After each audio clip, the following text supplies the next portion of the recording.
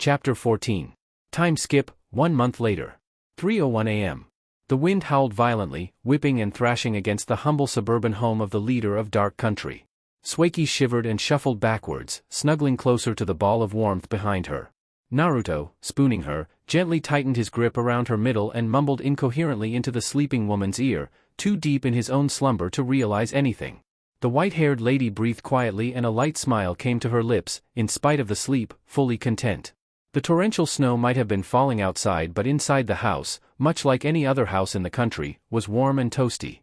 The temperature inside the house was regulated by a seal that was in turn powered by the sun so that those that could not use their chakra could manually turn it up via a simple dial, and at the moment the heat was cranked all the way up, pushing out the chill. Nothing could really replace the feeling of snuggling with her mentor, under a thick blanket. Her master's hand unconsciously snaked under her baggy black t-shirt and ghosted over her pale belly. She giggled breathily and wiggled her hips into his crotch, eliciting a groan from the blonde. The haze of her dream lifted somewhat, though she kept her eyes peacefully shut. Heat rose up from her gut and she exhaled in need, mentally contemplating on whether or not to wake the man behind her up or not. Sueki felt the bulge press against her behind and she bit her bottom lip, humming and moaning in indecision. Just a minute. She whispered in her mind and reached behind her, running her hand up and down her master's impressive tool. It'll be quick. Ease some stress off us and all that. Oh ho ho, the man chuckled as he felt her in his pants. The woman was about to fish out Naruto's meat from his sweatpants, taking a short moment to rub her butt against the front of his pants and feel up his abs, gasping to herself in anticipation. Her thin fingers found their way into his pants. The intricate BLAK seal tattoo on her upper left thrummed. She ignored the call and sighed shakily when she felt her master in her hands. Her other hand lowered from pushed aside her underwear. She cursed silently when the seal thrummed again, this time 2 times. Damn it, wasp. She whispered. She put her teacher's dick back into his pants. She pushed aside the blanket and sat up, rubbing her eyes and trying to reorient herself in the dim room. She could hear the storm wailing outside the window, thumping vainly against the window. Warm orange light poured in from the thin slit underneath the door, from the light bulbs in the hallway. Good, she thought, the country's generator was still operational. She lightly got off their bed, making extra sure not to make a sound as she stealthily crept to their wardrobe. Naruto grunted and turned over, facing her as she bent into the wardrobe and searched for her BLAK gear. His blue eyes glinted in the dim light coming from the streetlights outside, stubbornly shining light on the street despite the blizzard going on. What's going on, Sue? The woman found her pants and hopped into them, pulling off her baggy sleeping shirt and tossing it aside. She glanced back to her master and said in a hushed voice. Something's happening. She found bandages and proceeded to wrap them around her chest, making sure it was secure before she put on a black short-sleeved shirt. Her eyes briefly widened when she saw him groan, about to sit up. The woman rushed to him, skidding on her knees and forcing him to lie back down. Don't worry, I've got this. You sure? I'm sure. The vampire got back up and put on a pair of black shin and forearm guards, strapped a kunai and shuriken set onto her thighs, sat down on the edge of the bed and grabbed her black sandals from underneath, wearing them. She then snagged 5 boxes of blood-filled medical needles and sealed them in a storage seal on her right arm. Lastly, the BLAK commander grabbed her bat mask and plodded to Naruto, kissing him on his forehead. Sleep well, sensei. A ghost of a smile wafted over her stoic face. The woman clicked the door shut and stepped to Kushina's room, swiping her thumb over the girl's doorknob and turning it. She peeked in and the little redhead was swaddled under a pile of blankets, snoring soundly. Sueki smiled faintly and closed the door as silently as she had opened it. The BLAK commander quietly walked down the stairs, putting on her mask as went up to the front door and let in her deputy. Wasp slid into the residential home and went down on one knee before his superior, referring to her with the title only those in her team were allowed to use. I apologize for waking you up, Bat-senpai. It's fine. What happened? Her face under the mask remained neutral and her voice gave nothing away, not even to someone as smart as Wasp, who could detect minute emotions. The dark forest's gate fell down and a few animals have escaped. He said, reporting of the first problem for that morning. Any civilian casualties? No, ma'am, all civilians are indoors, because no sensible person would have anything to do outside when frozen hell was roaring at them from the sea. The barrier seals around the houses are performing properly. And I sent out an order for all genin to remain indoors. Good, they are not yet qualified to withstand this snowstorm. What measures have been taken to round up the animals? There are operatives in the south that are herding them back north, and Lord Daikiharu Pansasenshi and Lady Amara Chueinku are driving them from the west and east respectively back to the forest with Defense Corporation. The dark animal conservationists are pleading that we not harm the animals. The members of that department in the civilian division were the ones that were in charge of ensuring the malevolent animals of the dark forest thrived but remained within the evil, fenced-off forest. The civilians of the Dark Animal Conservation Office situated near the forest had told them that the gate had blown open on its own, but the DC were running an investigation on the claim. Black's function in this ordeal was mainly supervisory in nature, watch over the situation and enter when it became too out of control. The Gato members of the Defense Corps were confined to their desks within the respective offices. Their clay release became brittle and fragile every snowstorm, so Naruto had ordered for them to work in the background, indoors, so that none of the clay people lost their lives to the cold. Normal ninjas of the country filled in their positions, acting as temporary support for the DC that could come out during the blizzard. There was something else BLAK operatives were attending to while the other shinobi herded animals back into the forest. What else? We are giving chase to 15 IWA ninjas that have breached our borders. Bat's eyes hardened. Our comrades have tracked 11 but the other 4 are nowhere to be found. The snow is making it hard for our trackers. Leave them to me, the vampire said, and Wasp bowed in deference, sending the message over to the other members of BLAK via a Morse through their BLAK seal tattoos, telling them to inform any allied foreign shinobi to stay out of their commander's way. The man opened the door fractionally and blurred into the snowstorm. Bat closed the door after herself and disappeared into the white blackness of the blizzard. Oh. Still within the dark capital. Normally, it was the function of the Defense Corps to search for and apprehend any foreigner that forced themselves into the continent, but due to the dangerous dark forest animals escaping and the Gato clan forced to stay inside until the storm subsided, normal ninjas covered up for them. The police were simply to keep track of civilians and make sure that the storm didn't sweep anyone off into the sky. In such a case as 15 unauthorized individuals entering the country and the DC was handicapped, then BLAK was the prime authority in handling the matter.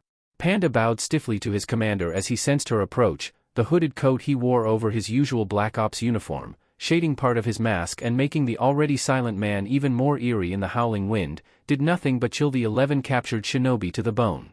They were all in various stages of damage. Some had black eyes, some broken shoulders, one had a neglected sword cutting through his stomach and possibly nicking his intestine, bleeding freely and unhindered, another had lost visible stingers protruding from his torso, through his IWA flak jacket.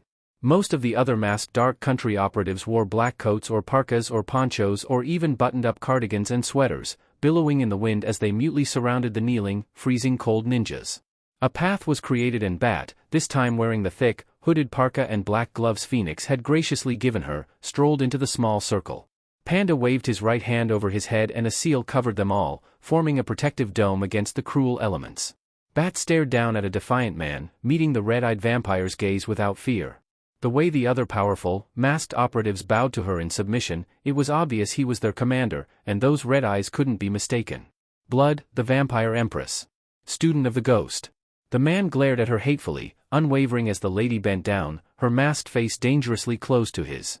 She hummed and briefly closed her eyes. 11 heartbeats. She echoed in her mind. The woman inhaled deeply.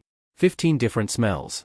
The IWA shinobi might have already been close before this failed invasion, she surmised in her mind, hence why she could perceive the minute smell of 15 people on this one man, even with how the snowstorm mist billowed outside of the seal dome. The woman straightened up and turned around. She said in an airy, uncaring voice. You can kill them now. The operatives poured down on the kneeling ninjas. Oh. Bat focused on the memory of the 15 cents, removed the sense of those that had already been captured and summarily flowed through 20 hand seals. Hidden art, demon blood release, bloodhounds of killer intent. She ended the sequence of seals by tossing 10 blood-filled sanban to the ground, embedding them into the ground. The red liquid inside her needles began to bubble and rankle inside their containers, before they broke out. The blood expanded and replicated, assimilating the snow that attempted to overcome it and dissolving it with the potent white blood cells of the vampire. The masked lady's blood snapped and barked formlessly, streaking out into the white night, howling along with the blizzard. Bat stood rigidly for a moment, her eyes lowered in concentration. Each hound bounded in different directions, spreading out her awareness and her blood sensory abilities. The woman felt hearts beat in the back of her mind, blood of her citizens rushing through her mind and the curiosity of allied shinobi that saw the curious-looking red dogs bounding past them. The quick report of her team told her that the IWA shinobi had been looking for something in the country. The tactic the rock ninjas used was fairly standard: a majority would divert and misdirect the country's ninjas while the minority went towards their objective, using the cover provided by their other comrades. 9 of the IWA ninjas had been spreading out from east to west, mindlessly fleeing from the silent, animal-masked assassins that mutely gave chase. The other 2 captured had been in the capital, moving towards the library. Hot blood pounded in the vampire's body, driving any cold that threatened to freeze her in place. Her red eyes flicked up as a couple of her dogs caught a scent. The woman's focused blood to specific points in her legs, mixing the blood with chakra. She squatted down, grazing her fingers in the knee-deep snow. She was gone with the gale. Oh.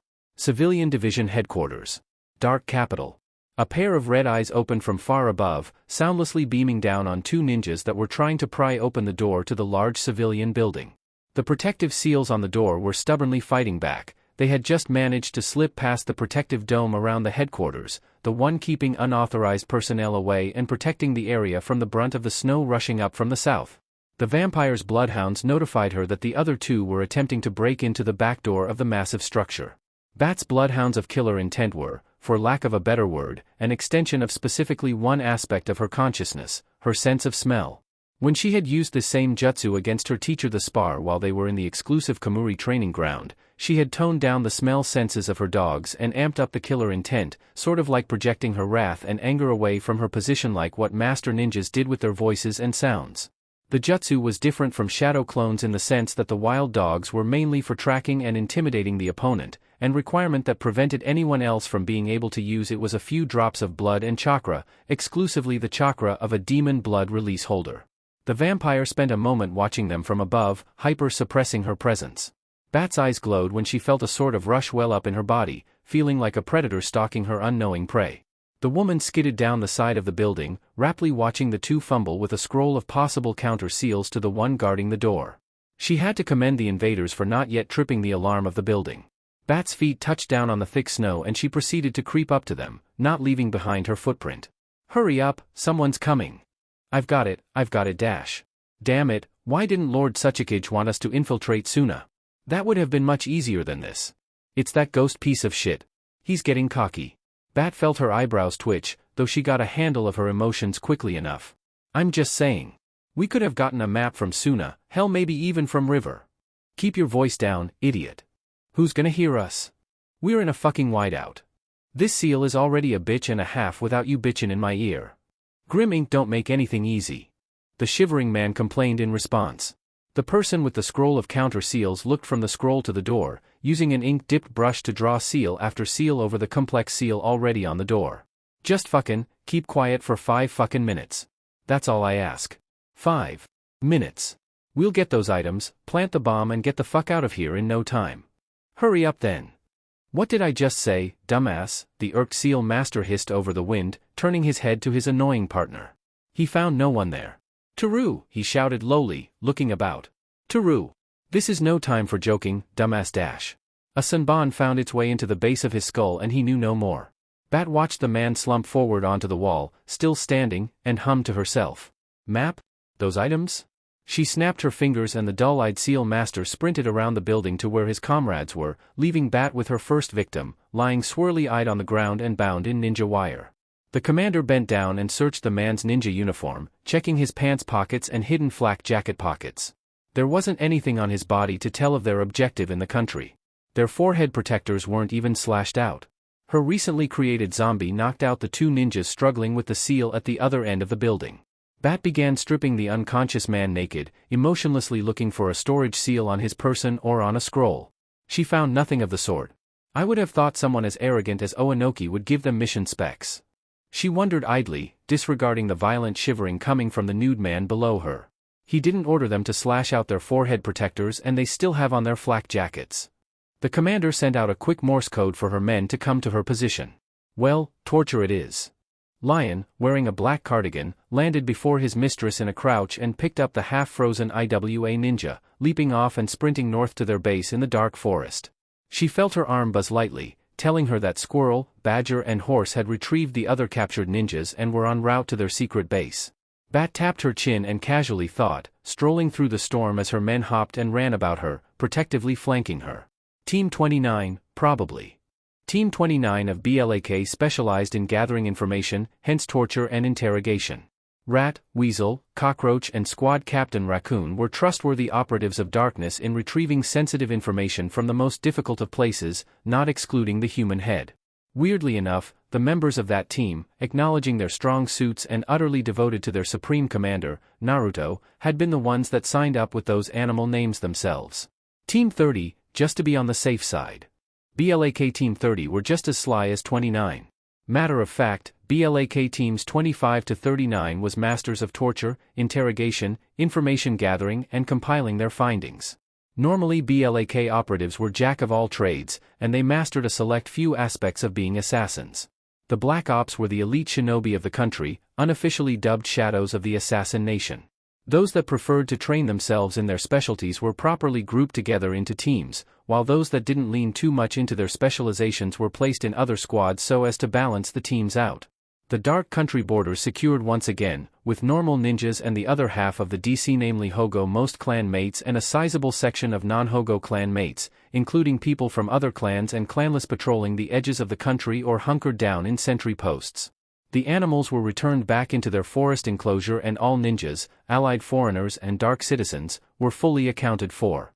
It took the two teams a full hour to extract the information, but at the end of it all, the IWA ninjas finally cracked and the words spilled from their lips, not unlike water from an uncontrollable waterfall, unable to stop once they got started and only halted when the need for precious air and the need for water became too much to suppress. It was almost sad how much information they released. The cold men and women of BLAK that had been approved to watch the proceedings, namely Bat, members of Team 11, Polar Bear, Pony, Komodo Dragon and Koala, the four of whom were in Team 12, under Squad Captain Koala. The team after Bat's own ranked second strongest in the admission test into the Black Ops, a feat upon itself, seeing as Team 11 were undoubtedly close, if not equal, to the strength of the clan heads. What they discovered didn't really shock them.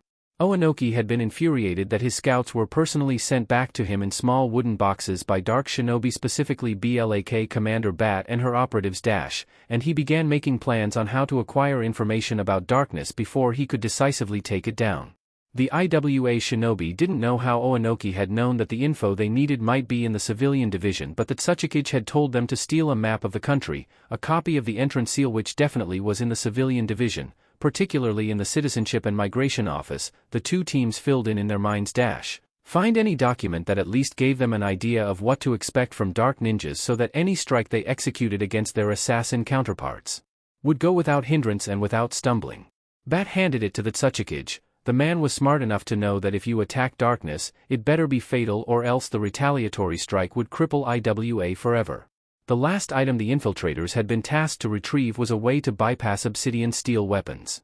Luckily for Iwagakure, the infiltrators hadn't injured or killed any dark ninja. Though, at the very same time, unluckily for them, they had defied their leader's warning to leave their borders alone. That was unforgivable. Plus, Oanoki wanted the infiltrators to plant bombs in the civilian division headquarters and blow up the building once they were clear. This was to, at the very least, place some doubt in the minds of the civilians on the ability of their leader to protect them from harm, seeing as they had destroyed the place all civilian activities flowed through. The two teams turned to their commander, silently waiting for her decision. Bat was stuck. Only Naruto could permit them to invade and collect their pound of flesh from IWA, elite shinobi suborganization or not, especially seeing as there was no loss of dark life. Killing them while they were within dark territory was out of the question. The storm raged outside, pushing and roaring against the hidden building as Bat furrowed her eyebrows and ran through the confessions in her head. It won't feel right if I just let them go. She flicked her wrist to the captors and the interrogation team slit their throats without delay, stonily staring at the IWA shinobi as they gurgled and choked on their own blood, fighting the encroaching blackness of oblivion. And I don't feel like another warning would suffice. There was also the mystery of how IWA knew of the important civilian building. No country on the continent, not even Dark Country's allies, had a comprehensive map of darkness. The map itself remained within the country and never once left. Then the safety of dark citizens in unallied nations aside for the blacklisted three, Kumo, Snow and IWA, though their identities and affiliation with the Silent Nation remained as quiet as their leader would have wanted it, and any telltale signs, like entrance/citizen tattoo seals on the back of their left hands, became unseen once they left for unallied territory. Normal ninjas of the country went on missions to regularly check on the well-being of their comrades in unallied territory, and there had been no noise or attention raised on them, so far. Any attack would be transmitted through the seals on their hands and help would be sent immediately. No alarm had been raised.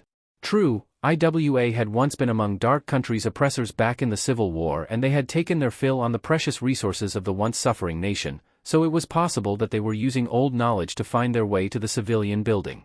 Problem being that, with the end of the war and Naruto's ascension as leader of darkness, the country's physical and mental structure had been drastically shaken down and reformed almost from scratch. For once, when the administrative building used to be in the eastern area of the country, now it was at the center, and Dark Country had an actual, well-defined capital, as well as properly defined regions and regional offices. Institutions and power were delegated but not decentralized, as all power and authority of officials and high-ranking ninjas went straight back to Naruto, who stood at the very peak of power in the country. Duties were shared and were accountable to their leader. Any relic of the past was either torn down completely or refashioned for other use, so much so that it was unrecognizable to even those residing in the country.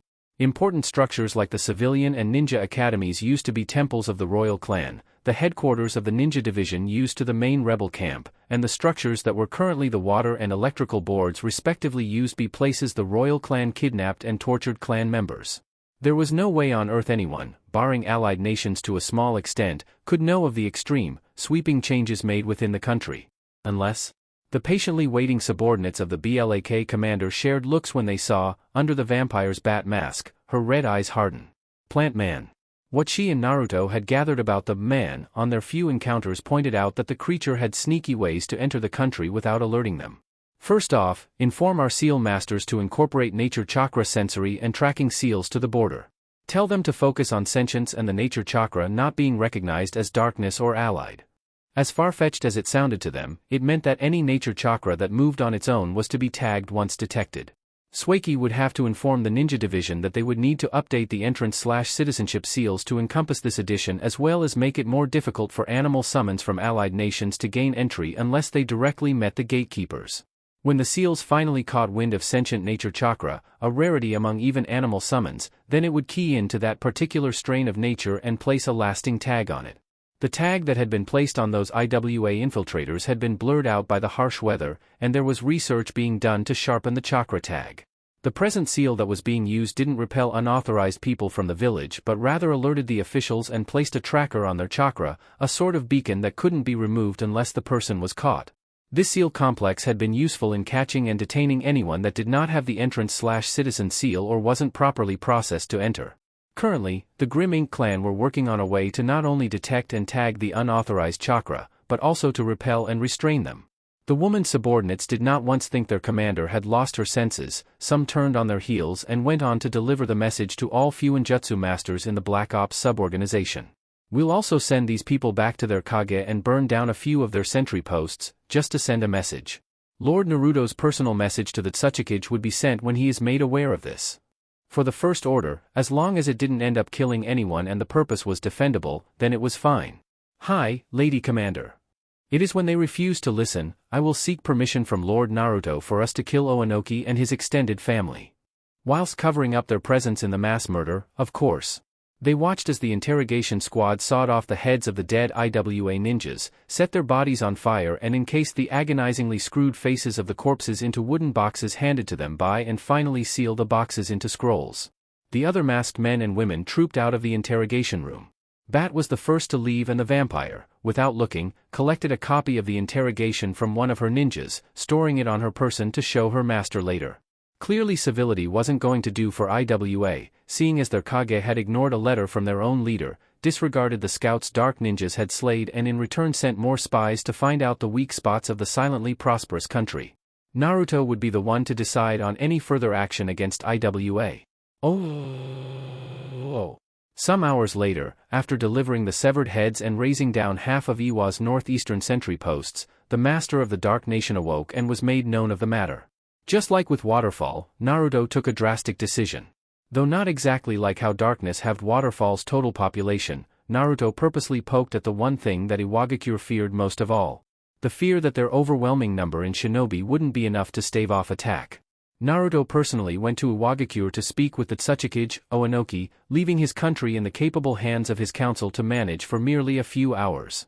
This time, the ghost wasn't wearing his grinning black mask, but rather his usual plain black half mask and spiky blonde hair, looking like he had just gotten out of bed a few seconds ago. The masked man strode into the older Kage office and took a seat before the silently glaring man. "I don't remember permitting you to enter my village." Naruto crossed his right ankle over his left knee and said, his sky-blue eyes glittering and the corners turned up somewhat in a half-hearted smile as he frankly said, "You tried to blow up my civilian division, Oanoki." The fat-nosed man spat almost immediately. "That's Lord Oanoki to you, boy. I'll call you whatever I damn well want." Naruto replied in a subtle hiss, fraying the nerves of the hidden shinobi in the Tsuchikage's office. The man seated before their lord had been able to match the Raikage speed, using a variation of C's lightning armor to battle for 1 straight hour. Doubt crept into their minds on whether they could intercept the assassin before he could kill the Iwa Kage. Can you imagine how many lives would be affected if that building was to go up in flames? Naruto asked, staring emotionlessly to his Iwa counterpart and slowly tapping his right pointer finger on his knee. "Do you understand what would have happened if your plan was successful? You killed my ninjas when they did nothing dash. They encroached on my territory." Naruto interrupted coolly, annoying the other man across from him at his apparent lack of care. "I sent you a formal letter to leave my borders, you chose not to reply, you chose not to heed my warning." The dark leader chuckled lightly and sat back. "You forced my hand, Oanoki. You, as the Tsuchikage, deliberately sent your ninjas to steal from my country, and not just that, but to also blow up a highly protected building. Damn brat." Oanoki spat venomously, clenching his hands. "Cocky little shit, my ninjas were sent back to me in boxes and you expected me to sit on my arse and not retaliate? To be honest, I hoped you would wise up and see how serious I am. It is this childish naivety I cannot take seriously." The fat-nosed man grated with disdain. "The best you can ever be is grunt on the battlefield, though when it comes to leading a nation you are green and complacent." Clearly the Iwa Kage hadn't heard what Naruto and his ninjas did to Waterfall yet, not that many people have. A slew of angered letters from daimyos and other village leaders flew to his Kamuri office searched for traps and bombs by his Smoke Clan security detail, of course, and Naruto graciously answered each and every cowardly squeal of outrage. "A warning for anyone that dares enter my lands or harms my people. Try me." The warning sent chills down the souls of even the bravest shinobi. Prominent and well-known dark citizens in unallied nations were now being treated carefully.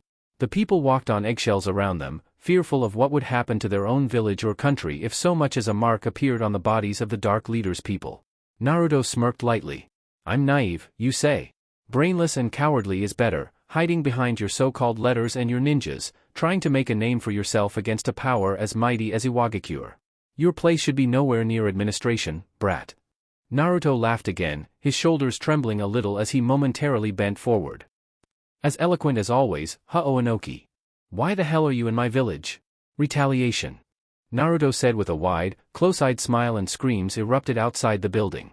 Oanoki stood up abruptly and went to his window, peering out. He only saw a large crowd of his people milling around one point in the market. A minute later, a ninja burst into the Tsuchikage's office, panting and gasping for air. Lord Oanoki, Councilwoman Hinata, her eyes were bugged out and terrified, flicking about the room and visibly flinching away from Naruto as the blonde looked over his shoulder at him, his blue eyes glowing darkly. "Sniper!" Oanoki rounded on Naruto, a complex cube of his dust release charging up in the hands of the enraged. "You bastard! Settle down, Oanoki!" More screaming ran through the air as another member of the Iwa Council was bolted down to the ground by an arrow to his neck. "You bastard! I said," Naruto said lowly, sending a message for another council member to be assassinated. "Settle down." 2 more were snuffed out and more people panicked, fleeing about wildly to the unseen archer picking off the members of their council. "Find them," the Kage bellowed, canceling the atom-splitting beam and closing his fists tightly. "Find them now."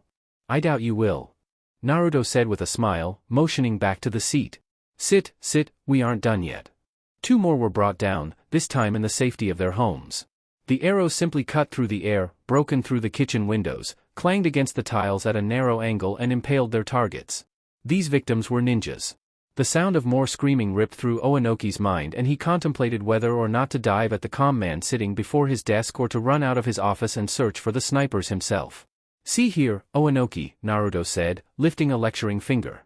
"People from the Suzumabachi clan are virtually impossible to locate once they settle down in a hiding place, and they are comfortable enough to kill anyone at any angle deemed too inconvenient by normal archers." As he said this, his words were punctuated by another round of wailing rocking the rock village. This time it was a prominent jounin that was a member of the shinobi council that had been skewered while he was leading a squad of ninjas to find the culprits for the wave of murders. "See what I mean? Stop this." The older ninja growled, falling into his seat and holding his shaking fists over his table. "Tell them to stop." Naruto scratched his chin in thought. "I wonder, is it possible?" The man behind the desk leaped onto his feet when he heard a window breaking on the other side of the room. "Yes, very possible." 3 arrows had ended the lives of 8 different ninjas that formed the 20 ninjas that prepared to storm the room Naruto was currently in, ricocheting and bouncing until the tips of the arrows ended in their last victims. "Order them to stay out," Naruto said with finality. The ghost then turned in his seat and looked at each and every ninja hidden in the office, humming out a genial smile. "You're free to stay if you want, just try not to make noise." The masked man rolled his eyes at the gathering chakra that was the Tsuchikige's rage. "Well? Kaya.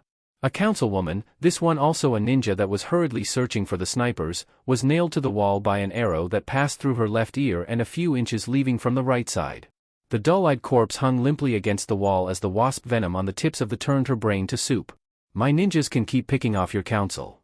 He faced his IWA counterpart and said in a tone saturated with pleasurable darkness. "Now, sit down. I will burn darkness to the ground."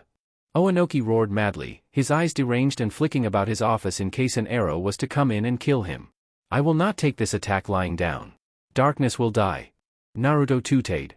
"Aside from the idiocy of threatening the person that's whittling down the number of your strong ninjas, I am confident that if IWA find their feet in spite of this great tragedy, they will indeed walk all over darkness, with your allies that is." "Well, I have allies too, but I'm getting sidetracked."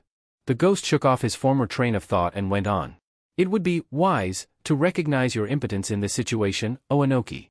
Your ninjas have been searching for my ninjas for," he looked up and calculated the time in his head. 20 minutes or so. "Yeah, sounds about right." A barrel-chested man caught 3 arrows aimed for his chest, neck and head respectively, though he roared and fell down onto his knees as the corrosive wasp venom on the arrows burnt his hands down to the bone. In the delirium of his pain, an arrow thunked into the back of his head. "Your family is currently hiking somewhere along your northern mountain range, am I correct?" Oanoki's eyes silently widened and Naruto snapped his fingers. "I am correct." "Well, I have a few archers aiming at them now dash." "Wait, don't dash. Their orders are to make their deaths painful." Naruto nodded with false solemnness. "Your 15-year-old son, your 13-year-old daughter, your wife, your sister and your brothers. They're all sitting ducks." "Naruto, don't do this." "I thought I was brat," Naruto said with a twinkle in his eyes. "Childish, brainless, naive, cowardly. Wasn't I any of those things before?" "That was your 4th to the last councilman." The elderly man had been hunkered down under the staircase of his family house and the arrow had soared in from the living room window, bounced against a mirror, rebounded off another wall at a somewhat reduced speed and ended its careening path in the forehead of the old man. "Our next set of targets is your family." Oanoki hissed under his breath, cursing the smiling man before him. "I'll order my ninjas to leave your borders." Naruto wavered in uncertainty in his seat. That won't be enough." He motioned to the window, to the pandemonium going on outside. "You see, this whole ordeal has greatly inconvenienced us. We could have saved up our energy for more worthwhile things, like making sure the snowstorm doesn't undo anything. If my ninjas are to encounter yours while on missions, they are strictly to avoid them." Go on," Naruto said, motioning for the other man to continue and perching his head on his hand. The man grit his teeth and his nails dug into his palms. "Money dash. Nah. Try again." "I'll advise my allies to leave darkness alone." "That'll have to do." This day would force the Tsuchikage to realize something he didn't want to acknowledge. That, maybe, Dark Country was as formidable as their ghostly leader. Maybe, they had approached the matter wrong and prodded the wrong sleeping animal. Maybe, Oanoki undermining and underestimating the leader and his ability to lead directly resulted in the gruesome deaths of his council. Back in the Civil War, breaking into Dark Country and stealing whatever they got their hands on was easy. The former Tsuchikage, Mu, was the one that had ordered the rock ninjas to pack up as much they could carry and bring it to the village. The rebels of the Silent Nation had been fighting on my front lines, wearing themselves thin, so they could adequately protect their resources, their people and their country against all the invaders and leeches sucking them dry. The archers that were now shaving them down to the bone had not been as effective back in the internal war than they were now, seeing as the royal clan had been privy to the secrets of the Wasp people and communicated this to Konoha. Naruto and Suiki returned to their home country and their fortune turned around. The Purge. That was what it was called both inside and outside of the Silent Nation. Any unallied foreigner that so much as stumbled as they fled the country would be mercilessly brought down and used as animal food for the creatures in the dark forest. The resentment for the leader of Dark Country did not begin there, it started when the Ravaged had strong-armed him, Oanoki of the Dust Release, into withdrawing his ninjas from AIM. Every daimyo and village leader on the continent not allied to Dark Country hated how they didn't know what was going on in the Silent Nation. No person from an unallied nation was even allowed over their borders, even if they sent formal letters requesting entry into their country. They hated how they couldn't easily identify dark traders and merchants. They hated how darkness settled into the background, while making waves through their allies. They hated how they couldn't just launch an attack on darkness because there was no reliable source on the planet that would cooperate and describe their military might, so that they could gauge their chances at success, whether or not to attack and force the truth out of them. Attacking based on hope was also out of the question, for this same hope could betray them if or when they found out that dark military was something to not laugh about. They hated how dark allies kept their lips sealed and any business they conducted with darkness was also as muted and subtle as their assassin counterparts. They hated not knowing. Naruto knew this fact very well, and he honestly couldn't care less. The settlements that had found out about their exploit in Waterfall were now whimpering and receding into the background, yelling in outrage over letters while at the same time making sure not to trouble known dark citizens in their lands. Inquiring on the prosperity of their country to those people was also out of the question, for those people who were confident enough to reveal their close affiliation with the Silent Nation were well protected by their own people and their own allies. Try me. That last line on the ghost's short reply to the alarmed letters of the other leaders, a warning in on itself, was greatly unsettling. Tell your men to leave my village. Oanoki said silently, feeling subdued and lowering his darkly churning eyes to his desk. How about this? I might withdraw all of my ninjas, or, I withdraw some, just so you behave. The older man didn't reply, not even looking up to the quietly tittering ghost. The blonde got up and looked down at his IWA counterpart with shaded, evil blue orbs. I trust you will behave yourself, Oanoki. The man slowly, silently stood up and met the assassin's eyes, unafraid. You have made a great enemy today, Ghost. I'm aware. The masked man answered, his face clean of emotions. Remember this day. Remember how your staggering numbers couldn't find a few snipers hidden in your midst. The unsaid words echoed in Oanoki's head and the man fell down onto his chair, slumped backwards and swiveling it so that it faced away from the ghost and away from his window, so that he couldn't see the hysteria going on outside. He closed his eyes, perched his left elbow on the arm of his chair, covered his face with the hand and nodded once. Have a nice day. The Lord of Dark Country waved over his shoulder and left the office with a flurry of his black and white leader's robe, passing the mutely glaring IWA ninjas without so much as a sliver of fear or hesitation.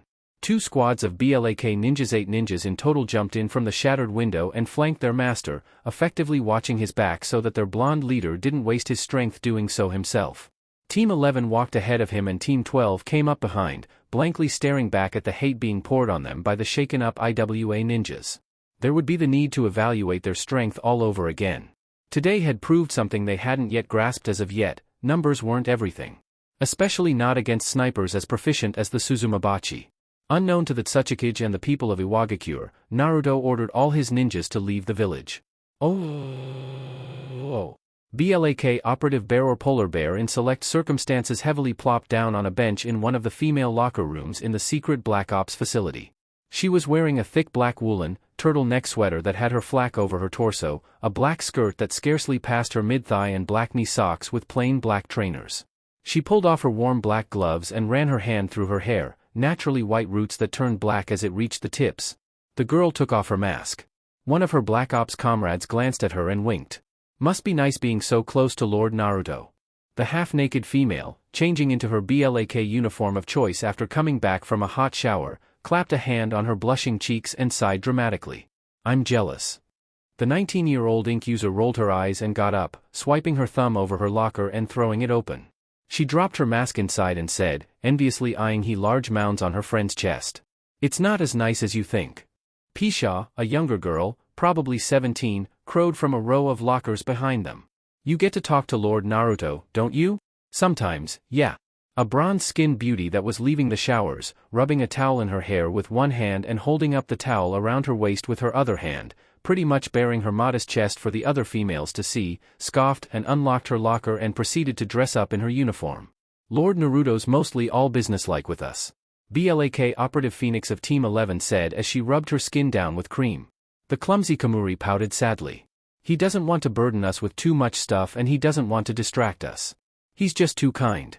An operative said as she entered the locker room, pulling off her cheetah mask and sliding up to her locker on the far end of the locker room. The ladies changing and returning from the showers listened in. Lord Naruto just told a bunch of us that we could go home and relax. Are you? Squirrel, Polar Bear's big-bosomed friend, wondered aloud as she sat down on a bench and pulled on her ninja pants, quietly thanking Polar Bear as she helped her with her chest wrappings. Going for that break, that is. Not really, no. I think I'm going to request a mission, maybe somewhere in the southern region. The women bobbed their heads in agreement of Cheetah's decision. Polar Bear voiced what they were all thinking. Technically, he didn't order you to go home and rest. Precisely. Cheetah said with a sharp, feral smirk. There's so much more things I can do to help out during this blizzard. They didn't voice how that they stayed on duty mostly because they wanted to make their leader proud, and how they wanted him to personally commend them. A whole section of the locker room hid their flushed faces in their lockers. Hey, PB, a lady around the same age as Bear called from a corner in the wide locker room. How's it feel to be in Team 12? Polar Bear neatly tucked in a corner of the white bandages serving as Squirrel's chest wrappings and straightened up, removing her flak jacket and preparing for a shower herself. Intimidating. Commander Bat expects a lot from us and Lord Naruto relies on us a lot. Team 11 was the only team in BLAK that was entirely selected by their precious leader, and Team 12 and the teams that followed were put together by their commander. Everyone in the Dark Country suborganization had fought and clawed for a spot in the coveted Team 12, the second closest team to their leader. Polar Bear was the youngest member of either teams and BLAK operative Panda, the strictly professional Grim Ink user of Team 11, had taken her up as his understudy. The plan was to fashion BLAK teams 11 and 12 as their master security detail when he was to leave the country. The Black Ops organization still comprised of elite Jounin, special Jounin and Chunin, that much was an undisputed fact. There was no place for anyone less than the best. BLAK operative Squirrel, for example, was a clanless woman, the daughter of an arable farmer and a tailor. She graduated the academy 6 years ago among the top 2, second only to Polar Bear, and she had climbed the ranks of the country, clawing with stubbornness and determination until she applied for a place in BLAK in the recruitment base in the eastern region. Eventually she was picked for the second phase of training and screening, personally overseen by the commander herself, which took 6 long, hard months. Finally, after fulfilling all the criteria for being classified as an elite Jounin, Squirrel was officially issued her flak jacket, given her tattoo and she chose her name during the private induction ceremony held in the headquarters. The brown-haired Black Ops had to admit that she was at first envious her best friend had been picked to be in Team 12, anyone not in those two teams was, though she and they wisely stayed professional and settled in her place on Team 16. Her 6-month training in the main base had instilled in her mind and in her whole being that such emotions as sadness, envy, and anger have no place in BLAK, similar to how happiness, joy and the human conscience shouldn't cloud judgment during missions. This being because it would reduce their effectiveness and efficiency, and may even ultimately jeopardize the mission, putting their comrades and their charge in danger. That was something all Black Ops in the country wanted to avoid. Failing a mission meant a harsh reprimand from their commander, and not just that, failure meant disappointing from their supreme leader. No one BLAK, DC, Dark Sand, or normal ninjas wanted to disappoint Naruto. The 19-year-old Chueinku prodigy was almost overwhelmed by how much her lord trusted in them. 8.5 months after the formation of BLAK and 8 months after first being inducted into Team 12, and Polar Bear was still trying to comprehend the level of trust Naruto had in their skills and abilities. Sure, mission success rate for both teams was at 99.9% and they were reputedly the strongest teams in the suborganization, though she couldn't wrap her head around that kind of trust. It warmed her right down to her soul that her master relied on her to that extent. "Oh, your face is red," Squirrel poked teasingly as she strapped on a pair of painted black, clawed gauntlets to both sides of her hips so that if there was ever a need to wield them, then all she had to do was jam her hands into them and use them however needed. The 20-year-old lady was in a long-sleeved black shirt with normal ninja pants, a black flak jacket and a large, thick parka over her body. The winter coat had a fluffy hood that she flipped up over her head once she had on her squirrel mask on. "I'll be leaving now. Later. See ya, PB." The clanless lady left the locker room and walked with clipped steps through a long, sparsely populated hallway outside of the females' changing room. Doors leading into the other 5 changing rooms lined the hallway, and she exited into a spacious resting area for both genders, leaving through the door on the other side of the room, different from the door that would have led her to the males' hallway of changing rooms. The complex space was mostly underground, including training grounds, and there were rooms where the Black Ops could sleep in for the time being whenever necessary, though it was 3 per room and opposite genders were strictly not allowed to venture to the other's room. The people that slept in the base were usually those that had no family and had zero social life, thoroughly and utterly devoted to their duty in BLAK. The latter point wasn't bad, rather it was encouraged, though for the former, the commander had made it a rule for operatives to not sleep in the base for more than 3 times a week unless it was an emergency. Naruto wasn't building an army of robots, so the leader encouraged the operatives to spend time outside of the base and outside of missions conversing with the people of the country and their allies, not being in their uniforms, that is. This was to remind them what exactly they were fighting for. Some operatives struggled in following the order, for they had almost no personality and were reclusive in nature, but associating with citizens and allies alike did indeed remind them of why they fought day and night on high S-class missions. Squirrel met up with her squad captain, Beaver, and she and the man marched with hurried steps, soon accompanied by their other 2 squad mates, Rabbit and Mouse. The team silently went down several flights of stairs, deep into the belly of the Dark Country suborganization, and entered a room that had dark red painted walls and black carpeting. Beaver walked at the front of his team as they crossed the room. He raised his fist and knocked on a pure white door on the other side of the room. "Enter." Beaver opened the door and moved in. Rabbit closed the door after herself. Swakey glanced up from her paperwork, looking at each person on the team of 4 with a quick flick of her blood-red eyes, then rising to her feet and selecting a scroll from the pending side of the wall of missions. The room had no windows and the dark red walls and black carpet matched the empty room in front of her office. She only had a simple desk, which she was presently seated behind, a tall bookshelf for scrolls of past and pending, the past being bigger than the pending, and lastly there was a large Dark Country flag behind her, the kanji for darkness written with white ink on black cloth. There were no chairs before her desk. Her bat mask was placed on the right side of her desk and her weapons were on the left. Team 16 fell onto their knees and bowed their heads once they entered her office. The white-haired vampire reclaimed her seat and gingerly placed the scroll on her desk. "Exactly 1.5 minutes ago, we received an alert from the seal of a pharmacist in Shirabaku, Wind Country. He informed us that a band of bandits have ambushed him and his family on their way to another town." The pharmacist in question knew only a few words in Morse code, and the ninjas in charge of surveying the seals of dark citizens outside of the village, all of whom did so from a cluster of offices in the main base, had pieced together the bungled message and quickly delivered it to their commander. "I want you 4 to go there and rescue him and his family." She narrowed her eyes dangerously and said in a stern voice, "Their safety is your priority. Failure is not an option." "Hi, Lady Commander." Swakey nodded and Beaver got off his knees, stiffly marched to the desk and collected the mission scroll with both hands from their commander, making sure to bow as he did so. His eyes flicked through the scroll from behind his mask and then he rolled it back up. The vampire, now busy sorting through other missions for the 5 summoned BLAK squads waiting outside of the office, waved her hand. "Dismissed." Missions like those were usually meant for normal ninjas, but for the moment they were relegated to the Black Ops. The reason being that all ninjas of the village were needed in the country to shovel away snow. They had forecasted a reduction in the strength of the blizzard in an hour's time, and it was the best time for people to come out of their homes and run errands such as grocery shopping, or have fun in the park, snowball fighting, sledding, snowboarding or skiing. Plowing the streets for snow and clearing out ice from wherever it wasn't meant to be was what every ninjabud BLAK- volunteering allies and concerned civilians was to be doing for the next hour or so before the country would briefly reopen and activities would spark up until the next wave of snow. The blizzard would pick up again in the next 20 hours. The ninjas were going to keep a careful eye on the weather in case there was a surprise change. Team 16 left the office and Team 17 entered, awaiting their own mission.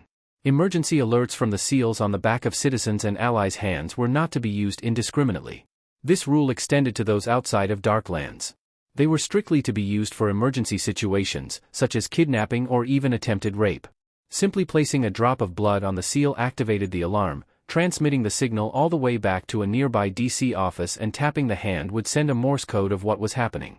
Unfortunately, there had been some people arrested for abusing the seal. Another side project the Grim Ink clan was working on was for the seal to personally assess and determine if a situation outside of the country was too dangerous to be handled by the bearer of the seal.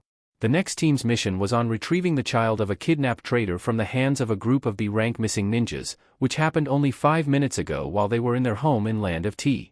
Strangely enough, a ransom letter had been left before a sentry post, addressed to Naruto 7 minutes before the kidnapping, meaning that it had been methodically organized for a while now.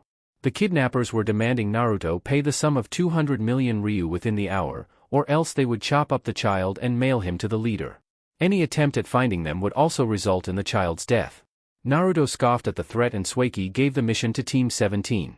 They were to find the boy, kill the kidnappers, and track down each and every participant in the kidnapping, making sure that all of those involved were erased off the face of the earth.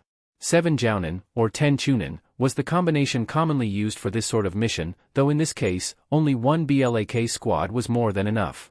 Oh. Time skip, 1 month later. Dark Country Ninja Academy. Dark Capital. Darkness. A handful of days after the grand unveiling and opening of the Leader's Tower, the civilian and ninja academies were also opening for the new semester. The winter still blew a few wisps of cold air about, though not bad enough to prevent people from attending the opening in droves, breathing in the fresh air of the countryside and appreciating how nature itself was thawing itself out from the ice. As per the tradition set up since the schools reopened 6 years ago, the leader of the country attended the entrance ceremony of either of the academies while his clone went to the other and gave the commencement speech.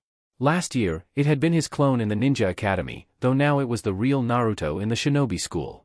Naruto, garbed in his leader's robe and wide-brimmed hat, was in the middle of giving the speech. This year we have many bright faces and many sharp minds. I trust in the capabilities of the teachers to educate these children on the best way to be productive in this our growing society and what they can do to make our country prosper, no matter how small or how insignificant it seems. Every little detail is important and no knowledge is a waste. The blue-eyed man looked over the beaming faces before him, new students and returning students, and he smiled back. The teachers and parents that were sitting behind the large cluster of new students, some holding on to the younger children they had with them or else taking pictures of the man speaking at the podium. He could spot Sueki there as well, sitting beside Tamaki Uzumaki not in her ceremonial Yuzukage robes and holding up a camera, recording his speech while Kushina's mother took pictures. To the leader's sides, left and right and a few steps to the back, were the top brass staff of the school, the director of the Ninja Academy, the deputy, the head of the school store, the head chef and the social director. The leader cleared his throat. Much like the previous years and like the ninjas of this school that have graduated, making great names for themselves, this generation of students bear promise. He directly addressed the students this time. You all bear our hope. The reality is, not all of you may make it out at the end, some of you may leave and some of you may choose another field. Though, despite this, I am confident that whoever, no matter what happens, you lot will find a way to make our great nation grow and make it prosper. The children nodded, resolute. For the returning students, you may notice new faces among you and you may notice old faces missing. The masked man's eyes twinkled. The reason being that, for the very first time in our history, students of allied nations have transferred over to this school and we sent over willing students to attend their own academies. The families of those students that had volunteered for the exchange program were all comfortably set up in the allied nations they were transferred to. 20 new exchange students grinned up at the lightly chuckling man. Only River had been able to send 5 prospective ninjas to darkness, though the majority of the exchange students went to the civilian academy. The exchange students were in their second year and upwards.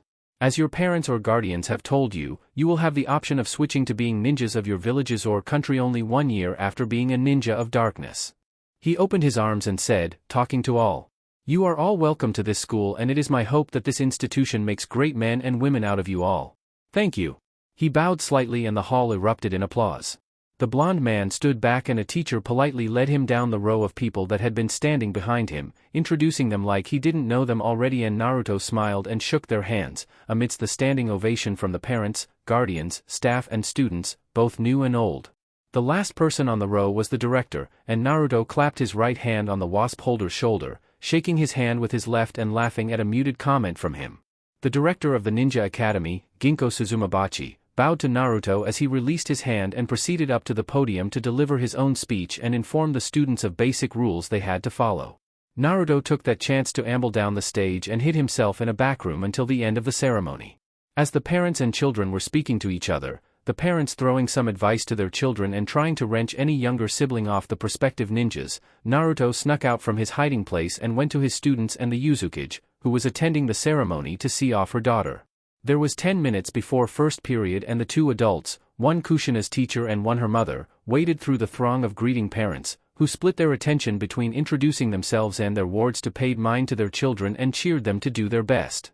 The Uzukage, being represented in all the way back in Uzushio by her younger cousin, was in a simple bright yellow sundress that had white whirlpool designs at the bottom of the skirt, black tights and black sandals. Her straight, long red hair flowed down her back to the small of her back and a purple flower sat on the side of her head. The beautiful Uzumaki woman lowered her camera-holding hand and sternly told her daughter to not make trouble for the school, not to cause fights and to damn not get expelled. Tamaki went back and forth with her brother in all but blood, over little Kushina's head. The petite, girly girl, lady good-naturedly sniped at Naruto to not go easy on her child. It was a contrast in her genially polite, calm disposition, and Naruto, while telling Kushina to not mind her mother, sniped back at Tamaki to stop scaring her child. The kind woman was determined to get at least a few tears from her daughter, so as to get a good picture of her to serve as ammunition and blackmail material in the future, but Kushina was determined to not let her mother win, lifting her chin up and walking with her chest puffed out. The stubborn Uzukage was holding her camera at the ready for any flash on her child's face.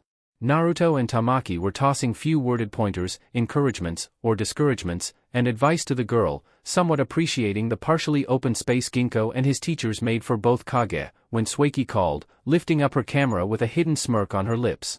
"Sensei, Tamaki, say cheese." Tamaki looked up from Kushina, now partially bent down on her knees and sharing a hasty and honest, whispered talk with her child, and smiled beauteously. The man whirled around, his black and white ceremonial robe swishing with the movement, and grinned at the camera, placing a hand on Kushina's forehead and throwing a thumb up to his camera-holding vampire student. The camera flashed and the first period bell sounded. Tamaki threw her arm over the much taller leader's shoulder and blew a kiss to her daughter. "Have fun, Nana." The girl, waving as she walked backwards. A black-haired boy with dark purple panther ears and wearing a neon green superhero gloves, boots, cape and a thick pair of white goggles glanced back, casually ignoring his dramatically sobbing father, who, surprising enough, was a businessman in a perfectly ironed suit. His eyes widened up when he saw who the redhead beside him was waving at. So also was a fellow first-year girl. This one had frizzy blonde hair, that was in a blue and white tracksuit that had the image of a bear stamped on the back and the dark country insignia on the right side with blue sneakers on her feet. "By Mama. By Auntie Sue. By Uncle Rudo." Naruto waved back and laughed with Tamaki as the two curiously dressed first-years began talking to her. "Yeah, she'll be fine," the leader commented. Tamaki rolled her eyes with a wide smirk at Sueki from behind Naruto's back when the vampire glared at the Kage for still having her arm over Naruto's shoulder or trying to. Naruto jumped slightly when his student jammed her pointer and middle finger into his side. "Ow! What did I do?" The vampire pouted. "Sensei, there's something I want to show you back in the tower." Naruto opened his hidden mouth but Tamaki beat him to it. "Oh hey, bro, didn't you promise me we'll go and try those famous Suzumabachi honey cakes?" The masked leader, miraculously feeling the tension between both women, sighed heavily and shook his head in exasperation. "Alright, you two, behave." Oh. Somewhere on the continent? Darkness has reduced this once great village into the role of its slave. Our Kage is now simply a simpering, whimpering lapdog that follows the ghost. Zetsu, disguised as a shinobi of the village, said down to the silently glowering boy. "We gain absolutely nothing from the alliance and yet our people see and say nothing. Our glory is lost and our people are brainwashed by the ghost's honeyed words. It is our Kage's fault for falling for the ghost's trap, and his unwise decisions, favoring darkness most of all, will one day lead to our doom. He is at fault for listening and following the ghost like some lost animal. Then it is the ghost's fault for hypnotizing our people." The boy glared at the ground, unspeaking. Zetsu smirked. "You see the truth, child, not like all these sheep." He bent down and looked into the child's eyes, hiding the sadistic grin under falsely gleaming, hopeful eyes. "You know what to do." Chapter 15. Time skip, 15 years later. The Third Great Shinobi War. It all began 5 years ago, when a landowner from Hot Water was found dead in his house beside the wife of the deposed fire daimyo. An investigation was done and it revealed that the hot water landlord had been blackmailing the woman, holding her immoral, illegal sexual addiction to young, adolescent girls over her head. The woman had been paying for the man's silence, until one day the man demanded more than money from her. A year into the illicit affair between the man and the woman, disgusted by the affair with the over-bloated man, killed the man but, as she was about to flee the house and subsequently the country, she had tripped on the blood spattered on the floor and stabbed herself with her knife. Loyalists to the deposed Fire Lord refused to take the thorough investigation, for the simple fact that it was exclusively done by hot water ninjas. The current daimyo, Wakono, had refused to spare any of her ninjas or her samurai to investigate the death of her murder. She was 17 at that time, but she could still remember the depth of corruption that had eaten her family alive when she was 7 and her monk older brother had hired a caterer to take her out of the country for her own protection. She resented her family, more so when her brother had been found in his room in the Fire Country Monastery, dead from stress, still in a kneeling, praying position. The monk was the only brother Wakono would ever acknowledge she had, and the uprising of the people of Fire Country that deposed her father and had her ascend to the throne had her immortalize the humble monk by making the site he was buried, within a copse of trees tended to by the monks of the Fire Monastery, a holy place and an important national monument. She struck her 2 older siblings' names out of the family tree, denied her father's existence and ostracized herself from her own birth mother. They were to stay in a small, isolated hut on the fire-hot water border, where they were exiled until they all died, and if they so much as got close to the capital, not to even talk of the Fire Lord's palace, they were going to be executed on the spot.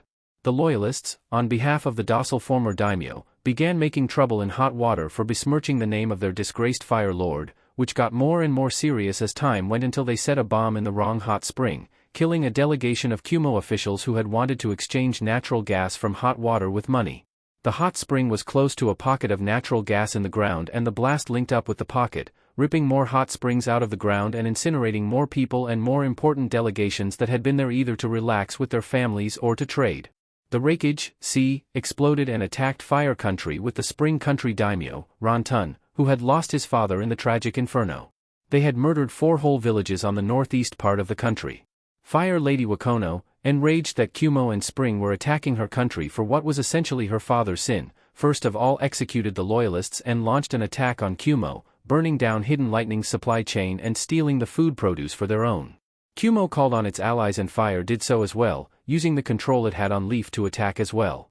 Konoha didn't need much reason to attack Kumo, Iwa, or Spring. More and more villages were pulled into the bloody quarrel, until the whole continent was under siege from itself. Save for the 3 safe havens and 1 gradually safe shinobi settlement. This time, Naruto didn't intervene. The glasses-wearing man had purposely taken the time to warn his allies to tighten up their security, reinforce dark ranks, stockpiled vital materials, established a private and secure communication line with his allies and implement contingency plans that he and his council had prepared in case there was another major war. The Ghost didn't interfere because his country, and his allies, were well ready for this war. They saw it coming and they were prepared.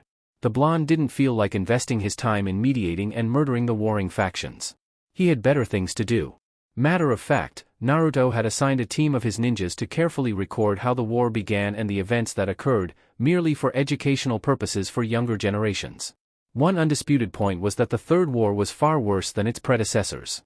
There were more specialized ninjas running about, communication was faster and easier, and there were more major landmarks that were being targeted and destroyed. Like how Naruto had heard that a genin in Team Namikaze of Konoha had been half-crushed by a boulder after successfully destroying a main, though hidden, supply bridge for Iwagakure and Hidden Stone. The Rock Village took their revenge by forcefully sealing the 4-tailed beast into the female member of Team Namikaze about a year or so later, while they were on another mission. Their plan was to release the unstable seal within Leaf and have the angry beast wreak havoc. Kakashi Hatake had killed a number of those ninjas and, reportedly, the girl had impaled herself on a raikiri from Kakashi. The young copy ninja had fled the scene when Iwa reinforcements arrived to retrieve their tailed beast, unable to take her along with him, and that was when the story became a bit blurred. A person appeared and decimated the ninjas by himself, taking the girl's body with him. Naruto sometimes felt like the war was mostly the villages swiftly retaliating to one another. His concern was in evacuating his people from unallied nations ahead of time. The only oversight the Ghost had when it came to the war was on how quickly it could escalate, with the 3 warring great shinobi villages Iwa, Kumo and Konoha - their respective countries and their allies. It had all happened, from the investigation to fire Lady Wakano's retribution, within 2 months. Oh. A field 5 miles from Suemosa village. Water country. The battlefield was chaos. It was a shock that it had only been 2 people that had caused this level of devastation. Well, they were Kage level. Naruto tiredly pinched the bridge of his nose. Genjutsu, you jag off, what have you gotten yourself into? The aforementioned man breathed out shakily, clasping a hand over his bleeding abdomen and sitting up against an inclined rock, which looked like it had risen out of the ground at an angle. The thin whiskered man chuckled weakly at the jab from his longtime friend, keeping his bleeding left eye closed and replying as he cast a mild glare to the man hovering over him. Well, good afternoon to you too, Naruto. The dark leader's eye widened a little as he noticed the blood pulsing out from the Mizuki's stomach. He went onto his knees and pressed his right hand against the wide-open gash, soaking his hands in the other man's blood. You should have waited dash. He just attacked us. Genjutsu said tiredly. Naruto tapped his cheek to keep him awake. Civilians, we're in danger. Keep quiet, damn it. Naruto spat, his black-rimmed, medicated rectangular glasses almost fell down his nose. His crystal blue eyes glazed over and he ground his teeth. Save your strength. Naruto threw a hateful glare to the culprit, Mu, the immediate former Tsuchikage. The bandage-swaddled man was lying on his back, blankly staring up at the sky with his bright green eyes. His lower half was crushed between in the grasp of a clam and there was a worrying green ooze leaking from his side, the acid Genjutsu had used on him. The man looked closer to death than the Mizukage he had hated so much, hated since they were genin. There were lifeless clams scattered about him, their chakra was saturated in the air, so much so that it nauseated a non-sensor like Naruto. Trees were upturned, the earth was shattered like glass and the grass was scorched black. The Mizukage's guts were threatening to spill out of Naruto's hold, his left arm was ripped off at the socket, freely pulsing out blood and there was a gaping hole that passed through his right lung, cutting it in half. Naruto's breathing quickened as he saw the light leave his friend's eyes, he spared his other hand and slapped the man again, lightly. Don't close your eyes, jackass. I'm real tired, Naruto, 1 minute. The man whispered and Naruto ran a jolt of lightning through his body. The man laughed under his breath, thrown back awake by the electricity coursing through his body but no less dying. Let me die, everything hurts. You're not dying on me, Genjutsu. I'm not going to let you die. The dark leader's blue eyes reflected through his glasses, flicking up and down the battered man's form. He contemplated how fast he could run back to the Kiri and Dark team he had come with, who were all approximately 100 miles behind him, so that he could yank a medic back to his friend. The teams were running as fast as they possibly could but the ghost, in his panic, had left them behind in a blast of white lightning. The silent former Tsuchikage closed his eyes and Naruto grit his teeth, his mind thrown into a rush of what to do. Yo Ruto, I've got 3 last things I want you to do for me. The man panted. For I die. Shut it dash, Naruto murmured quietly, a smoke clone melted out of his back and sprinted away in an explosion of lightning. Naruto used his body to shield his friend from the debris. I've gone to get help. Under my bed, in Kiri, burn all my porn, I'm begging you. No one must ever know he was into zombie porn, he swore in his dazed mind. Naruto closed his eyes and leaned forward, unconsciously placing his forehead on the side of the man's only shoulder. Can you take anything seriously? It's a habit. The man gasped as a sharp pain ripped through his body. Oof, everything hurts, it all hurts. Then shut the hell up and save your strength. Naruto grated quietly, sitting up and hurriedly looking back to see if his clone was back. Take care of Kiri for me, okay? I will, of course, but you'll take care of it with me. You're not going to die, Genjutsu. Do you smell that pork roast? The man closed his eyes and inhaled deeply. Naruto tapped his cheeks to get him back to reality. Come on man, you smell it too, don't you? Tell me, I'm not crazy. You've lost a lot of blood, you're delirious. Smells delicious. The man cracked a grin and turned his head to the silently mourning leader, who was looking back to where his clone had gone. Like, your weirdo wife's cooking. The blond man snorted and hid a smile as he lowered his head, making his shaggy hair overshadow most of his face. Help's almost here, creep. Hang in there. Genjutsu looked forward to the bandaged man's corpse, and said. He said he was gonna kick my ass in the afterlife. The man chuckled, blood spilled forth from his mouth and he closed his eyes peacefully. I shouldn't keep him waiting, I'll toss him round, trust me. Naruto bowed his head, his hair shadowing his face and his fingers taut on his Genjutsu's bleeding stomach. The man sighed sleepily and whispered through pained breaths from his critically damaged lungs. Don't get hung up about this. Genjutsu muttered, losing strength as he lost more and more blood. The Mizukage knew how hard it hit his friend when the Toryun, former Yuzukage, had been reported dead. Naruto knew exactly what the man was referring to and he shook his head a bit, refusing to listen. He said in a clear, quiet voice. "Let me go, Naruto. Just, keep quiet."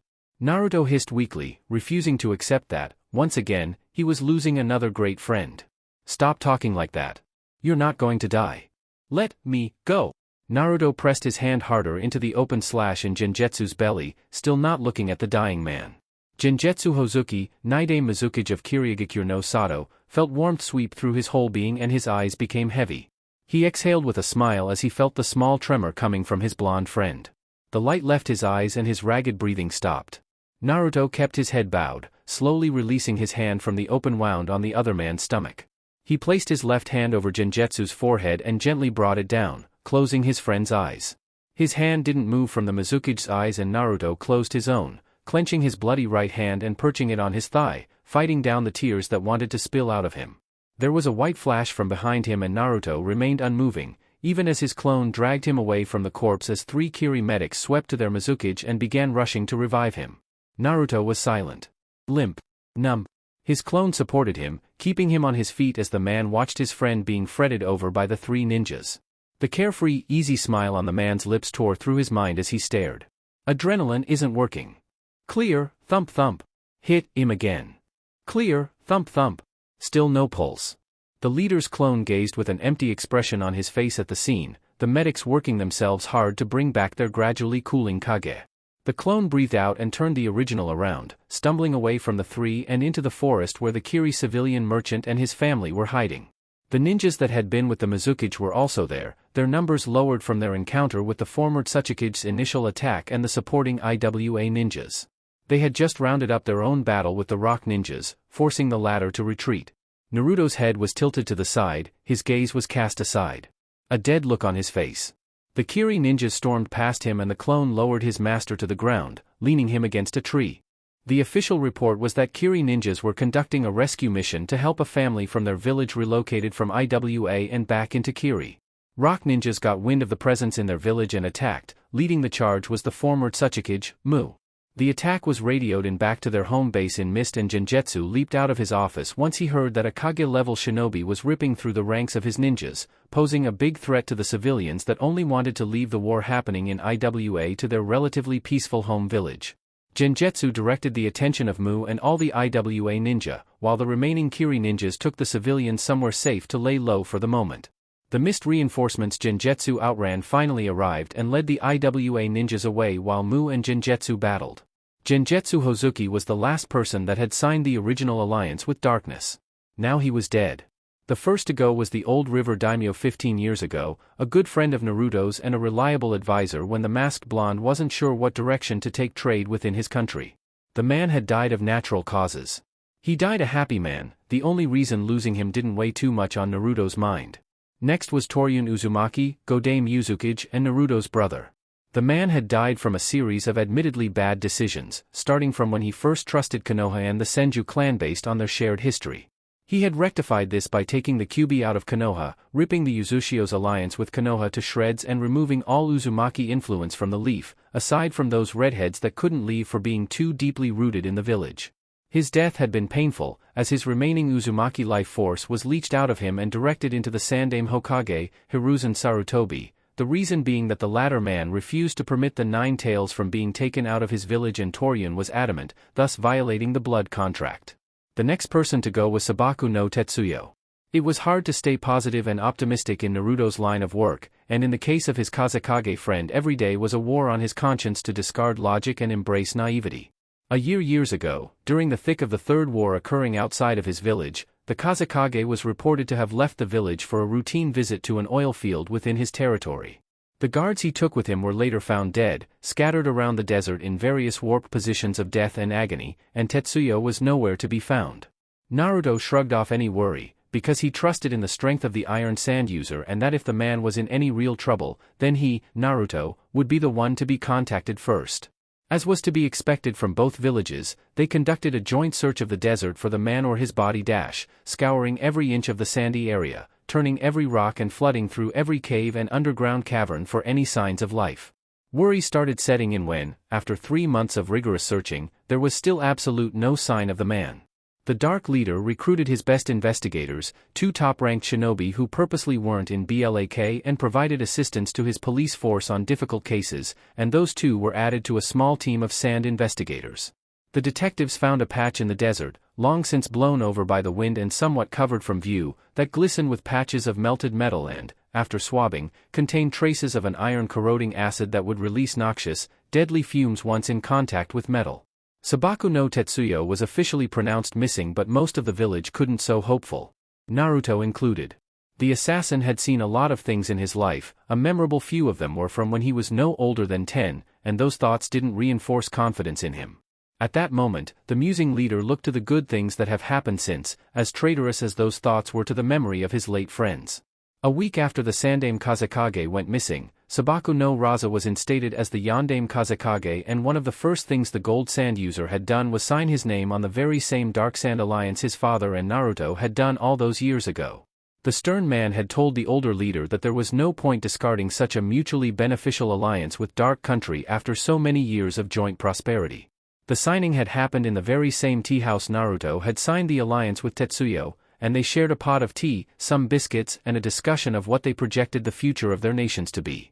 Raza had brought forward his own ideas to the Dark Leader, almost like how Tetsuya had formally introduced Naruto to the idea of the Suna farm, and Naruto didn't see any reason to not support 4 more main roads leading back and forth Suna and Darkness, as well as begin working on other projects as years went by. A tickled smile came to Naruto's eyes, lifting up the darkness in his orbs as he remembered that day. Raza had been honest with that point, that much was obvious to Naruto and those from their village that had witnessed the signing, but what the hard-faced Suna leader didn't speak on was that the alliance with Darkness was a good constant for both nations, and moving forward together would help ease the wound of Tetsuya being gone. On a number of meetings since then, Raza had openly said that when he decided to settle down with someone, Naruto would be the godfather of their children. Naruto was 9 years older than Raza, and he was fairly close with the hard-assed man and his father, so the Dark Leader reciprocated by saying that if he and his wife ever had children, then the Gold Sand user would be their godfather.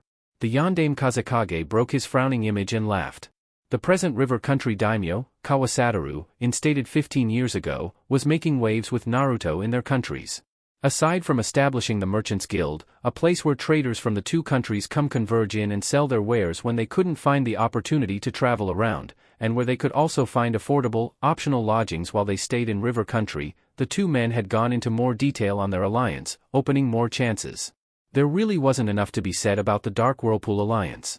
Recently, Uzumaki could now become members of the DC, though couldn't become directors or deputies, but only limited to captains and squad leaders.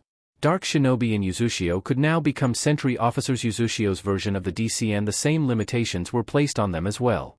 The Yuzushio Whirlpool was now placed on the back of Chunin and Jounin flak jackets, a small red spiral on the upper part of the back, while the dark symbol was placed on the same place of Yuzushio Chunin and Jounin flak jackets, which was a pair of curved white horns pointing downwards on a circular black backdrop. This was to show the brotherhood between both countries. Kiri citizens could now stay for longer in the country, 2 years to be exact, before they had to renew their entrance seals. They could also now take loans from the National Bank, within limits of course. In turn, dark people outside of the country and in unallied nations were added to the list of people Kiri ninjas routinely checked on every once in a while, in secret and without drawing attention to themselves. The clans in Kiri built accommodations for dark citizens within their clan compounds, a privilege that had never been seen before for people outside of natural-born Kiri citizens. Naruto's eyes flicked to his clone as he coughed. "You need to wash your hands, boss." Yeah, okay." He held out his hands and the clone poured a bottle of water on his hands. The bespectacled man scrubbed his fingers of Genjetsu's blood and took out a red handkerchief from his pockets, tossing it over his shoulder and watching his clone set the damp material on fire with a small campfire jutsu. The man held up his right hand and the clone grabbed it, helping him back to his feet. He glanced down at the blood on his clothes and sighed, forcing out the dark thoughts that wanted to permeate into his head once again. No doubt IWA ninjas were going to come for the body of the other man, the masked blonde said. "I'm going to make sure Genjetsu goes back to Kiri safely. Out of respect. Check if Sue is back from her mission, and if she is, tell her what happened. I'll be back in a few minutes." Oh. Wave country. There were a total of 4 places on the continent that were not overtaken by the Third Great Ninja War. Life in those places went about as usual and the ongoing war outside was scarcely noticed, not unless the people ventured out on their own or the occasional ground-shaking explosion from a neighboring country or village. Sunagakure, Yuzushiyogakure, River Country, and Darkness. Kiryagakure, to a lesser extent, was unaffected by the war but ninjas from other countries were coming in from all sides to use it as a battleground. Active effort from ninjas of the village and Darkness was being made to expel them from Mist. Unlike other villages, Kiri didn't send out shinobi to attack other nations but focused its effort in keep other warring villages out of their borders. The 4 or 5, if you count Kiri-named locations, didn't have any unwanted foreigner within their borders and the border patrols did their work in making sure this didn't happen. There were 2 major reasons that the war didn't affect activities going on inside the country and as they associated with the other war-free nations. To start off, they were geographically close to each other already, with Suna being west of Darkness and River just one country after Dark Country. Kiri was further than even Yuzushio and the latter was an island country with natural defenses. They all shared an solid alliance with the long-since silent nation and took to adopting some of the political beliefs and perspectives of said country of assassins, which was what led to the second reason River, Sand and Mist were warless. There were already a few unallied foreigners within their borders before the outbreak of the war and those foreigners were constantly supervised. They didn't freely welcome those sort of foreigners and any small infraction resulted in them being kicked out. Unlike Dark Country, they welcomed everyone into their country but under condition of them to obey the law. This wasn't to say that for a pickpocketing crime, they were ejected from the territory, rather for anything worse than robbery. They were wary but they were also considerate. The paranoia of the Hermit Nation spread to their allies and, 15 years later, there were no signs of war in the country, no non-allied external influence and no obligation to enter the mad fray. These 5 nations were deemed safe zones for those fleeing the destruction of war, and entry into them was under strict conditions. Naruto too bent his own order and created 2 refugee camps that just barely touched the border he had with Fire Country. In the case of Naruto's country, they would be guaranteed safety and protection, clean water, a good supply of food, occasional classes from volunteer teachers to provide basic education and a humble space in the camp they could call their own on condition that they are not allowed into the country at all. The Dark Man knew exactly how bad it was to be a refugee and he felt pity for the children of people running away from the carnage. He did what he could for them but he did not, permit them to enter his country and his defense corps enforced this to the letter. That was as far as Naruto's compassion went. Uzumaki Kushina knew how uncaring, borderline emotionless, her legendary assassin uncle could be. She knew this very well. He was her teacher after all. There were an exclusive list of people Naruto gave a damn for his people and his allies and anyone outside of that were basically considered walking piles of useless meat. The leader had not once visited the 2 refugee camps he had established but he constantly received news of how the people there deeply appreciated him for sparing their lives. At that moment, the young red-haired lady was on an A-rank mission to evacuate a family of dark citizens that resided in Wave Country, a melting pot of fighting and bloodshed. The country was being used as a battleground for Konoha, Hot Water, Kumo and Frost, none of whom were allied to anyone, so it looked more like a strategic free-for-all. The purple-eyed Jinchuriki looked up sharply when the house shook right down to its foundations. Her eyes pointedly looked out of the window and her senses stretched far and wide, pinpointing the warring factions as well her mission-assigned teammates that repelled the other villages from their position. She redhead turned back to the children and smiled warmly to them, putting them at ease. Hurry, we've only got 10 more minutes before we have to move out. The children, 5 young teenagers, bobbed their head quickly and continued stuffing their bags and backpacks. Don't worry about overpacking, I'll still seal it all up. She turned back to the window and kept vigil watch for anyone that slipped past their ranks. They had a long road ahead of them back to Darkness, especially since they were going to be traveling at a somewhat fast civilian pace. The 22-year-old Uzumaki was wearing her combat gear for this mission, a bright red short-sleeved shirt, black shinobi shorts that just reached her knees and bright red ninja grade tights underneath that stopped at her ankles with red ballet slippers that had been made for combat.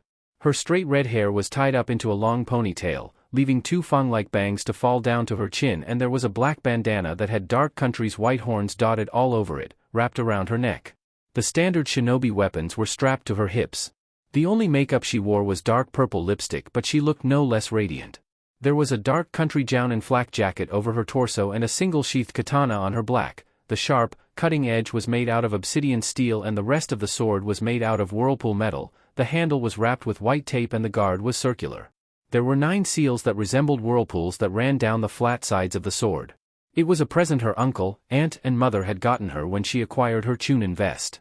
The symbolism of the sword didn't escape her, similar to how Toryun and all of Uzushio had gifted Naruto with his ninjato. Her dark country hide-eye glinted on her forehead. The tomboyish lady lightly tugged on her red bandana and frowned. "Kisame," she called, and the shark man standing outside of the room peered inside. He too wore a frown, an oddity on the nearly constantly cocky man's face. "You feel it too, huh? Something's not right." The Kiri-born dark ninja had been among the exchange students that had been inducted when Kushina had started in the academy, though Kisame had gone to the second year. He frequently bullied her about her red hair and her pudginess, which refused to leave her until she was about 13, no matter how hard she worked out and trained with her uncle. He tormented Kushina's first and second year but eased up when Kisame was in his 4th year, where he was too busy trying to reach a passing score in his exams so as to become a full-fledged dark ninja. Her first 2 friends had done all they could to ease up the bullying, but even they were at the mercy of the shockingly powerful academy student. His bullying was never physical, for even he too was smart enough not to leave evidence, but they were brutally verbal, belittling her every step of the way and bringing her down, no matter how hard she yelled back and derided him. Naruto and Sueki had been worried for her, more so when the girl refused their help and insisted that she would get through this without any help. It was probably her Uzumaki pride kicking in. Her Auntie Sue had even threatened to make Kisame disappear, though the redhead told her to let her fight her own battles, surprisingly grown-up words from a 9-year-old girl. Kushina had reported the bullying to her homeroom teacher, but the punishment of a whole school term of detention with the head of the school store, going about and maintaining school property until late in the night and giving the shark boy basically no time to sleep and recharge, didn't feel satisfying to her. Kisame stopped his verbal bullying when he entered his 4th year. Kushina used that respite to prank the living hell out of her aggressor. Then, when she could stop dividing her focus amongst passing her classes and dodging him in the hall, she held nothing back. The pranks were absolutely brutal. The pranks and fights between them got so bad that the director of the Ninja Academy had to personally mediate. That was a time Kisame could have gotten permanent spinal damage from one of her more merciless, destructive pranks. Her uncle had harshly scolded her for almost destroying the school and almost ending the future career of a prospective ninja of the country, but she could see the twinkle of pride in his eyes for her tactful pranks. Overall, Naruto stayed professional and sent her to clean up the mess with Kisame, to give them a chance to at least talk to each other without throwing insults and deriding comments. It still felt weird that she was close friends with her former bully. Kisame had gotten her into rock music and she had gotten him into reading manga, though their preferences differed and they argued over which was superior almost constantly. It didn't feel as bad as it was when they were still students. The Uzumaki's friends had been wary to welcome Kisame into the fold, but they eased up their suspicion after a while of nothing major happening. She was made to understand, by her uncle, that Kisame was from a broken home. His alcoholic father beat his mother during their arguments, and this violence surpassed the harmless attacks Kiri ninjas used on one another. The shark boy had to flee his home on those occasions and find sanctuary somewhere else, returning only when he saw his father lumber out of the house and leave for a bar. His father had once accidentally killed his younger brother with an unrestrained punch to his face, and the ninjas of the village had taken him straight to prison for it, though not before he crippled his wife in a tense, life-or-death hostage situation. The only bright side in his life was when Samahata, the spiky-scaled, sentient blade of the 7 Swords of the Mist, had chosen him as its next user after the former had died on a mission. He had never once ventured out of the village, so when he heard that anyone could feel at home in Dark Country, he took every means possible to secure a place among the 6 exchange students slated to transfer to their allies' academy. He read and fought and clawed and bit his way onto the list, spending his whole first year surpassing his classmates until he was first listed to go to Darkness. The Dark Country was exactly how he imagined it to be. He was immediately made at home, settled down in his very own apartment with a caterer that came to see him without fail, making breakfast, lunch and dinner, occasionally sleeping in the house and taking him to school every day. He found out about the supposed princess of Whirlpool living with the country's leader and he despised her luck. She was born into the Uzumaki royal family, she was to him privileged enough to live with Naruto and be able to call him her uncle, and she had traveled around a fair bit while he had spent most of his life in Kiri. He didn't understand how hard it was for the girl to suppress the Kyuubi and keep it from influencing her thoughts. Kushina shook her head and discarded the memory as the tall man bent into the room and ushered the children to hurry up. "Have you heard anything?" Kisame shook his head as he sealed up an entire wardrobe into a scroll. "Nothing." Radio silence. It wasn't strange and they weren't too worried about he lives of their Jounin comrades because they still sensed them. I don't like this, Kisame. The blue-skinned man gave the woman a long, hard look, before he pulled out a headset from Samahata's serrated maw. He stood up and spoke into the microphone with a gruff voice, automatically tuned into the private radio signal of their mission-assigned teammates. This is Jounin Hozuki, is anyone there? There was silent crackling on the other side and he repeated. This is Jounin Hozuki, is anyone there?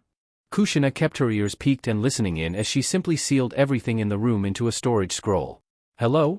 ZZZZTZZZZT, Nami, ZZT, Namikaze. Kushina and Kisame shared a grim look. Take, ZZZZZZT, take the civilians and, ZZZZZ, get the hell out of there. Chapter 16. Kushina Uzumaki was by no stretch of the imagination an assassin. No matter how long or how hard she observed and attempted to copy, or replicate, the dark country assassination techniques her teammates used, she was never able to use it even close to their proficiency, not unless she was born in dark country and taught by the same teachers that trained her teammates in the academy. Dark country's assassination techniques were scarily similar to any clan's hidden art, they were closely guarded, could not be learnt and could not be copied by anyone not personally taught by master assassins.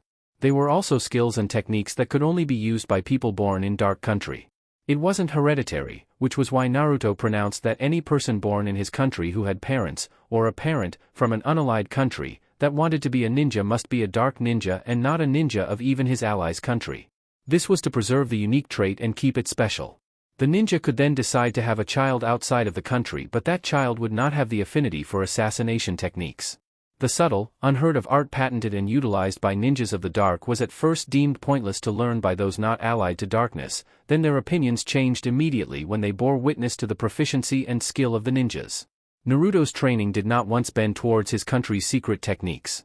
Rather, he performed his own scrutiny of his youngest student to discover her strengths and weakness of his students so that he could evenly counterbalance the two and fashion a training regimen to surpass anything Kushina could vaguely guess she could do.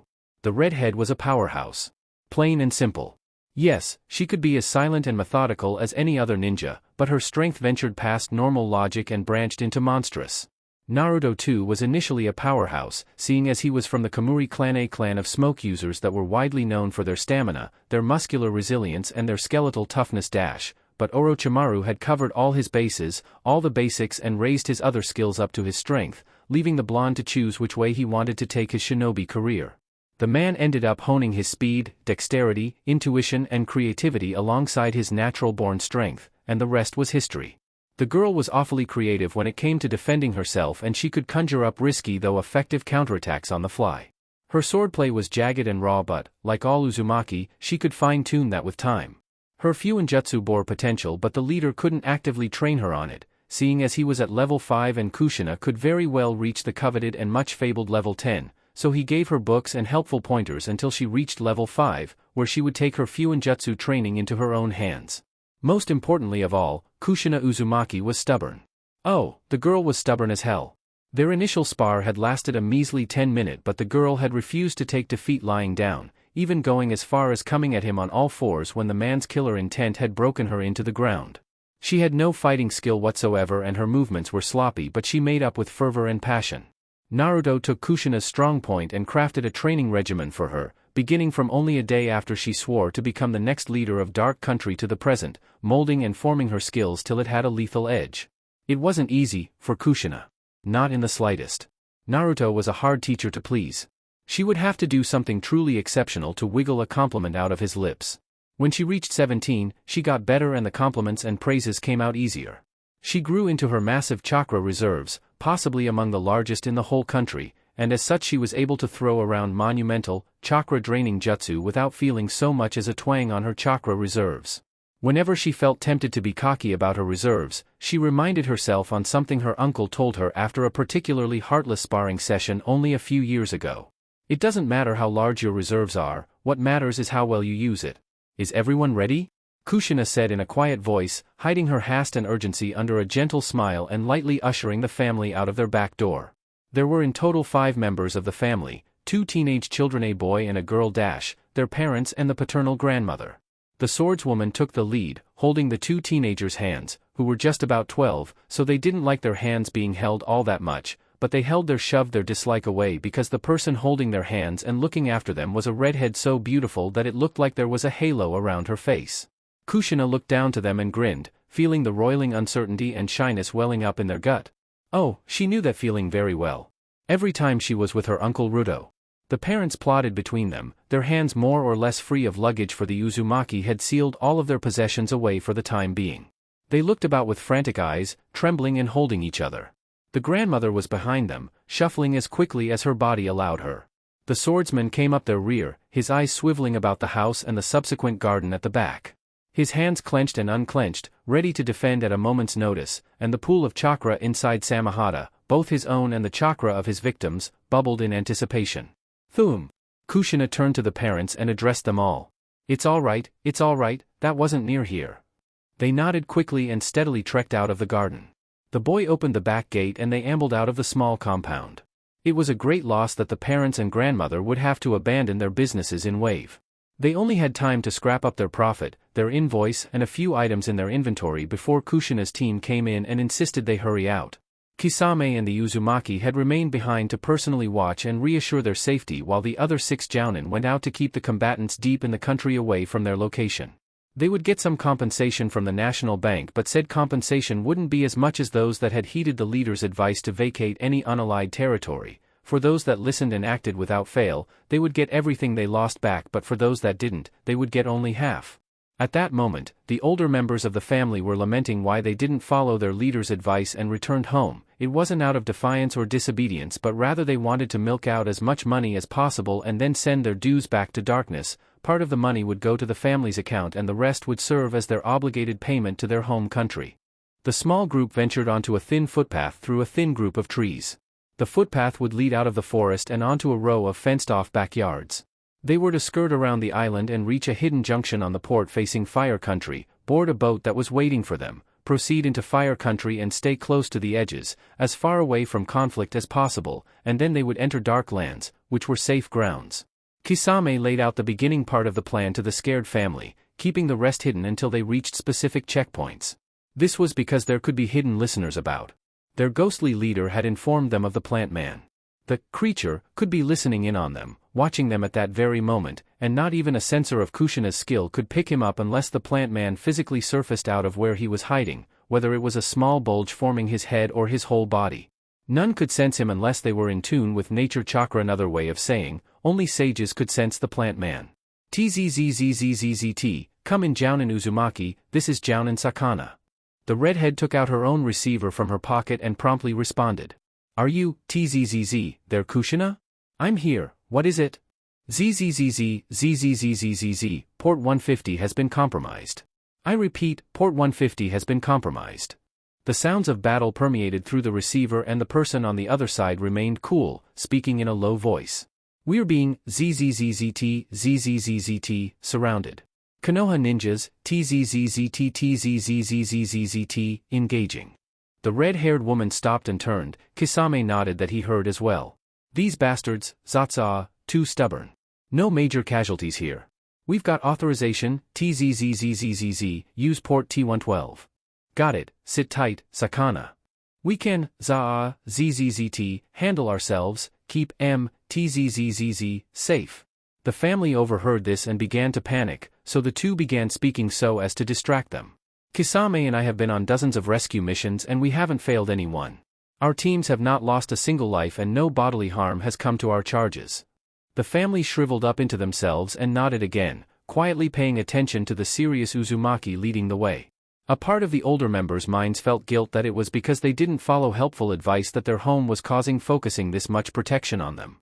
Sure, Darkness had many active ninjas and a few reserve shinobi to fill in somewhere they were needed, but they wouldn't even be splitting their attention between keeping invaders out of the country and rescuing civilians in unallied nations if they had simply come back home. Naruto held nothing back to get them back home safe, 2 Jounin teams and a secret, fully protected though temporary port and boat to take them off the island country. Their gratitude for their leader increased tenfold, that he would still see them as this important and value their lives to such an extent humbled them. Rescue missions were different from escort missions, given the current war. Dark ninjas were deployed to save citizens of the country from the war-torn country they were residing in at that time. Such missions were usually done by Naruto's ninjas alone, for his allies also had citizens trapped in war-ravaged countries that need to be rescued, though when the situation demanded it, they would team up or make use of the Defense Corps throughout the mission. Presently, the DC was only in the last part of the mission, when they got into dark territory. Kushina continued, striding with quick steps. On a mission like this, your lives are our priority. We don't care about any injury that comes to us, but nothing must happen to you. Do you get me so far? They murmured. Yes. Kushina stopped at the other end of the forest, releasing the hands of the two children. She looked about and walked out, motioning them to remain where they were, while Kisame finished for her. You five have to do everything we say you should do. They watched as two golden chain with a lethally sharp tip spiraled out from both of her shoulders, slinking out from under her short-sleeved red shirt, and began writing on the ground with her chakra, crafting seals with each step. She patted down her jounin flak jacket twice. Living body switch seals. The seals were tiny and barely seen, though they glowed with red-tinted blue chakra. The woman unsealed 5 small wooden logs from her jacket and placed them over each switch seal, drawing 5 seals and thus placing 25 logs on the ground, neatly arranged and hiding the level 8 seal. The second and third seals differed ever so slightly from the rest and were just a hair-breadth bigger, but that infinitesimally small difference was quickly blocked by the 5 small logs of wood. The seal master got to the end of the row of backyards, which led to a path that bent and curved around some low hills until they got to the secret port. Boom! Kisame shook his head and Kushina sent him a thumb up. Okay, so, one at a time, he pointed at the first switch seal on the same spot Kushina had released the children's hands. You will touch only one log and it will take you all the way there. Staying at the back, he pointed at the girl. Touch only one log, close your eyes and count to 3. The girl did as she was instructed and Kushina, on the other end, did her own part. The sensor had previously gotten attuned to the chakra signature of each member of the family. Even if they were not trained in any way to use their chakra, they still had chakra cores. She focused on the chakra signature of the girl and, in her mind, gave a mighty yank towards herself. Poof, poof, poof, poof, poof. Kushina bent down and caught the girl as she hurtled to her. Gotcha. The girl was clearly nauseous from the lightning-quick succession of switches. Kushina eased the girl onto the ground and caught the boy as he switched over to her. It would have been much easier to use their clones and pelted all the way back to darkness, but, as a rule Naruto set up, utilizing clones for such a thing was forbidden during a rescue mission. This because the clones only had a fraction of the strength of the user and not even that many people had the chakra reserves to create strong, corporal clones. The clones could not be strong enough to fend off an attack, thus putting the civilians in danger. The leader only permitted the use of clones, real, physical clones during extreme emergencies. In combat, they were free to use whatever clones they wanted to use. This method of writing a switch seal was a bit flashy, but it was efficient and it got the job done. It was a skill that people only knew Kushina could do. She could write seals using her chakra chains and her chakra on any surface. Her known limit was that she could write 10 different seals at the very same time. Naruto applauded her for it and the boyish woman carried herself with a smug lift of her chin for months on end. Kushina caught the rest of the family as they switched to her, gave them 5 minutes to shake off the dizziness, before they continued on their way. The dark ninjas meant to pick them up at the secret port that were combating the ambushing Konoha ninjas were outnumbered 5-1, and the ones they had left behind in the middle part of Wave Country, in the thick of the conflict, were also outnumbered 6-1, but they were trained to know how to properly deal with those situations. There was a particular skill the outnumbered teams used to even out the playing field. Misdirection. This was a skill any decent ninja was meant to have, but in the case of Dark Shinobi, it was different. Kisame ran over to them, drawing Samahata and scraping the bandage-wrapped sentient sword on each seal to absorb the chakra and shatter the seal. He strapped the sword onto his back again and continued on the procession through the path to the port. Something that got him curious was that he had been on a few missions with Kushina, and this situation of being ambushed by so many Konoha ninjas and in such a coordinated fashion was new to him. Kisame and Kushina, first off, weren't on the same time, so they didn't often go on missions together, though the ones they did go on were mostly to faraway locations like Frost Country, Iron Country, Hidden Saltwater Village and places like them, which were countries and villages that were in no way close to Fire Country. Next was that their positions and escape routes had been compromised. Their mission had been tight and members of the rescue teams rarely spoke out loud the plans, only doing so within the safety and privacy of their home country. Kisame had purposely done so when the niggling feeling in the back of his head didn't leave him. It might have put their teammates in danger, but the pair had confirmed one important thing. They were being watched. They were being followed. Their radio signal was being jammed too. The channel they used was an exclusive one assigned to the rescue teams for this particular mission and would be abandoned when all was done. Communicating in the channel was easy and clear, no matter how many of the 12 members of the rescue teams, meaning 3 teams, spoke at the same time. The channel was private and encrypted, so they were positive no one was listening in on them speak, though they were sure some sort of countersignal was blocking them from freely communicating. A radio channel used a signal and there was only one countersignal to that channel, no matter how private. The channel could be difficult to pick up in the air, but once it was done, then engineers of the other village who could come up with a countersignal could begin jamming their radio. They were definitely being targeted. Kisame gnashed his serrated teeth, ensuring that his bubbling anger didn't show on his face. Konoha, Kushina said with her glowing purple eyes as she sent a look over her shoulder to her silently festering friend. She knew this because no other ninja from any other shinobi settlement, not even Fire Country ninjas or samurai, were actively attacking them. The Kiri-born dark shinobi hated how the plant man's singular influence was making their job harder. He glanced over to Kushina, who was holding the teenager's hands, and the woman, without peering back, shrugged invisibly. She might be their objective, or better yet the QB sealed in her. Another target could be the unseen entrance/citizen seals on the backs of the civilians' hands, seeing as the 2 ninjas could very well cut off their hands and set them on fire before they could allow Konoha anywhere near them. The civilian family didn't even know basic self-defense, making them easier to pick off. The Leaf would think that once they got their hands on one of those seals, they would break it down and perfectly replicate it so that their own ninjas could infiltrate the elusive nation. Both were logical targets. Kisame wasn't cocky enough to think that Konoha wanted Samahata. They should know that no one but him or anyone he permitted could use his sword. The blue-skinned man grinned toothily, scaring the parents and the grandmother, and he said, to break the tension, "Who's up for a game?" The father teetered and then shrugged. "Sure, why not?" Kisame looked around, scanning the low hills and the twisting, bending path ahead of them. "I spy, with my little eye, something that begins with B." This one was obvious and the girl pointed it out in a muted, fearful voice, afraid that she was going to be heard or that raising her voice any louder would jeopardize the rescue mission. "Burrow. Rabbit burrows." They were spotted over some of the hills and some were covered by a few tufts of grass on level ground. "Correct. Your turn." The girl looked around the plain world around them, unsure. I spy with my little eye, something that begins with B." Her brother looked around Kushina and raised his eyes incredulously. "Again? This one's different," she exclaimed in outrage, just about ready to toss a wild kick around Kushina to nail her brother in his gut. Her eyes widened and she looked up to the lady holding her hand, who giggled quietly. She breathed out and waited for her answer. Given time, the partially silent boom. Countryside would be overtaken by the war at its center. They could already see smoke stacks rising far to their left. Kushina felt sad that such great scenery was going to be destroyed over a stupid argument that people were gradually forgetting and were now simply fighting for fighting's sake.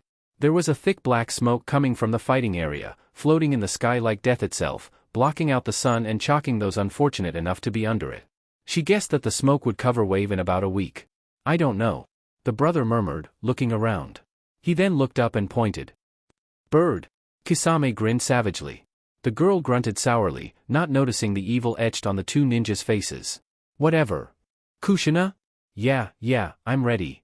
The single bird circling them, a falcon with a seal dangling around its neck, squawked loudly and shot down to them.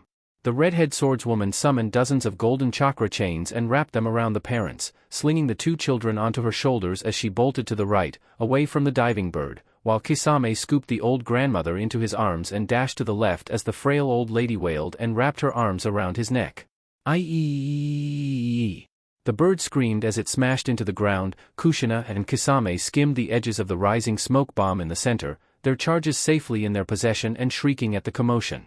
For yellow flashes burst from the thick smoke bomb. Minato swept his arms aside, blowing away the smoke, and stood with his comrades, looking out to the 2 high-class ninjas that skidded to a stop back together, some distance away from them. Kushina made an active effort not to blush as she saw the stark facial similarities between the Konoha ninja and the leader of darkness. The other 3 ninjas never let their eyes waver from either opposing ninjas, very well knowing their reputation. Kushina and Kisame knew their reputation too. Fugaku Uchiha, Mikoto Uchiha, Hyuga Hayashi and the leader of their group, Minato Namikaze. The 2 Uchiha and the Hyuga had all their jujitsu activated. Minato smiled brightly, his blonde hair shimmering and his crystal blue eyes glittering. "Sup, Kushina. Those 4 look heavy." "I can barely feel them," the woman answered with a wide smirk. "They might be heavy for a prissy like you but I'm good." The man laughed good-naturedly. I see. I'm just saying, someone as cute as you shouldn't burden yourself in such a way. The Uzumaki's eyebrows slowly slithered up her forehead, surprised. That's awfully forward of you. I mean it, and I also think a lady of your class shouldn't waste away in a place like Dark Country. Oh? We, he said, motioning to his teammates, are here to take you back to your real home. Sorry to disappoint you, man, but I've got a pretty good thing going on back in Dark Country. That's because you haven't fully experienced all the Leaf can give you. Minato exclaimed with a genial smile. How about it? Won't you come back home with us? Peacefully, the redhead said in her mind, finishing what the blonde man didn't voice out. Suddenly, Hayashi sighed and mumbled. Minato. His pride couldn't allow him to finish what he wanted to say. He only shook his head and palmed his face, the thick veins on the sides of his eyes pulsing. Mikoto bashfully coughed into her fist and Fugaku, the ever-frowning man, grumbled in frustration. You've been talking to an illusion this whole time, idiot. It was Minato's turn to sigh, his own heavy and his shoulders sagged tiredly. Kisame and Kushina looked at each other and grinned playfully. I know. He looked to his comrades and quickly said. But wasn't it nice to think that they didn't trick us? The general area around the two ninjas rippled, like a drop of water falling onto a still lake, and the color scheme changed, warbling and meshing together, recombining to show that the two dark ninjas still in place but the five-member family shifted and morphed into two plain black-clothed ninjas wearing blank white masks. The plain-masked Kunoichi standing beside Kisame adjusted her mask with fidgety hands, and Hayashi noticed that there were thick glasses over the eyeholes that deflected any attempt from him to peer under to see her face. The root ninjas stood between the two chakra powerhouses and the one by Kushina, noticeably male, flexed his hands. To the absolute shock of the watching Konoha ninjas, all of the illusionary chakra entered into his ringed palms instead of being dispersed into the air. For some reason, the Jujutsu holders also couldn't look under his mask. While Zetsu had been feeding information to Konoha, via one of Jiraiya's most reliable spies, a series of events had been happening behind the scenes that no one but those involved knew about. Flashback, 10 minutes ago. Root Base. 16 miles from Wave Country. Fire Country. With all due respect, Auntie Umara, I'd like it if you stayed back and watched the base. Onion said as he marched down the almost dark halls of the Root Base. His head was buried in a scroll he had received, where detailed information on the physical attributes of the family of 5 dark ninjas we're rescuing was written down, previously by a Kurama clan made a few minutes ago. The message had come through a headset when an order from the top changed the rescue mission first plan to the second. At that moment, Carrot was trotting behind her younger brother, buzzing into the same headset and memorizing the clothes the family was wearing, not really paying attention to the two Kurama talking ahead of her. Danzo is still unconscious and there are not enough guards at the moment. Umara cast a baleful look at her busily ready nephew. I can be of great help, you know. I'm sure you will, but Master said he only needs Carrot and I. The woman shrank up into herself and huffed, pouting petulantly. If I see Master, then I will ask him if there's anything for you to do. The woman smiled and slapped his back. Thanks. They reached a dead end but Onion continued in his stride, passing the camouflage illusion and walking up a short flight of stairs to a forest. He pushed open an old, heavy-looking door and exited into the semi-silent forest. He looked up from the scroll and checked around him. No fighting, no near explosions and the forest was dense enough to cover any chakra smoke. The place they had even exited out of was the trunk of a large, artificial tree. They were very close to Wave, though not close enough to warrant attention. Here should be close enough to Wave. Carrot came forward and began drawing a seal on the tree 10 feet or so before the fake tree root entrance. It was the same seal Kushina was drawing at that very same moment in Wave Country, except it had the same slight difference the second and third seals had. Long-range living body switch seals. As she drew the seal from memory, she began reciting the specific clothing articles the members of the family had on, right down to the color of shoe lace the boy wore and the tint of yellow the girl's head tie was. She was speaking, crafting the complex seal, and her younger brother, the reincarnation of the first Kurama clan head, nodded solemnly as he moved his hands about, expelling illusionary Kurama chakra about him and molding it along with the words of his sister. It was like looking at a rainbow-colored painting in the process of being made, completely alive and partly sentient as it followed the specific movements of the man's ringed palms. It distorted and pushed very hard against the realms of reality. The parents and grandmother were simple paint bunshin, illusionary clones that were reinforced with the chakra of the Kurama young man. The jutsu could be used by anyone in the Kurama clan. It was more detailed than normal bunshin but not much stronger or durable. The general area around the paint illusions was also distorted to make the animations more realistic. When he was done with the older members, he began shaping how his sister was perceived by the rest of the world, not physically touching her but warping her body and clothes to suit that of the teenage girl currently in wave. The chakra paint from his hands utterly shifted how she looked. He finished and changed his form to that of the boy. Umara smirked, impressed that even she was fooled. "Auntie, turns out we'll need your help," Carrot said, wiping her brow as she finished the seal.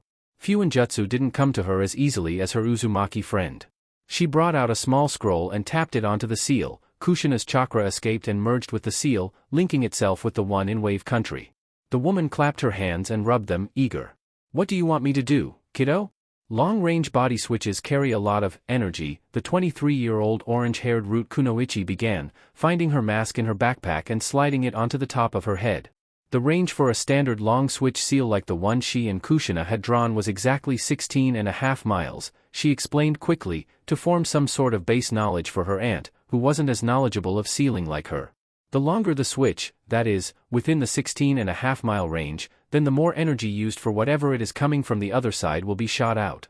"Ah, I see what you're talking about?" Precisely, long switch seals are mostly used for traps and ambushing, but seeing as this seal is made to specifically carry living beings, the people coming from the other side will come out really, really fast. Like, she snapped her fingers, trying to think of a good way to describe the sheer speed and power of the human beings that were going to be blasted out from the seal. The seal might have normally been used for traps, but it wasn't commonly used because both the short and long-range switch seals were easily level 8 Fuinjutsu. Carrot, disguised as the girl teenager, turned to Onion, who was putting on the finishing touches on his boy teenager illusion. "Think of the seal as a cannon and the people as cannonballs." The girl snapped and pointed at her brother. "Yes, that. At point-blank range nonetheless. They'll be coming out stupid fast. Don't worry, I'll catch them," Umara promised as the headset buzzed, the sound of Kisame telling the family to come over one at a time wafted over. "They'll be safe." "All right," Onion said and gave his aunt a thumb up. Underneath the illusion he was sliding on his plain white mask, as did his sister. The paint illusion didn't follow their motion, as the genjutsu also extended from their bodies at about 3 feet. He placed his hand on the trunk of the tree the seal was drawn on and slowly allowed his chakra to seep into the seal, coming out on the other side and mingling with Kushina's own. The Uzumaki chakra gave Onion's chakra passage and the man turned to Umara. 1 dash. Boom! The girl teen tore out of the seal in a blur and burst of chakra smoke, and Umara spread out her arms, digging her feet into the ground and stealing over her eyes.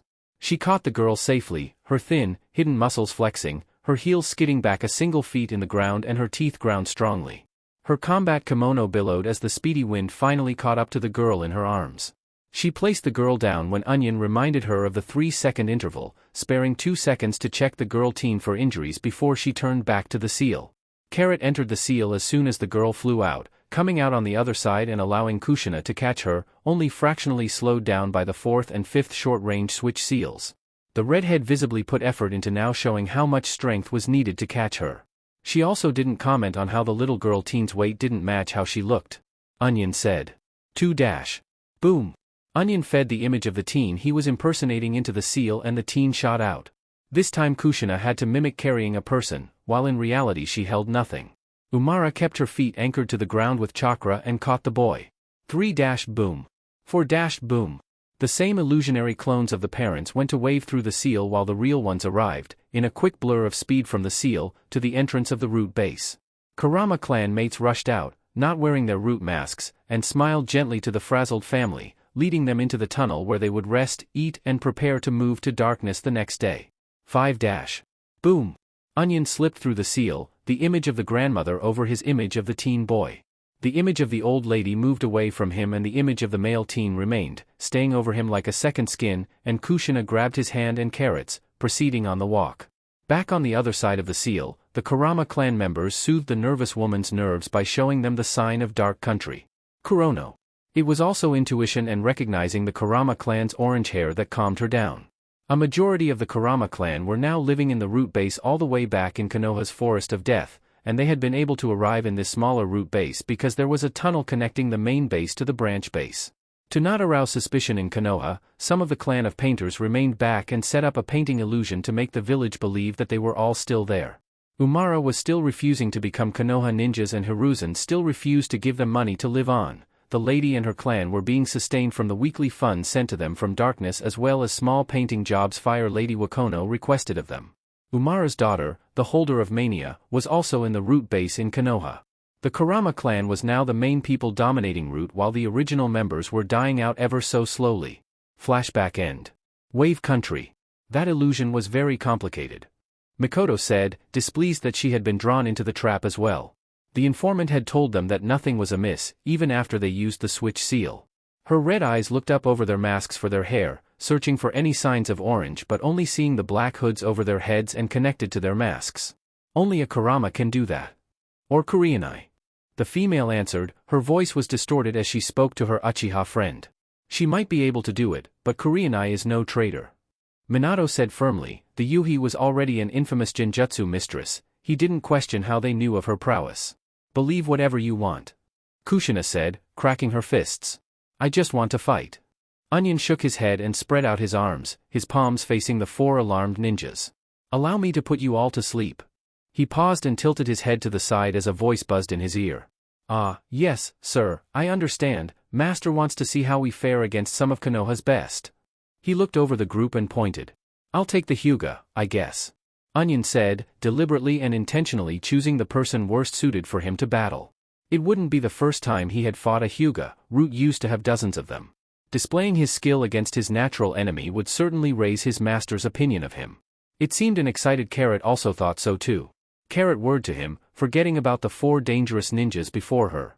You mean he's here? She waited for not reply and barked. Dibs on Mikoto. Carrot called and meshed her hands together, shooting her wind affinity chakra onto her leg muscles for the quickest of moments and bounding across the plain to the wide-eyed Uchiha lady. The wind enhancement could only last 3 seconds and 3 seconds was what it took to get to Mikoto. The Uchiha raised her forearms and hid her face from the straight punch, still unable to see under the white mask because of the glasses on her opponent's eye holes. The blow tossed her back and Carrot diligently followed.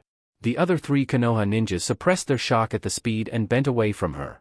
Hayashi slid aside from a hail of shuriken and hissed under his breath when the illusion on the ninja stars warped away before his Byakugan, showing the explosive tags dangerously fizzling. That was too close, the man yelled in his head as he fled the explosions, separated from his team. He almost didn't see the bombs and that thought sent tendrils of fear down his spine. His Byakugan could certainly see past the genjutsu of the ring-palmed man but only on the last second. This person, a Kurama, doesn't have this kind of power. Kisame chuckled, a rumbling sound that reverberated through the earth. Fugaku, turning back to face where the dark ninjas and suspected Kurama were, rolled aside as the large shark man reached over his shoulder and brought down his bandaged sword. The smash shattered the ground and the Uchiha, his Sharingan working on overtime predicting the next sequence of attacks, back-flipped over a side swipe, bending and contorting his back away from the white-covered sword. Then Kisame shot down a mental command to his sentient sword and the purple scales of the previously silent sword rose up, wiggling and squealing. Fugaku saw this coming and, still in the air, could not possibly dodge, so he performed a basic body switch jutsu and exchanged himself with a clump of earth that had formerly been jutting out of the ground after the explosion from the root-masked onion. The Uchiha crouched down on the ground and warily kept his spinning red eyes on the dark ninja as he miraculously hefted the massive purple sword, even as the shredding scales flailed and wriggled wildly. Kisame perched Samehada on his shoulder, his hand holding the gray handle of the sword, and the purple scales did nothing to tear his shinobi uniform. The man smirked toothily, showing his serrated teeth and an evil glint shot through his eyes. Damn amateur. Fugaku cursed his age mate, his copy wheels whirring in his orbs. Almost nicked my arm. I'll take your sword for that. How about, I shave off your arms and legs?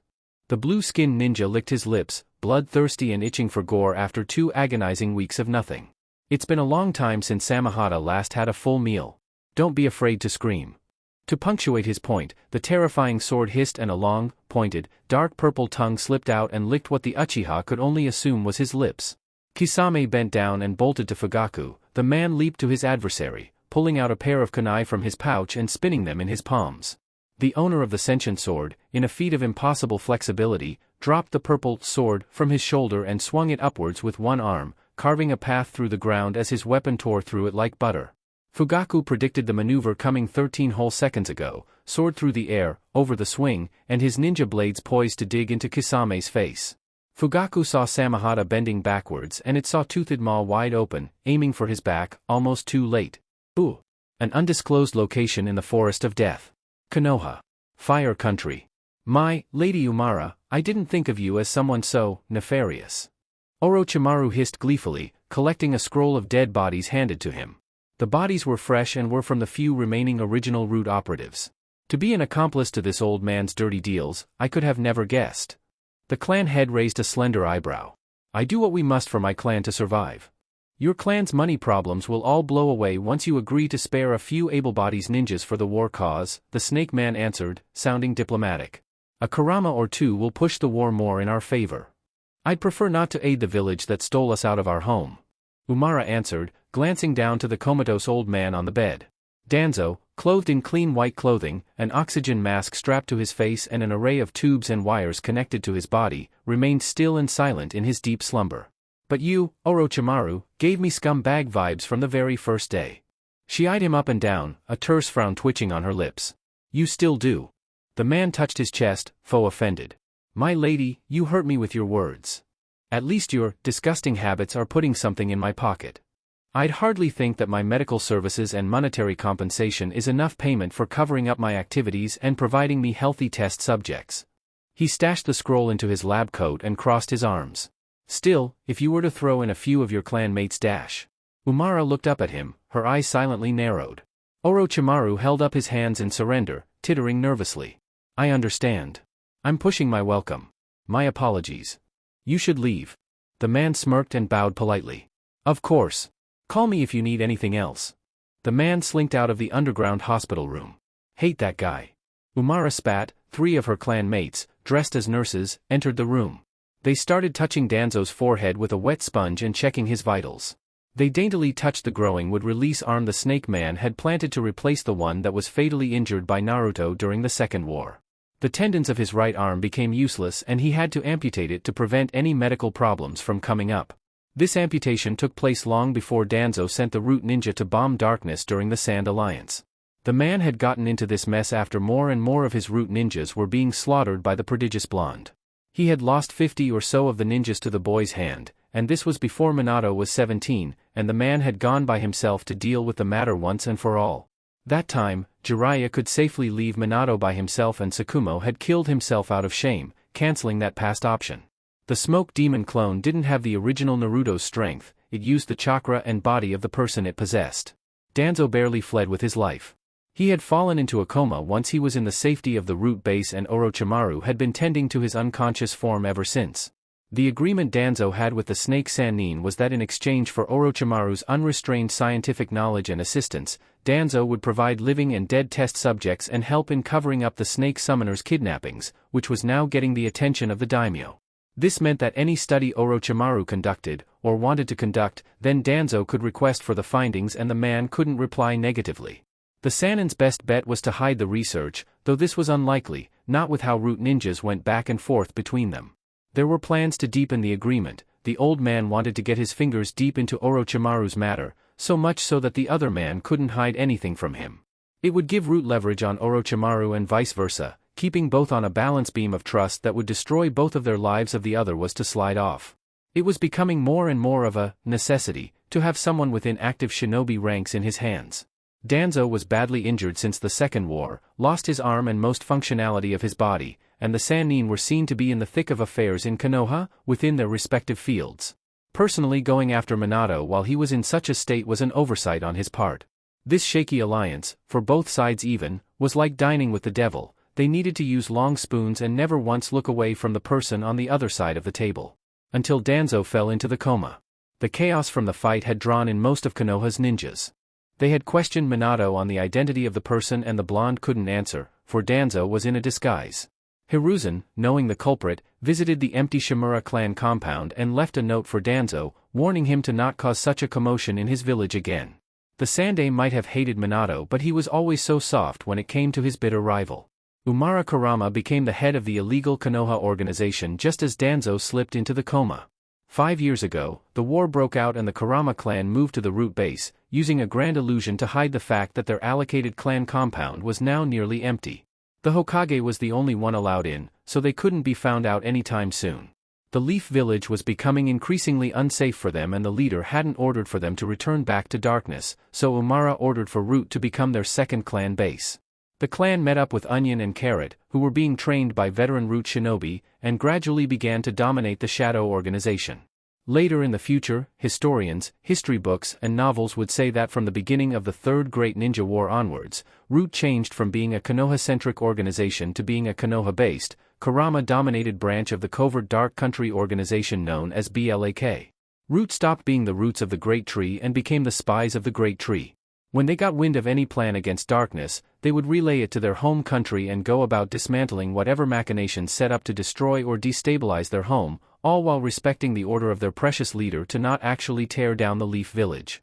The organization continued its reprehensible operations, though this time the profit wasn't funneled into Konoha but rather was split between going back to their home country and also to maintaining their clan. Naruto, the real one, insisted that they keep all the money. He also whittled down the dark missions they went on, limiting them to information gathering across the globe, subterfuge in the Leaf Village and dismantling any problem posed on them or their country. Naruto didn't want their hands anywhere near the terrible things Danzo initially had for the rest of the world, like the shadow invasion he was planning to overrun Snow Country. They already had their hands full reporting to him on the grand schemes Konoha was concocting for his country. Naruto also told them to leave Minato be. If he found the chance, he would look into his blonde lookalike. Ooh. Wave Country. Seems I have to settle for you. Kushina said tiredly, cracking his fists again and flexing her hands, hopping on her heels like a kickboxer.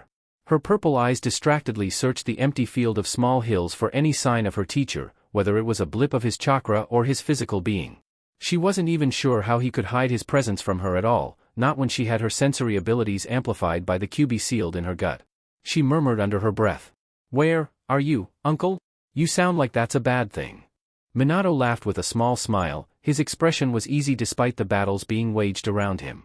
"I'm curious, is it true that your coward leader is scared the war would break his country? That's why he's hiding and not helping in the war effort?" "Nah, he's just not into picking sides, so he made his own side," Kushina answered, forcing her gaze back on the blonde across from her. "I'm sorry, you said something about him being a coward? I wasn't paying attention." "The ghost," Minato spat, his lips shaking and struggling not to frown too deeply. "Isn't as strong as he was back in the Second War, admit it." Kushina scoffed and lowered her face, peering up at the Leaf Ninja through her bangs. Her purple eyes rippled and shone from the darkness and her smirk widened to show her sharp canines. "If you're trying to piss me off, it's not working." The man hummed pleasantly. "I beg to differ." "Oh this," she motioned to her dark, malicious face. "This is my sleepy face. I want to get this fight over with and go in for a nap. So." She motioned for the man to come. "Can we get this over with?" "Whatever the lady wants." Minato lowered himself into his fighting style of choice, hummingbird fist, and Kushina stayed in the simple kickboxing stance. Someplace nearby, close enough to clearly see the fighting and yet remained undetected, Naruto tapped his chin in thought. Chapter 17. Kushina's ears twitched and her head spun to the right. "Uncle!" Naruto walked out from behind her, very much like he had come into existence from out of nowhere, and sent a wide-eye smile to his only niece. "Yo!" The blush that came over the boyish woman's face was akin to a dark red flower blooming, spreading out over her nose, taking over her cheeks and turning her pale ears the same shade of crimson as her hair. Kushina's knees knocked together and her hands went up to her hammering heart. The thought of him standing behind her did nothing to lessen her apparent embarrassment at being caught unaware. Where did you come from?" He gestured dismissively. "Around here, somewhere." He then pushed his glasses back up his nose and smiled, addressing his niece and the mutely glaring man across from them.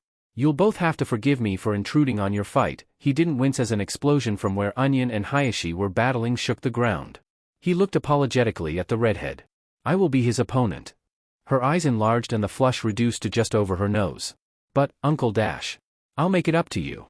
Her anger dimmed drastically, as her heart rate spiked at the proposal. "We'll go for some ramen and ice cream when we get back home, my treat." He closed his eyes and patted her head, messing up her strictly attended to straight hair. "Just like when you were a kid." She puffed out her cheeks, defiant. I'm not a kid." The man gushed and brought her into his side with his right arm. "Ah, you'll always be a kid to me, Nana." Kushina pouted. "Not fair." Then she rounded on him, shoving her laughing uncle away. "And it's Kushina." "Sure. Nah." The masked man bopped her nose playfully. "Nana." The woman's hair separated into 9 thick strands and she roared, her dark red face betraying any rage in her. Dark red Kyubi chakra floated over her body and yet the bespectacled man remained near her, genially chuckling. Yard dash. Hey! Her enraged yell was interrupted by the festering Namikaze. What makes you think you can interrupt me and the lady? The ghost looked at the other blonde with a deep, contemplative expression. He then walked past the Uzumaki, who was cooling down and attentively watching them. Minato gnashed his teeth and bent back down into a fighting stance. The flirty him was long gone. Answer me, damn it. Naruto kept on walking to him, a cool look over his face as he watched the man shroud himself with his lightning and water affinity chakra. The masked man stopped 5 feet from the younger blonde and tilted his head to the side slightly, peering deep into Minato's darkened blue eyes. He saw hate, resentment, wrath. He saw how much Minato wanted him dead, with all his heart and soul. Naruto's eyes quirked down fractionally, and he said, Jiraiya lied to you, kid.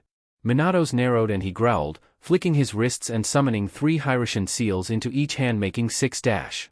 His churning sky blue eyes stayed focused on the ghost before him but a small part of his blazing mind wondered about the whole battlefield, excluding the parts his teammates and Kushina's teammates were fighting in. Picking the strategic places he placed the seals and a blur of plans rolled through his mind to get the glasses-wearing man's head rolling before he even noticed. I'm not your father. No, you're lying. He leaped forward, scattering 2 kunai in each of his hands away from his person. Lightning coursed from his body with each step and Naruto remained unmoving. His right hand led with the lethally sharp blade honed for Naruto's heart.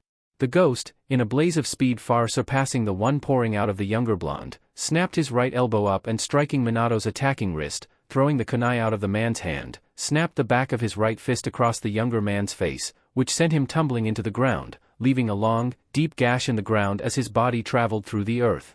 Kushina blinked rapidly, her senses could barely keep track of Minato's speed, not to talk of her uncle's.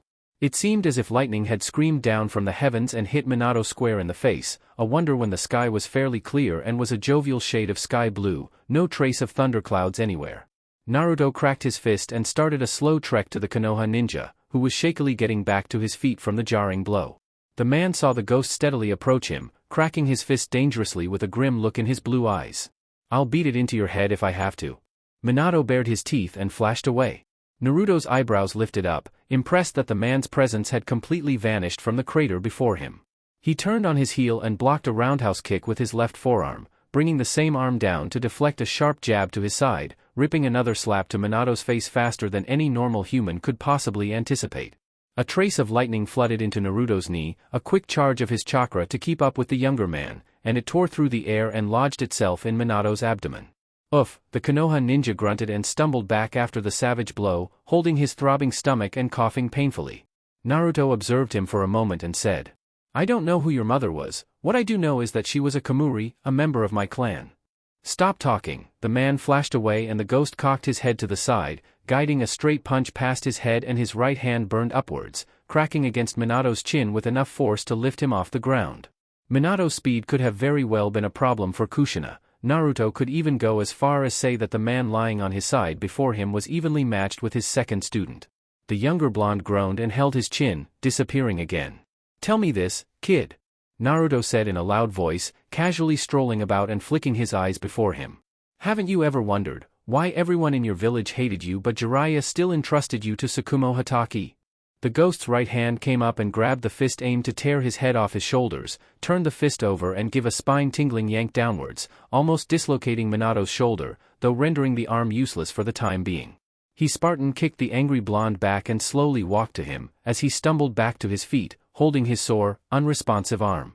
Blood was seeped out from a corner of his mouth from the former uppercut and he gurgled. Lies, you're just trying to turn my head around. You're a sensor type, kid. Touch sensor, if I remember correct. Naruto said frankly, slapping away a kick to his shoulder and chopping his right hand down on Minato's only other shoulder. Questions began flooding Minato's head on how Naruto knew so much about him and his upbringing. You've never once wondered why Tsukumo's lightning affinity chakra felt so familiar. Minato's limb arm burned with pain, from the point on his shoulder to the tips of his fingers. My spies said that Tsukumo could barely look at you, yet he couldn't throw you away, unlike when you were a baby. Don't. The sooner you accept, the sooner you can see how filthy your village is. Konoha is two-faced and corrupt. Naruto kicked down a rising knee before it could fully take off, smashing the knee down to the ground and immobilizing it. Minato's only good leg was swept back for him to fully be on his knees. Look into it yourself, Naruto said with a smirk, knowing that the seeds of doubt had taken root in Minato's hazy brain. I'm not completely sure why he abandoned you as a child and then accepted you into his home, into his family, later. What I do know for sure is that Jiraiya knew the truth and he intentionally told you a lie to put someone of your, admittedly, great intellect against me. Images began playing in Minato's head and his face lowered, panting for air and wheezing in agony. He was 9 years old at the time. I don't want anything to do with him. Tsukumo snapped under his breath. The Hatake clan head's living room was well lit and Minato was hiding around a corner, listening to the murmured conversation between the gray-haired man and his mentor, Jiraiya of the Sannin. He is the past I want to forget. Jiraiya didn't back down. He is the past you have to accept, Tsukumo. He jabbed the man's chest. For once in his life he was serious. Man up and take responsibility. Have some respect, Toad, I'm still grieving my wife, the silent shout echoed out of the living room. Take that, boy, and get him out of my house. Is it because he looks like the ghost, or because he looks like that woman? The white-haired seal master didn't bend away from the Hatake's hateful glare.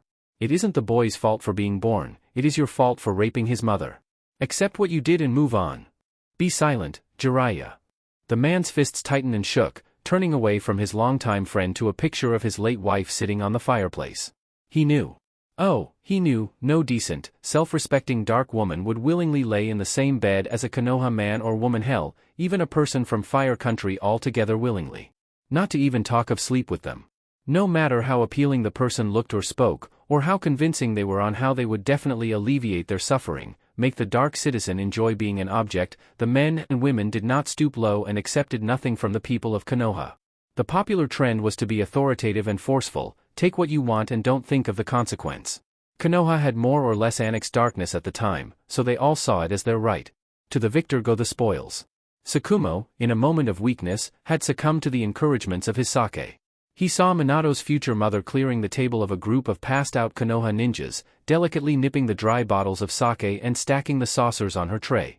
She did so with a hard look in her eyes, and she saw the indecision of whether or to slit their throats at that very moment.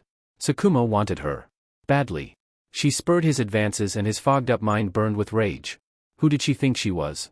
Did she not know of the legend that was Tsukumo Hatake, Konoha's White Fang? Where did you even find his surname? He blinked, coming out from the memory of the night his life fell apart. He cast his eyes away from the picture of his beaming, late wife, shame pouring through his body in torturous waves. Minato's jaw dropped when he heard Tsukumo's voice crack. I didn't mean to hurt either of them. He put his face in his hands. I was just so angry. She rejected me. Can't you understand? Kamuri or not, no one deserves what you did. We were invading her home. Why would she accept you? Jiraiya said with a frown. You broke Kurino's heart and I will never forgive you for that. This might be your only chance to redeem yourself. I advise you to take it. Repressed memory. No. He simply didn't accept that it was him they were talking about. He told himself that there was some other boy in the house they were referring to. He pretended that he hadn't heard the conversation that night. Throughout his stay in the nearly vacant Hatake clan compound, Tsukumo had refused to look him in the eyes. You were born in Dark Country, that's why you're able to use assassination techniques, but someone, probably Tsukumo, took you to Konoha. Maybe he couldn't bear looking at the physical reminder of his sins and misjudgments. He wasn't the only Konoha denizen that raped and took advantage of people from my country. Stop talking. But you were the only product of abuse that was taken away. Naruto looked down on the kneeling Konoha ninja and crossed his arms. The cold, hard truth is that I don't see you as a problem or a threat, kid. Minato grit his teeth and his unresponsive body trembled. There are at least 30 people on this continent that claim to be related to me, but when I looked into them, they're not even from my clan. A Ronin from Iron Country claims she was Naruto's niece. A man from Kumo claims he was Naruto's younger brother. Another man from Chill was claiming that he was Naruto's distant uncle. Many more people were spreading their names around and using Naruto's name to elevate their status. When my source in Konoha told me about you 13 years ago, I think you were the 11th person on that list. The only difference between you and them is that you're actually related to me and that most of them are dead, killed for sport by yours truly. Naruto didn't have any children, and not from lack of trying. Kushina was his non-blood related niece and he raised her like he would raise his own daughter. He saw how hard Minato was taking it. Years and years of hating his so-called father, and now his belief system was destabilizing, falling apart by the seams. His mind grasped for them with all his might, but they slipped through his fingers. I am truly sorry for how the people of your precious village treated you for looking like me. But you're not some impressionable, uninformed kid anymore, you're an adult now. Don't be spoon-fed information when you can go and get it yourself. Don't simply swallow what I told you without question, not like when you were a kid and Jiraiya told you I was your father. Don't baselessly accept that Konoha was ill-treated by darkness during the Second War. Don't vainly acknowledge that because you're a prodigy, only you can put me down, or that I need putting down. They've programmed you, Minato. Molded and carved you with manipulation and neglect into something less human and more puppet. Open your eyes. Find out the truth on your own. Doubt. Doubt in his ambition. Doubt in his ninja way. Doubt in his whole existence. When doubt takes hold in the heart and mind of a fanatic, especially one as strong and influential as Minato, then it would make waves through the world. It would shake down Konoha to its foundations. This was exactly what Naruto wanted. Konoha's demise would come quicker this way, and neither he nor his ninjas had to do much. The questions plagued Minato's crumbling mind. Would Jiraiya really lie to him? Was Tsukumo his real father? Wasn't it darkness that wronged Konoha and not the other way round?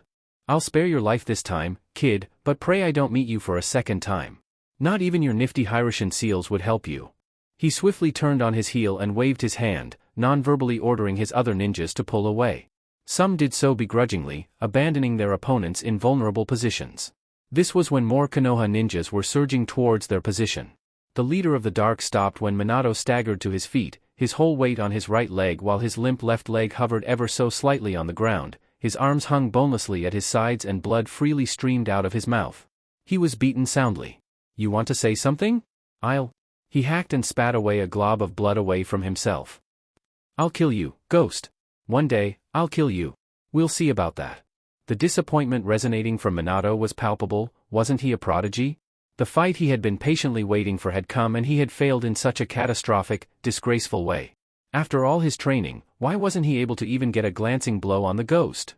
Those tormenting questions swarmed him, and his legs gave out from under him, and Mikoto caught him before he could hit the floor.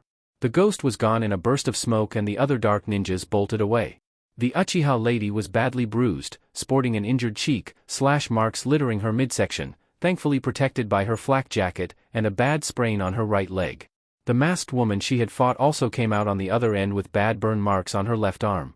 Mikoto looked down into the vacant eyes of the blonde man with a worried frown. Her 3-tomo Sharingan orb spun to a stop and deactivated.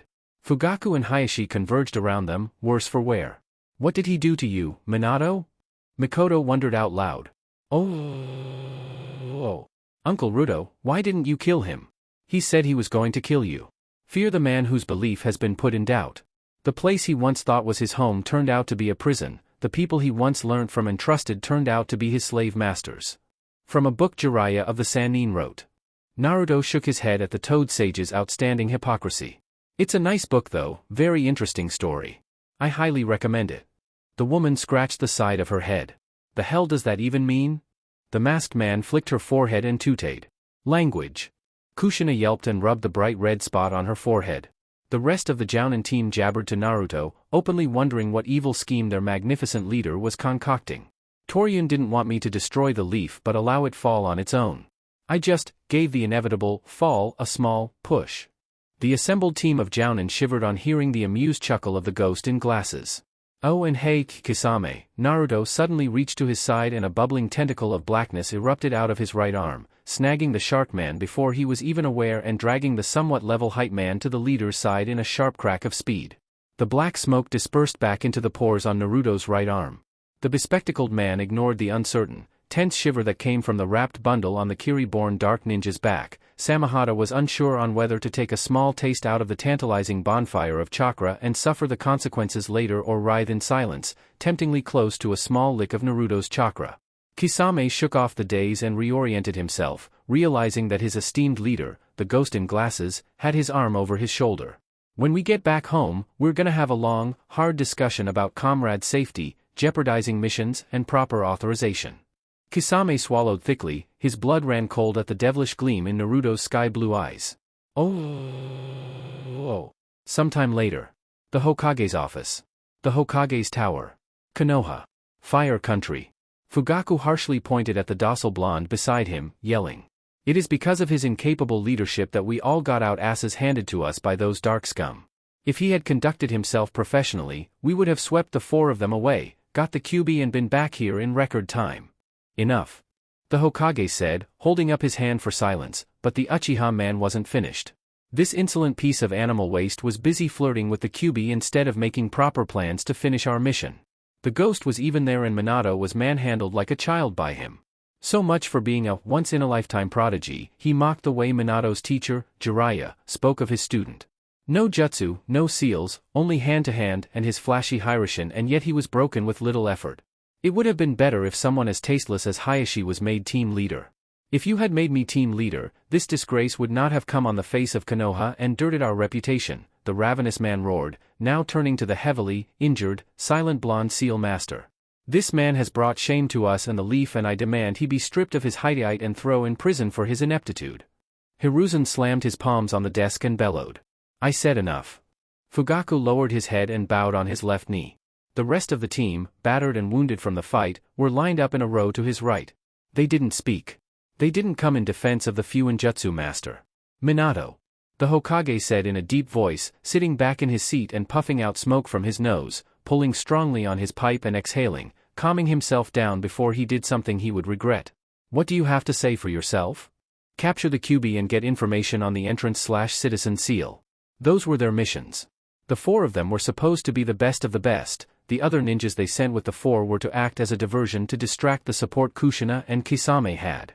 They anticipated the ghost arriving and it was Minato's job to seal away his chakra, rendering him useless. They failed and it grated on his nerves. The Sarutobi narrowed his eyes and bit down on the end of his pipe. Speak, boy. I lost my temper when I saw the ghost. It is unbecoming of a Konoha ninja. I offer my hideite as punishment. He got to his feet, took off his forehead protector and offered it up to his Kage with both hands and a deep bow. Mikoto gaped at him. Minato. Wasn't being a ninja the thing he had dreamt of? He constantly yelled it at her face each passing moment. How could he abandon his whole life's ambition so easily?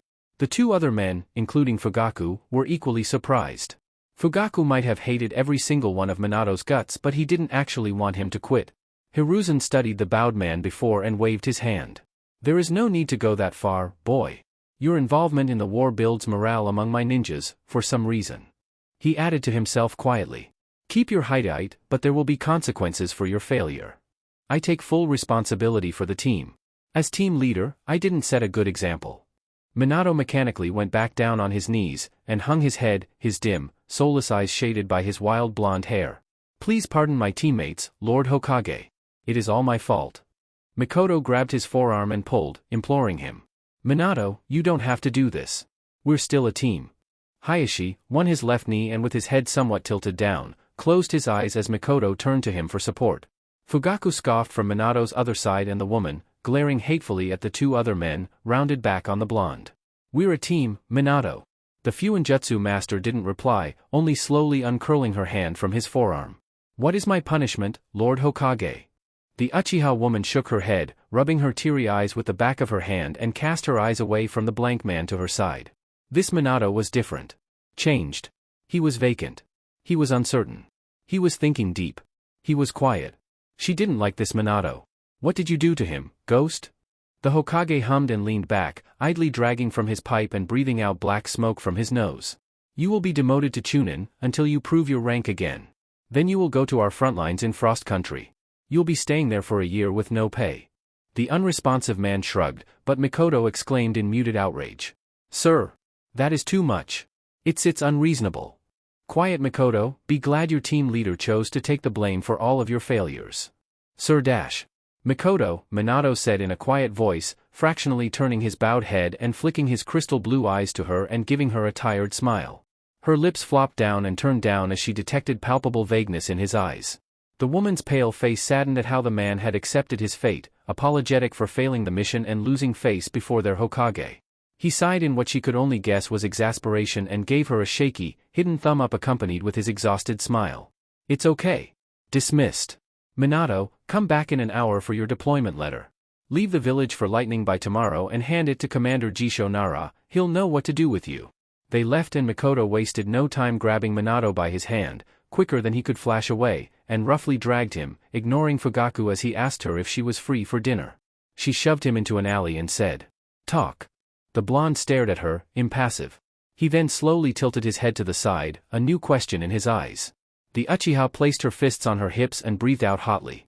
"Why are you acting so weird?" Minato rubbed his hand on his face and gave her a weak lopsided smile. "Just thinking about some stuff." "What stuff? Tell me, I can help." "I'll let you know when I've figured it out." He made to step around her, but she shifted in front of him, barring him from leaving. "Mikoto, I need to go get my things ready." "I'm not letting you leave unless you give me a straight answer." He raised an eyebrow. "You do know that you can't keep me here." She grabbed him by his flak jacket and he sighed. "Holding me won't help either." "Why won't you let me help you, Minato?" His eyes looked over her head, far away and staring at nothing in particular. The streets were empty and Inuzuka Ninken patrolled up and down. The people were hidden in underground bunkers. "It's something I have to figure out for myself." Mikoto screwed her lips to the side in distaste, then she huffed childishly. "Stupid male pride, I hate it." A flicker of a smile came to Minato's face and the Uchiha, feeling like she had somewhat succeeded, brought him in for a warm, tight hug, burying her face deep in his chest and saying in a muffled voice, "I'm here if you need me, Minato." Minato flexed his fingers and gradually wrapped them around the shorter ninja's small frame, pressing his chin to her forehead. "Yeah, I know," she said, her voice buzzing through his vest. "I'll go see you as many times as possible." "Thank you." She pinched his side and said, In case I can't visit, don't forget about me, okay?" "I won't." "And no flirting. This time I won't forgive you. You know I was only playing," he said in a dull voice with a laughing undertone. "Then no playing." Her fingers curled and gripped his sides with all their might, unwilling to let him go. "No talking to any girls. I don't remember us ever dating, Mikoto." She pushed him away, finally realizing herself, and dusted down her flak jacket, her face masterfully devoid of feeling. "We're not. I just don't want you to give me any STD when you come back." She smirked widely when Minato rolled his eyes and walked past her back onto the sidewalk. "I'm serious." Yeah, I hear ya. "Want me to help you pack?" "I'm good." He continued his steady walk to his humble apartment and she cupped her mouth, shouting, "I'll see you off tomorrow, Minato." Minato waved a hand over his shoulder and was gone in a yellow flash. Oh. The first thing Minato did once he appeared in his apartment was to find an unused jotter and write down all the questions he wanted answered. All 4 full pages of them. He wouldn't consult Jiraiya until he had gotten a definite answer for each and every question in the book. One of the questions, question number 41 to be exact, was concerned with the exact nature of relationship Konoha had with darkness. The immediate next question was if it was justified of Konoha to hate darkness. He knew he wouldn't be able to get his answers from the library, as the library of Konoha only stocked up on books that either portrayed the village in gleaming light or enlightened children on the village's rich history through story books. He knew this because when he was a Chunin, his Jounin supervisor had told him so, giving him proof by personally going around with Minato and showing him that there was no book in the whole library, from as high as S rank to as basic as F rank, that even slightly shone a black light on the village. It was a secret only a few ninjas knew, and Minato had been entrusted with this knowledge by none other than Orochimaru of the Sannin. He added a note for him to speak with the secret of Sannin when he was done with his extensive investigation. The man was known to be razor-tongued and brutally honest. Minato's research materials were limited out of the village, probably to a village or country that was neutral or non-aggressive with darkness but no less recorded history in its library. He would pile up discoveries from various sources and make a conclusion. Kumogakure first came to mind. Hidden Lightning Village was famously non-aggressive with dark country. There was a popular and real story that came in a few months back, that an entire battalion of Kumo ninjas, about 500 or more in number, coming down from their village to provide support to their forces in grass country, they encountered a small team of dark Chunin 50 ninjas, more or less on a retrieval mission to Waterfall. The 2 different shinobi groups sidestepped the other, staying far away and wary but keeping their hostility to themselves. No fights were started and they went their separate ways. This kind of situation, where Kumo and darkness would unintentionally meet on their way for a village function, had scarcely been happening, but it had been going on since long before the war. "You're an adult, find out for yourself." Naruto's hard words ebbed through his mind, distracting him as he wrote down another question he wanted answered. "Haven't you ever wondered?" Minato gently banged his head against his work table. "I don't know who your mother was." He grabbed his hair and tugged, a glassy look in his eyes. "I'm not your father, kid." His breathing was becoming rapidly ragged. He banged his head harder against the solid wood table and pulled on his blonde hair, muttering to himself, pleading for silence. Look for yourself. I need a shower. He stumbled out of his study and pushed open his bathroom door, stepping into the shower, fully clothed, and turning it on. Cold water pelted down on him as he rattled down how he was going to murder the ghost if all this paranoia was for nothing. When he was a child, he had accepted Jiraiya's words without question because his universal truth at that time was that someone of Jiraiya's status, a legendary Sannin and a toad sage, would have reason to lie to a useless little speck of humanity like him. He was nothing special and the most amazing man picked him out of the gutter and gave him a life. There wasn't a reason for Jiraiya to lie to him. There shouldn't be a reason. He didn't want to think of what he would do to Konoha if he found out the truth. Konoha, the village that stood at the pinnacle of human civilization and the single greatest place on earth. He believed with all his whole heart that whatever Konoha did, even if it looked bad or evil, it was all for the better. Konoha could do no wrong. Right? Jiraiya hadn't lied to him. Right?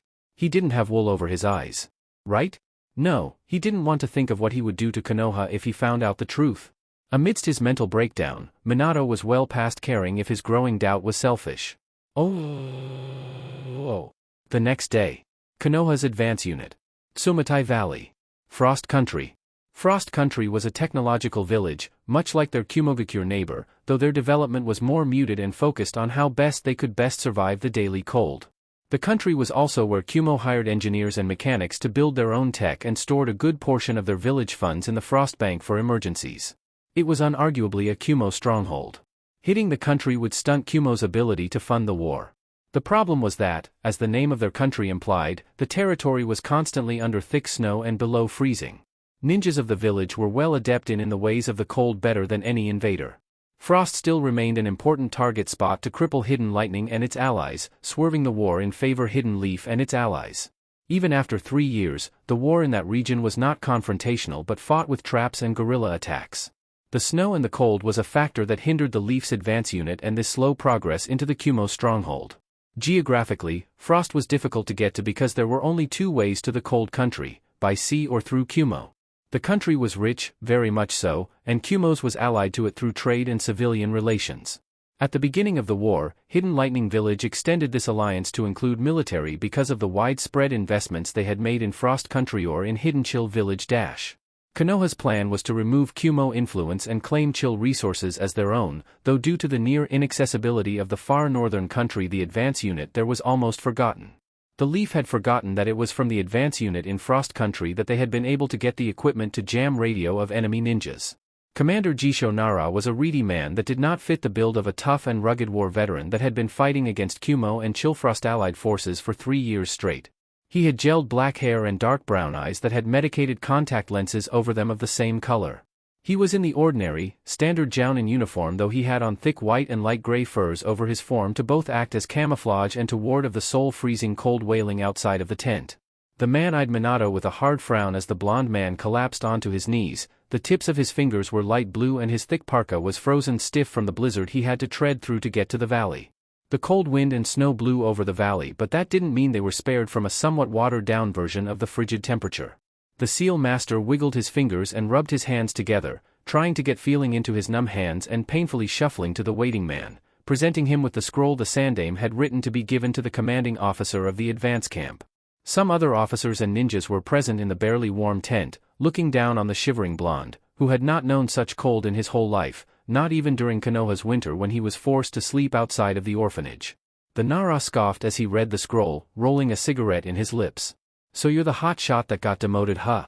Minato pushed himself into a straight position and saluted. Chunin Namikaze, reporting. Jisho smirked, a harsh expression on his face, and he looked about to his other subordinates who had reflective looks in their eyes.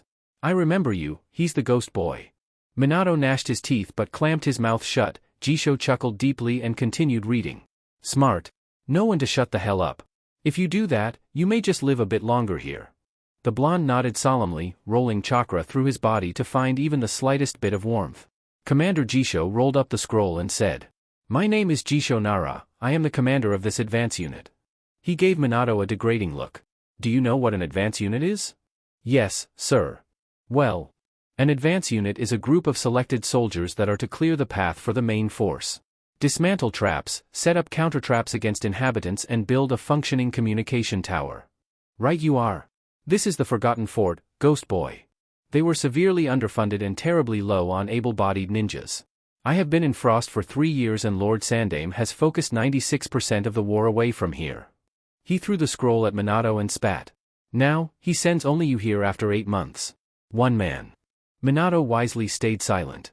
Jisho rubbed his temple and motioned for the letter back, opening it and saying, "Do you know what Lord Sandame said in this?" Minato shook his head.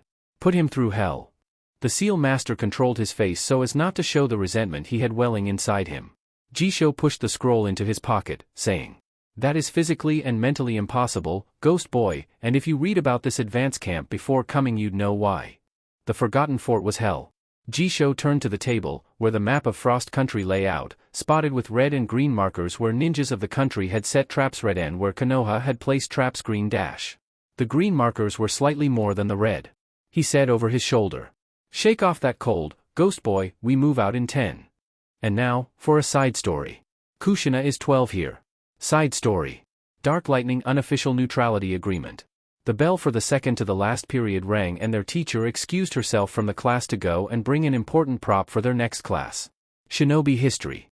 Students of the Dark Country Ninja Academy, Class 3B, erupted into murmured conversation, some leaving their desks and going over to sit by their friends, making idle chatter as their teacher went to the staff room. Kushina boredly balanced a pencil on her nose. One of her 2 close friends huffed and leapt onto the Uzumaki's desk. The girl was in a red and white track suit, red Converse, and her frizzy blonde hair was tied up in a messy bun, not hindering the 1-inch-long pair of horns protruding from the top of her head. There was a roaring black bear stamped on the back of her track suit jacket and the Dark Country insignia on her right chest. She had the sleeves of her track suit rolled up and her arms tapped her knee impatiently, wondering when Kushina would notice she was there. "Hey!" Kushina flicked her head back, tossing the pencil into the air and catching it in her left hand. Kushina's other friend, a boy wearing an obnoxiously green superhero cape and boots, turned to the left in his seat, facing her. "What did I do? Did you forget today's your birthday?" The redhead scoffed. "Of course not, my uncle said he was gonna pick me up." The girl, Shimara Kuma, quirked up an eyebrow. "For the barbecue, right?" Kushina rolled her eyes. "Auntie Sue knows you're coming, there'll be lots of meat." The bear girl licked her lips and patted her tummy, eagerly waiting for when she would stuff herself full with roasted meat. The girl was from a branch of the Chueinku called the Kuma, bear, family. The small family upheld the clan's Fuinjutsu roots, though their method of taijutsu training differed from the rest of the class. Where the general clan practiced forms of ballet dancing to hone their fighting styles, the Kuma family practiced boxing. The Kuma family was presently almost exclusively members of BLAK, with members like Panda, Polar Bear, Koala, Black Bear hinted to be among the elite shinobi of the country, though their identities remained unknown and the members of the family respectfully didn't pry. Shimara aimed to be in BLAK. It was her dream. The Kuma family was also the only remaining branch of the Chueinku clan. Their branch counterpart within the clan, the Sakanomi family or Blood Drinker family of which Sueki was the last remaining member, had been wiped out. The physical features of the Kuma family was not that much different from the rest of the Ink clan, as they too bore horns and contributed in their own way to the artistic heritage of the clan, the difference being that they had large appetites and their preferred food was meat or fish whilst that of the rest of the clan kept a more balanced diet. Branch families of larger clans were not an oddity, seeing as they were merely a small section of a bigger group of people. Unlike what they had heard from Konoha, where branch Hyuga were limited by cage seals by the main family, the branch families of clans in darkness were not that different from everyone else. The only other clan that had a branch family was the Suzumabachi clan, who had the Shirori, termite, family. The branch family were in tune with their termite colonies and thus used them, instead of using wasps like the rest of the clan. The boy in the ridiculous superhero getup was the only child of a rich and affluent real estate broker in River Country that was dipping his fingers in Dark Country's brimming tech company. The boy's father was one of the financiers of the company, though still owning a tiny fraction. The boy's name was Rantomo, but he preferred to be called Epic Mist. Epic Mist suggested, "You didn't invite us, so we were just wondering." The red-haired girl palmed her face. "We've known each other for 3 years, guys. Do I actually have to tell you you're invited to my birthday party? It'll help. I always tell you you're invited to come to my birthday parties." The bear girl said, pointing her thumb to herself, offended. Yumi Nakamura, the class teacher, walked back into the room with a map and a stand under her arm. "All right class, settle down." She smiled thankfully to the class prefect as he came up to her to help her set up the stand. She placed the map of the continent on the stand for the whole class to see and handed the prefect a small stack of papers to share to the class. As he was going up and down the aisles, ushering his classmates back into their seats and placing the papers before them, Yumi clapped her hands and began the class. Today we will be talking about the end of the Second Shinobi War, emphasizing on a major event that was the catalyst for Kumo and IWA withdrawing from Amigacure. The class rustled as they brought out their history textbooks and notebooks, flipping to the page their teacher was talking about and peering into the pieces of paper laid by their class prefect, which was a photocopy of a text from a different history book. Above the text was a grainy image of who they recognized as their leader, Naruto, standing in a fighting position 2 or so feet away from the current Ravaged. See. Kushina's eyebrows shot into her hairlines, tracing the young and serious face of her uncle with her pencil, captivated by the determination in his glowing white energy eyes. That single event is called lightning versus lightning. In some other history books, usually the ones outside of darkness and unallied nations, this event is blotted out as insignificant. Some attentive students scribbled down in their notebooks and others underlined a version of what the teacher said in their history textbooks, on how lightning versus lightning wasn't a main factor that drew the Second War to a close. The battle itself is minor compared to the results, but if it had not taken place, the war would have lasted much, much longer. The discussion wasn't about raising the students' perception of their glorious leader but on the accepting the truth. If lightning versus lightning didn't happen, then the Second War could still have been raging on strong. Nakamura-sensei enlightened them on this point, skimming over the actual fight and talking of the mutual respect both masters of the lightning release had gotten for the other that had broached over to their informal, unwritten neutrality agreement between Kumo and Dark Country. "Stay out of my business and I'll stay out of yours," was what it basically entailed. The bell rang and the students flooded out of the classroom, bearing a whole new understanding on why so many people, among the allies of their country and of those not allied, had so much respect for their leader. Kushina unconsciously shrugged on her bag and made small talk with her friends as she left the school doors, casually walking to the gates. A short distance from the entrance doors, Naruto raised his hand and waved. The Uzumaki girl visibly brightened as she saw him and ran to him full tilt, slamming into him with a hug. Naruto chuckled and patted her head. "Did you have a good day in school?" Yeah, we learned campfire jutsu and Yumi Nakamura-sensei taught us how to set a bear trap." Naruto's eyes curved up in a kind smile. "Sounds like fun." His eyes went up as he saw Shurmara and ran jogging over to them. "I spoke with your parents, they said it's fine if I take you home. You'll meet up with us at Kushina's birthday barbecue." The little girl cheered, much to Naruto's amusement. They bobbed their heads and Naruto then looked skeptically at them. "She did invite you too, right?" And the two friends bowed respectfully to Naruto. Shurmara shot out. "No, Lord Naruto. Uncle, she's lying. Don't believe her." Kushina said quickly, very much alarmed. She flapped her hands in hope that the issue would blow over. "It's true, sir." Epic Mist added his voice. Kushina whipped her head to him. "Traitor. Don't mind her, Kushina's always gets awkward when it comes to her birthday." The girl then turned to her uncle, betrayed. "Oh, don't give me that look." The girl silently puffed out her cheeks and crossed her arms. "All right, fine, I don't know, teach you an extra cool rope binding trick during training." "Okay." Kushina took his hand into her own being utterly engulfed by his as she trotted beside him. Naruto made sure to stride in an easy pace. This was a completely different Kushina than the one they knew in school. The tomboyish girl they knew would sooner use her teeth to tear off the head of any poor idiot that treated her like a child. Now they were seeing how the girl flushed, blushed and gushed like a true schoolgirl before her idol, yammering his ear off in what they could make out as partly incomprehensible stuttering. Since the girl had reconciled with Kisame and news got out that her last, great prank almost permanently crippled the shark boy, people had been deferring to her fearfully, more so than in her previous years. The bear girl and the superhero wannabe had seen this side of her many times, but it still felt strange seeing Kushina visibly preen under her crush's serene, sky-blue gaze. Kushina skipping was something they still weren't used to seeing, for this was the second time they'd seen it happen and it was always when she was going home with the country's leader. The Uzumaki noticed Naruto was in his white and black leader's robe, garnering a fair bit of attention from the parents and students, who bowed hastily and sent greetings to him. Her cheeks colored as she held his hand, bouncing next to him. "Hey, are you just coming back from work?" "Yup, there wasn't much for me to do." Not with how his two office assistants sifted through his files and handed him the ones he needed to attend to personally. "I decided to come here right away. Your Auntie Sue is getting the fire started back home." The man's eyes twinkled when he saw the Kuma girl smack her lips. "There will be meat aplenty." Kushina pouted, not liking how her uncle's attention wasn't solely on her.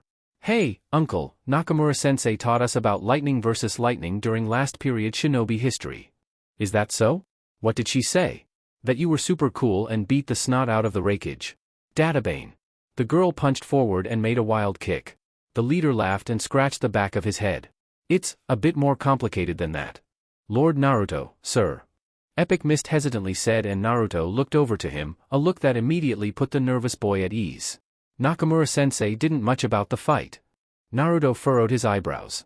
The fight itself isn't important, it's the result of the fight that matters. But, sir, Epic Mist interjected politely, not wanting to push his leader's patience. We want to hear about the fight. Eh? Bear Girl nodded. Please, Lord Naruto. You all want to hear it? The three 12-year-olds bobbed their heads as one. They were now leaving the school's massive gates and were making a slow, casual trek through the countryside, back to the main capital. Carriages that ambled down the road stopped by and asked if their leader and his wards needed a lift, but Naruto courteously declined. The weather was just right for a nice walk and a story anyway. All right. Naruto cleared his throat. It was a warm autumn morning.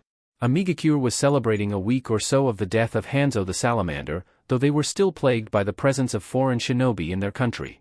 The Akatsuki had kicked out most of Konoha's forces from their country, as the Leaf Village was the Red Cloud organization's primary target for their disdain for a good period of time, but there were still IWA and Kumo ninjas in reign. Iron Country samurai had long since retreated back to their home country as soon as Hanzo had been killed by the man with the eyes of a god. The upper brass of the Akatsuki were running low on energy, still recuperating from the events leading up to and after the death of Hanzo, but one of the members rose up and forcefully flowed chakra through his body, regenerating and refilling his chakra reserves faster than natural with a ninja technique not all people with the same bloodline as him knew of or could do. This technique was painful. This technique was unique to only him. This technique was called Hidden Art, Lightning Release, Copper Coil Restoration. The ghost would continuously strike the 7 main tenketsu on his body with what little lightning chakra he had, and within 30 minutes of that painful exercise he would be at full tank again, though his lightning would dominate his water affinity chakra more than normal, limiting how much smoke he could create from his body. The Amikage sent him out of the tower to massacre a wave of Kumo ninjas approaching their country, but instead, the ghost ran full tilt and tackled the raikage, taking him deep through the forest, out of the cluster of trees and into a field of waist-length grass outside of Aim. The soldiers prioritized locating their disappeared Kage over the invasion, so they withdrew. Meanwhile, "You've got some nerve, ghost," C grumbled, wiping the side of his mouth with the back of his hand, gritting his teeth. His outstanding abs popped, casting aside the throb from when the 17-year-old had tackled him. His back also cracked, ridding himself of the pain of it meeting and breaking an uncountable number of trees. Took me by surprise back there. The blonde teen adjusted the beastly, grinning half-mask on his face and dusted down his Akatsuki robes. That was the plan. You're as fast as they say. The white-bearded raikage closed his fists and they cracked, eliciting a rumble of thunder through the sky. Black clouds began gathering over the pair, who narrowed their eyes, barely even blinking, and rumbling with stored-up lightning chakra. What's the plan now? You want to kill me? If I wanted to kill you, I would have done that back in Rain. C raised an eyebrow. Then? If I beat you, you must withdraw your forces from Aim. The man bellowed out a laugh. That, ghost, will be impossible for even you right now. You've lost the element of surprise. Do you agree or not? Naruto grunted. I'll do you one better. If you win I withdraw my forces and convince Oanoki to take IWA out of Aim. But if I win, you return with me to Kumo and we breed the ever-living hell out of you. Naruto hummed. That doesn't sound so bad. The dark-skinned man grinned cheekily, scratching the side of his face. I know, right? By breeding you mean. I mean you'll get any woman you want at any time. The ghost scratched his chin, considering the offer. With that offer, I'll be tempted to not fight at all. The assassin then rolled his neck and hunched his shoulders. But I'll have to pass, Aim is much more important. C looked at Naruto strangely. Are you crying? Fight me, damn it. C studied the silently weeping young man, who hid his teary eyes under the shade of his shaggy yellow hair. Out of respect, I shall not hold back. The white-haired man slammed his fists together and said in a deep voice. Lightning armor. Electricity lit up the raikage and his white hair stood on end, as he bent down and took a deathly focused fighting stance. The ghost crouched down onto the ground and held up a half-dragon hand seal to his chest. White noise. The black clouds directly above the blonde rumbled and white lightning threaded through at blazing speed. The lightning then suddenly arced down and smashed the nape of the ghost's neck, coursing through the assassin's body. The only physical change was that his cerulean eyes turned sharp white and that a network of veins pulsing with white energy spread out on the sides of his face, coming from his eyes and reaching his ears. Naruto released the half-dragon seal and the sky thunder deftly. C, keeping his fists together, studied the tight crouching position of the infamous assassin. Lightning curled and crossed over him. Then Naruto leaped forward, his arms flying behind him and his head lowered in concentration. Thin, wraith-like afterimages poured out from behind him with each step, crossing the field to his opponent at what looked like an average jounin speed. C raised an eyebrow, wondering how the ghost could be running that slow mid-jounin speed was slow for a speedster like him and yet still have afterimages. Then, as Naruto got 10 feet from him, his senses went wild and he dragged his head back. A right hook clipped against his jaw from an opponent he scarcely saw. What he did see was a pair of blazing white orbs hovering in the air and the faint outline of a humanoid-looking creature. The solid, fully colored Naruto finally reached him, his fist shooting through the air for a right hook. What the hell? C asked himself bewildered, flipping backwards as a jagged bolt of lightning screamed down from the sky, scorching the grass and burning off a patch of the soil underneath. The ghostly apparition followed him and he grit his teeth, blocking his chest with his forearms as a rising knee threatened to open a hole in his chest. C slapped down a jab to his chin, sidestepped a roundhouse kick, batted back a knee to his side and his left elbow roared with lightning, ripping a hole through the air as it traveled towards what he hoped was his opponent. The elbow passed above the wraith's face and the white eyes narrowed, skipping to the right and returning with his own elbow. C covered his face with his forearms and closed his eyes tightly as lightning from the thunderclouds blasted down and hit him square on the top of his head, just as he managed to blow the misty, semi-unseen elbow from the ghost before him. The fully colored Naruto went through those motions, including avoiding the retaliatory elbow from the rakeage. From an outsider's point of view, the fight looked like two opposing arcs of lightning flitting and blazing across the battleground, ripping the ground apart and setting fire to foliage. Each strike, counter or block was accompanied by a bolt of lightning from the sky and a ground-shuddering roll of thunder. The battle would be blinding to actually watch, and any sequence of attacks, not matter how long, actually took place within 2 seconds for both combatants. For them, peering outside, it was as if the whole world was frozen. Naruto, under his personalized white noise technique, was moving at half a second faster than the speed of sound. Every inch of his body was coated with his volatile chakra, specifically his lightning chakra, and this effect temporarily, and harmlessly, dissolved all of his skin, raising him up a few dozen notches on a scale of speed. Surprisingly enough, this form was a single step lower than Naruto's Silent Knight. The only way the rakeage could follow any sort of movement from the phantom was through instinct and shinobi intuition, though just barely. The man's lightning armor carried him on a speed that seldom, if ever, had his feet touch the ground, and this was to his benefit, as from what he could see, Naruto still tread on the ground, even with his speed. The full-color Naruto was merely a few seconds behind the fight, though his presence still bewildered and confused the dark-skinned Kage.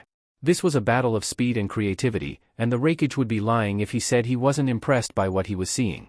An excited grin cracked on the white-bearded man's face, just as an uppercut rattled his brain in his skull and, as his feet left the ground, his own knee cracked against the ghost's nose, breaking it. C used the momentum from the dizzying attack to flip backwards onto his feet, his eyes immediately searched for the unseen ghost he had been battling for who knows how long. On the other side of the field, the ghost grabbed his nose and harshly jerked his hand to the side, forcefully setting his nose back in place with a small wince. The apparition pelted down to the Kage, who seemed to still be looking for him, and Ghost's hands threaded together, flashing through 50 seals at once. White lightning flashed down from the sky, approximately 8 meters from the rakeage, and then it bent and shot to him. C pivoted on his left heel, slamming his foot against the dangerously honing bolt of white lightning and muttered, "Lightning shield." Naruto finished his set, ending the seals with a ram and holding it under his lips. Fire release, mortal flame sickness. His chakra rattled over his form and the ghost exhaled over his laced fingers. The fully colored Naruto and the afterimages behind it all dispersed and rushed to the real phantom, passing through Naruto's back and exiting the ghost's maw as a burning human being, wailing and clambering at impossible speed to the alarmed, though still professional, rakeage.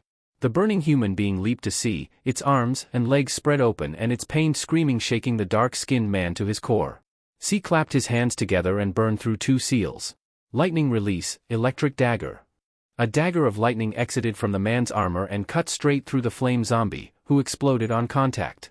C rolled around on his feet and a knee cut through the air, ready to tear off Naruto's head for the distraction, but the semi-visible assassin skidded on his knees under the deadly attack, rolled forward as the ravaged called down a sharp arc of lightning from the sky to smash into him, barely missing the ghost.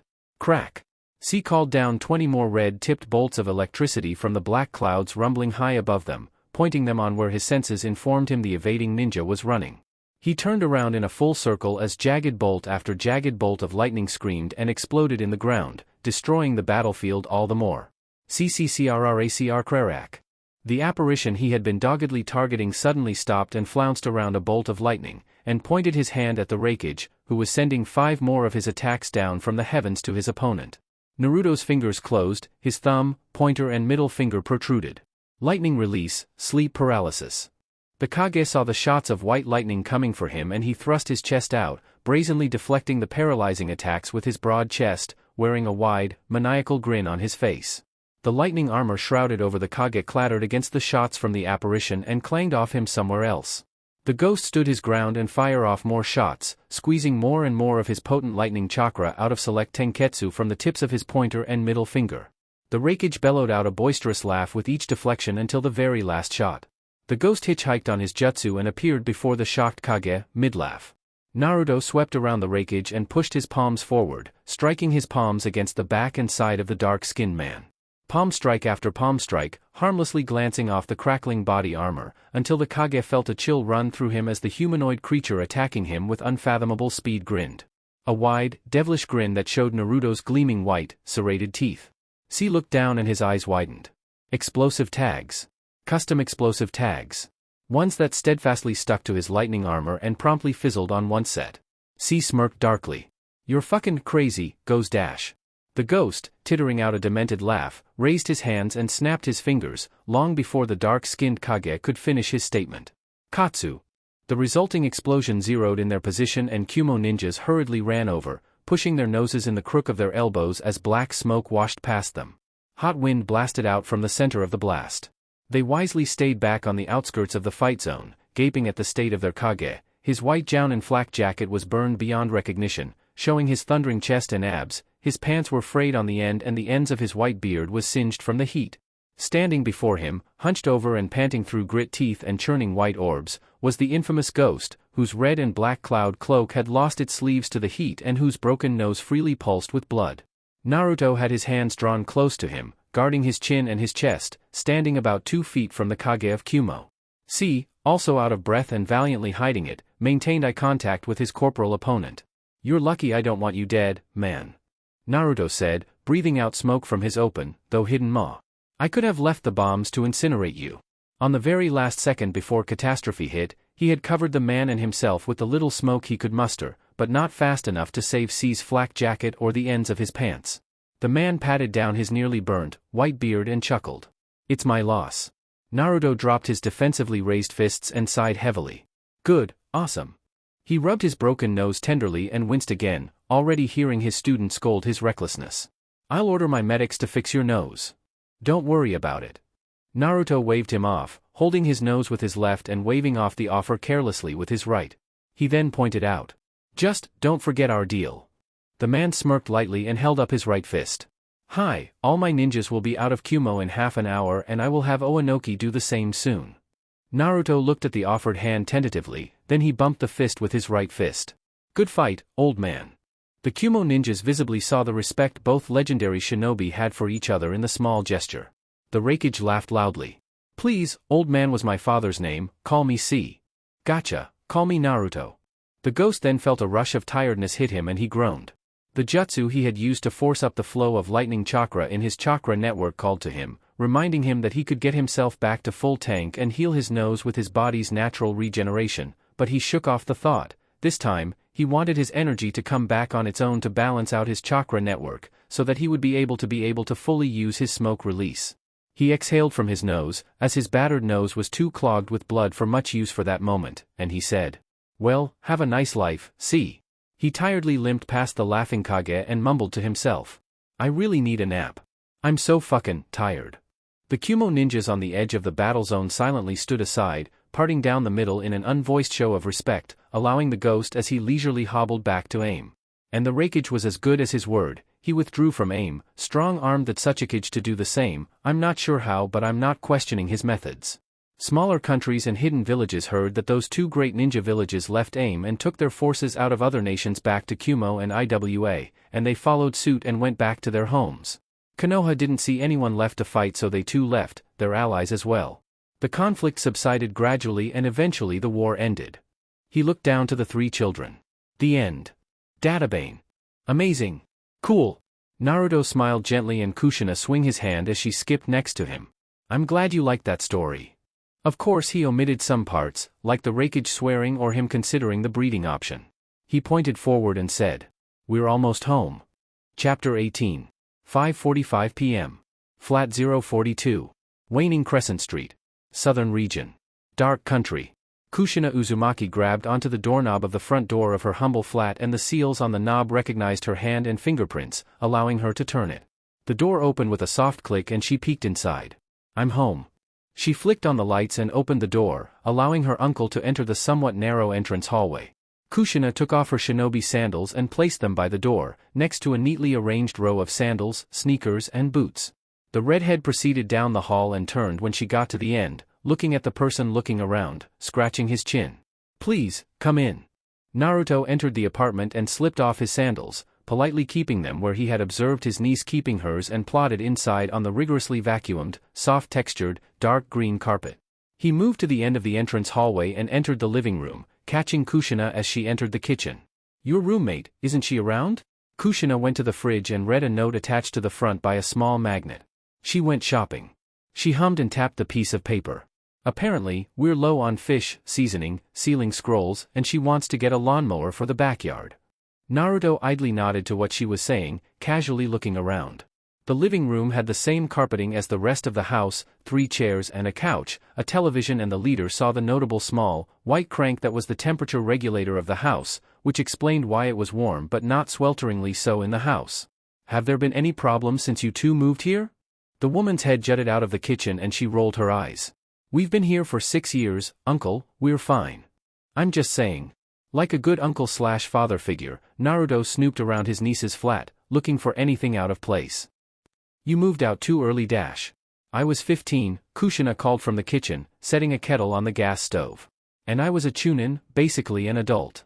Naruto lifted up a cushion on the chair, dropped it back in place, walked to the television and dragged his pointer finger along the top, rubbing the near non-existent dust between his index finger and his thumb. If it were up to me, you'd be in the house until you were 60. Kushina laughed to herself, knowing that her uncle was, once again, scrutinizing her home. I don't think Auntie would have liked that. Naruto grumbled sourly. Shueiki had been the one to strong-arm him into the ground, submitting and letting his precious niece move out of the house and move in with her longtime friend into a pleasant, fairly quiet 3-bedroom flat in a warm district in the southern region, where the cool air blowing in from the sea washed over the houses, spreading the faint aroma of freshly baked bread. Most of the people in the region were from the Panther clan, though the row of flats Kushina and her friend lived on were occupied by mostly members of the Ink clan, some Uzumaki, and a small cluster of clanless. Anything they really needed was close by and accessible: a pharmacy and clinic, a shopping center, a market area. Fish market was by the sea and the rest was a short distance away. Training ground spotted about, with target ranges, a small though comprehensive library, retail shops, and restaurants. The last point was a given, seeing as the southern region was dominated by the food-loving Pansasenshi clan.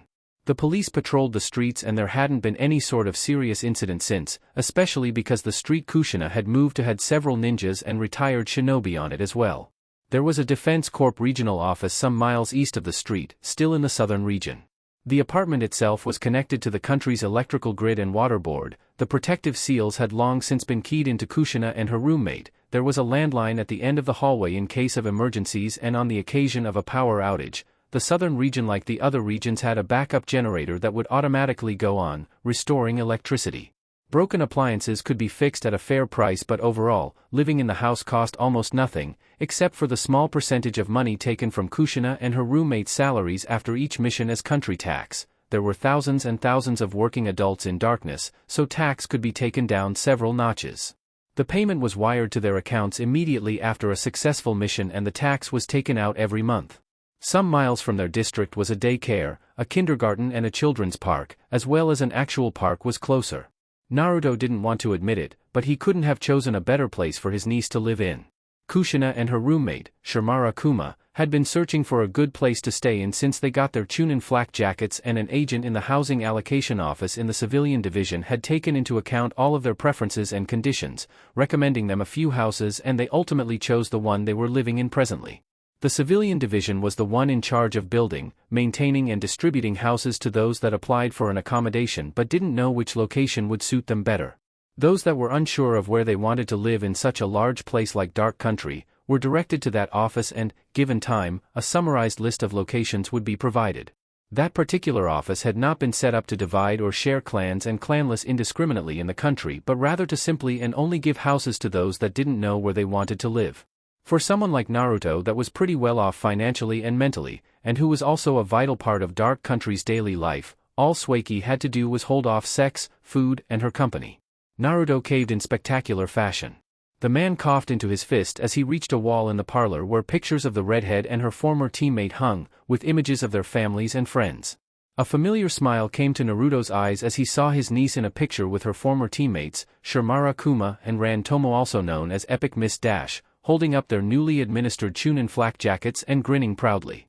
They were 15 at the time and were just finding their feet in the country's shinobi force. Their team specialized in frontline combat, and they could also break through enemy ranks with pure, unbridled power. The team had not been compatible with Dark Country's more covert and silent arts because only one member of the team had been blessed with being able to use assassination techniques, namely, Shimara Kuma, and the other two had been born outside of darkness, so they couldn't use the secret techniques of their assassin comrades. Naruto and Suiki had organized a party to congratulate the members of former Team 19 and held it at the teenagers' favorite restaurant.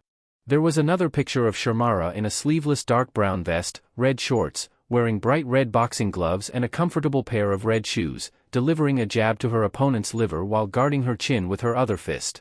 Her eyes were narrowed, focused. This was during a martial arts tournament in Bear Country. Kushina had opted not to participate, choosing to support her friend in the crowd. The bear girl had been in a group of 3 Chunin that had been selected by Naruto to participate, and their group had ranked third in the end, though they made a spectacular showing. Enough for the daimyo of Bear Country to request Shimara become an ambassador for Dark Country in Bear, even if the two countries didn't ally. Shimara ultimately refused, seeing as being an ambassador would stunt her when she became a member of BLAK. It was at that time that Kushina told her guardians that she was planning to move out of the house. Her and Shimara would find a place to live in together and share the responsibility of maintaining the house. As expected, Naruto put his foot down and forbade his youngest student from leaving the nest, but, after getting his arm twisted behind him by his mostly expressionless vampire wife, he reluctantly gave them his blessing. Though the couple felt something off. It was a few hours before the spring festival that Kushina came clean. Flashback, 7 years ago. Kushina stood before her uncle and aunt with her torso bowed forward and her eyes lowered. Shimara was behind her in the same posture. The 2 Chunin were out of uniform and in casual civilian garb. The bear girl was in a slim-fitting, soft pink and white formal kimono with a small black bear symbol on her right chest, long sleeves that passed the tip of her fingers, a pair of knee socks and light blue sandals on her feet. Around her torso from under her chest to a bit above her waist was a dark red and black obi sash. The formal dress displayed her slender form both proudly and modestly. Kushina was in black pants and a white shirt with red Converse. They were before the front door, as the two refused to enter until they had heard them out. Suiki kept her face neutral, unfeeling, and her red eyes hovered over the bowed forms of the 2 younger females, while Naruto had his eyes narrowed dangerously. His niece forced her eyes to stay down and Shimara couldn't muster up the spirit to glance at the 2 legend-class shinobi.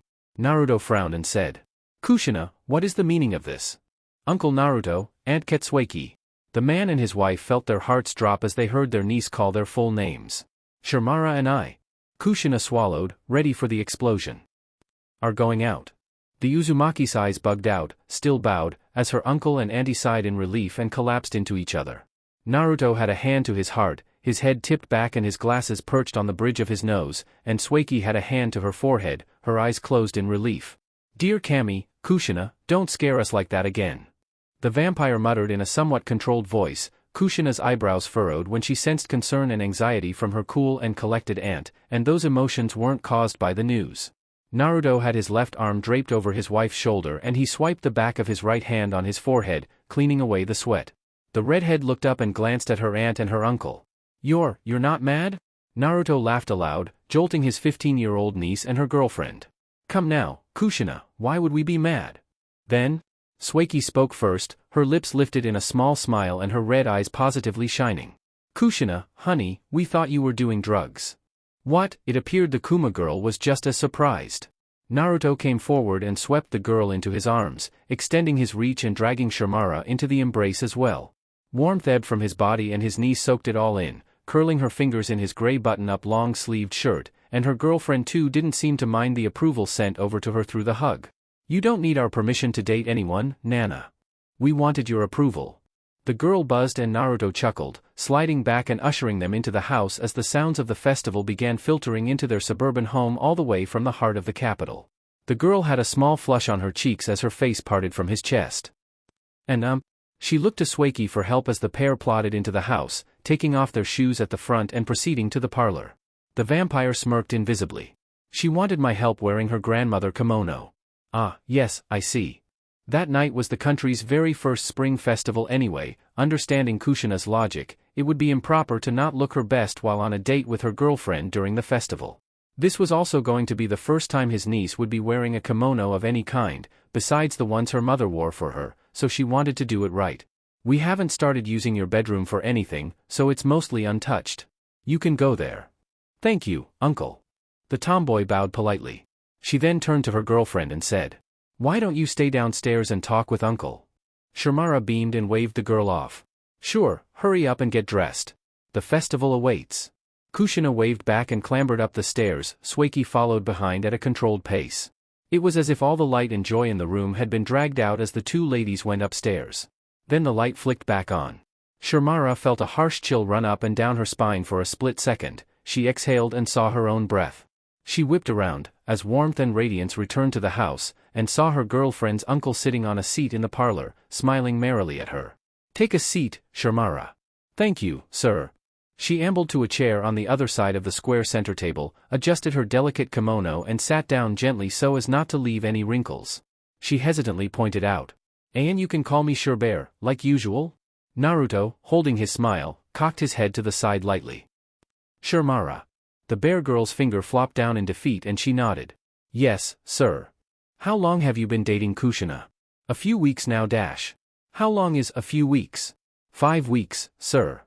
Ah, is that so? The man raised his left hand and rolled his wrist. His ninjato flicked onto his hand from out of nowhere. The black handle rested comfortably in his hand and the silver blade glinted in the light. The single sharp edge was dyed black from the man's bloodline.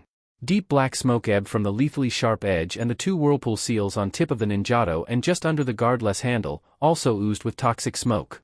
Naruto, keeping his sparkling blue eyes on the bear girl, dragged the pointer finger of his other hand on the lethally sharp side of the sword and the smoke pulsing out gradually stopped.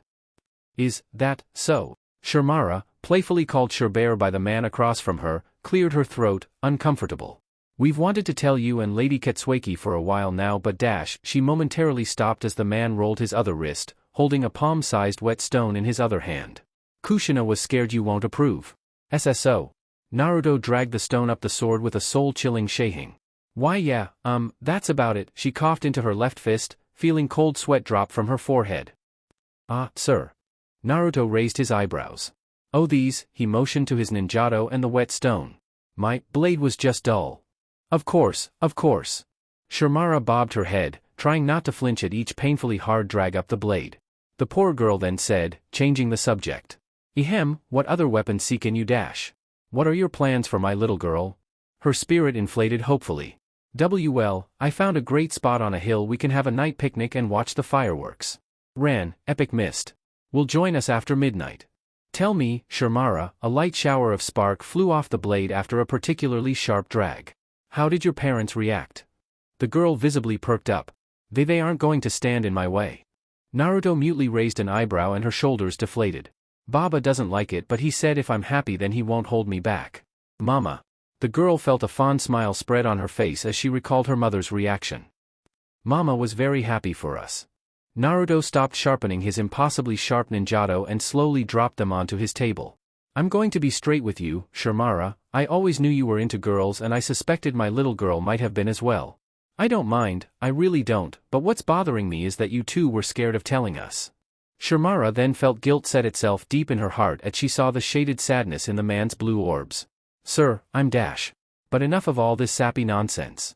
Naruto said as Shimara made to apologize for momentarily forgetting the kind of people Naruto and Sueki were. His grin sparkled and he motioned to her. Have you been able to get into BLAK recruitment? The boxer teetered and shook her head. Admission is very strict. I tried my best. Naruto furrowed his eyebrows. It can't be that hard for someone like you. The horned teen shrugged limply. I'm not what they need right now.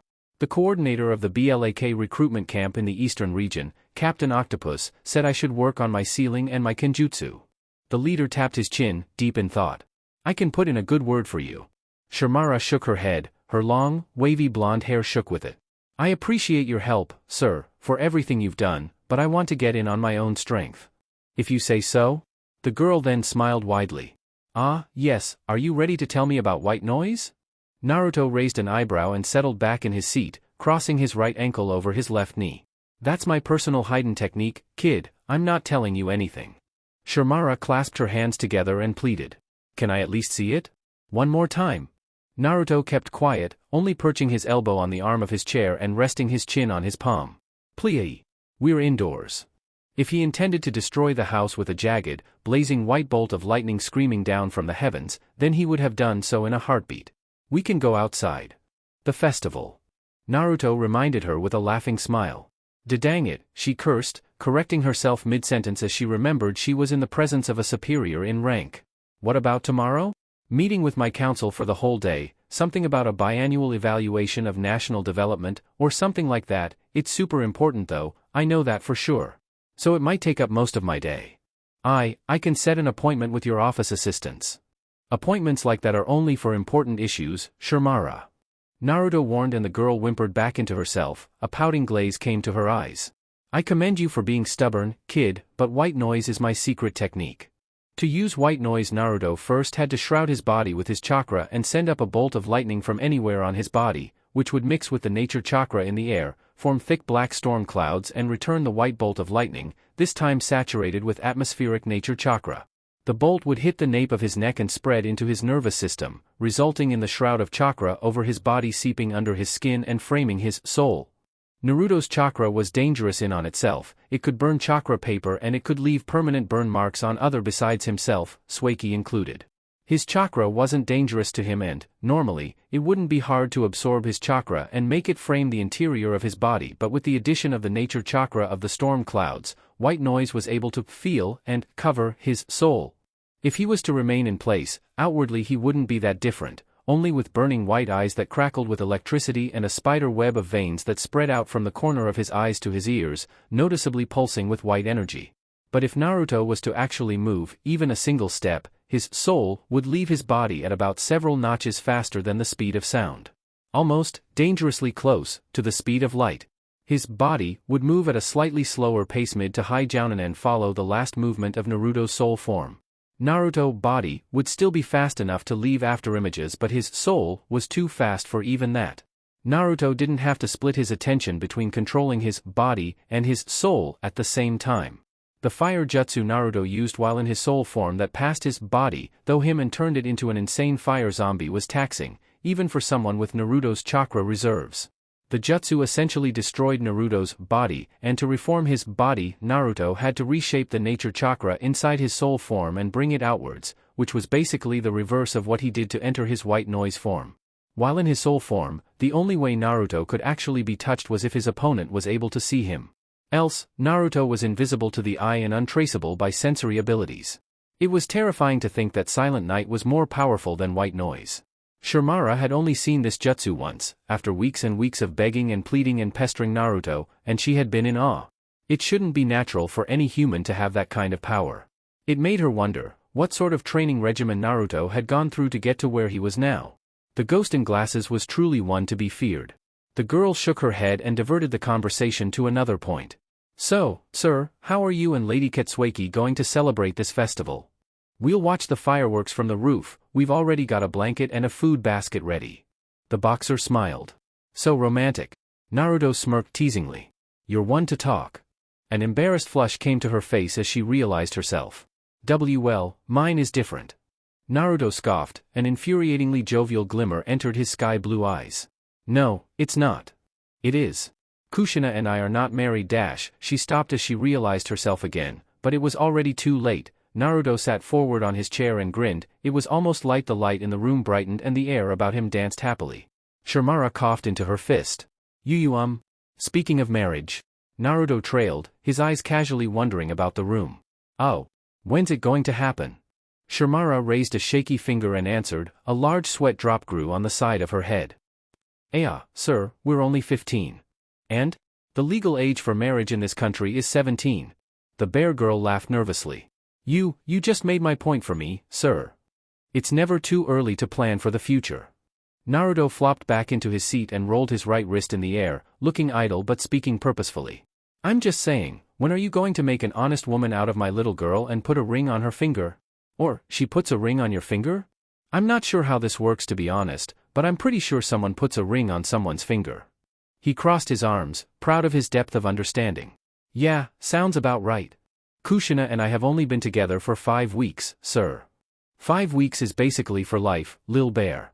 I'm pretty sure it's not. She held in the stubborn anger at the other familiar name Naruto called her, glad that he was over his former sadness.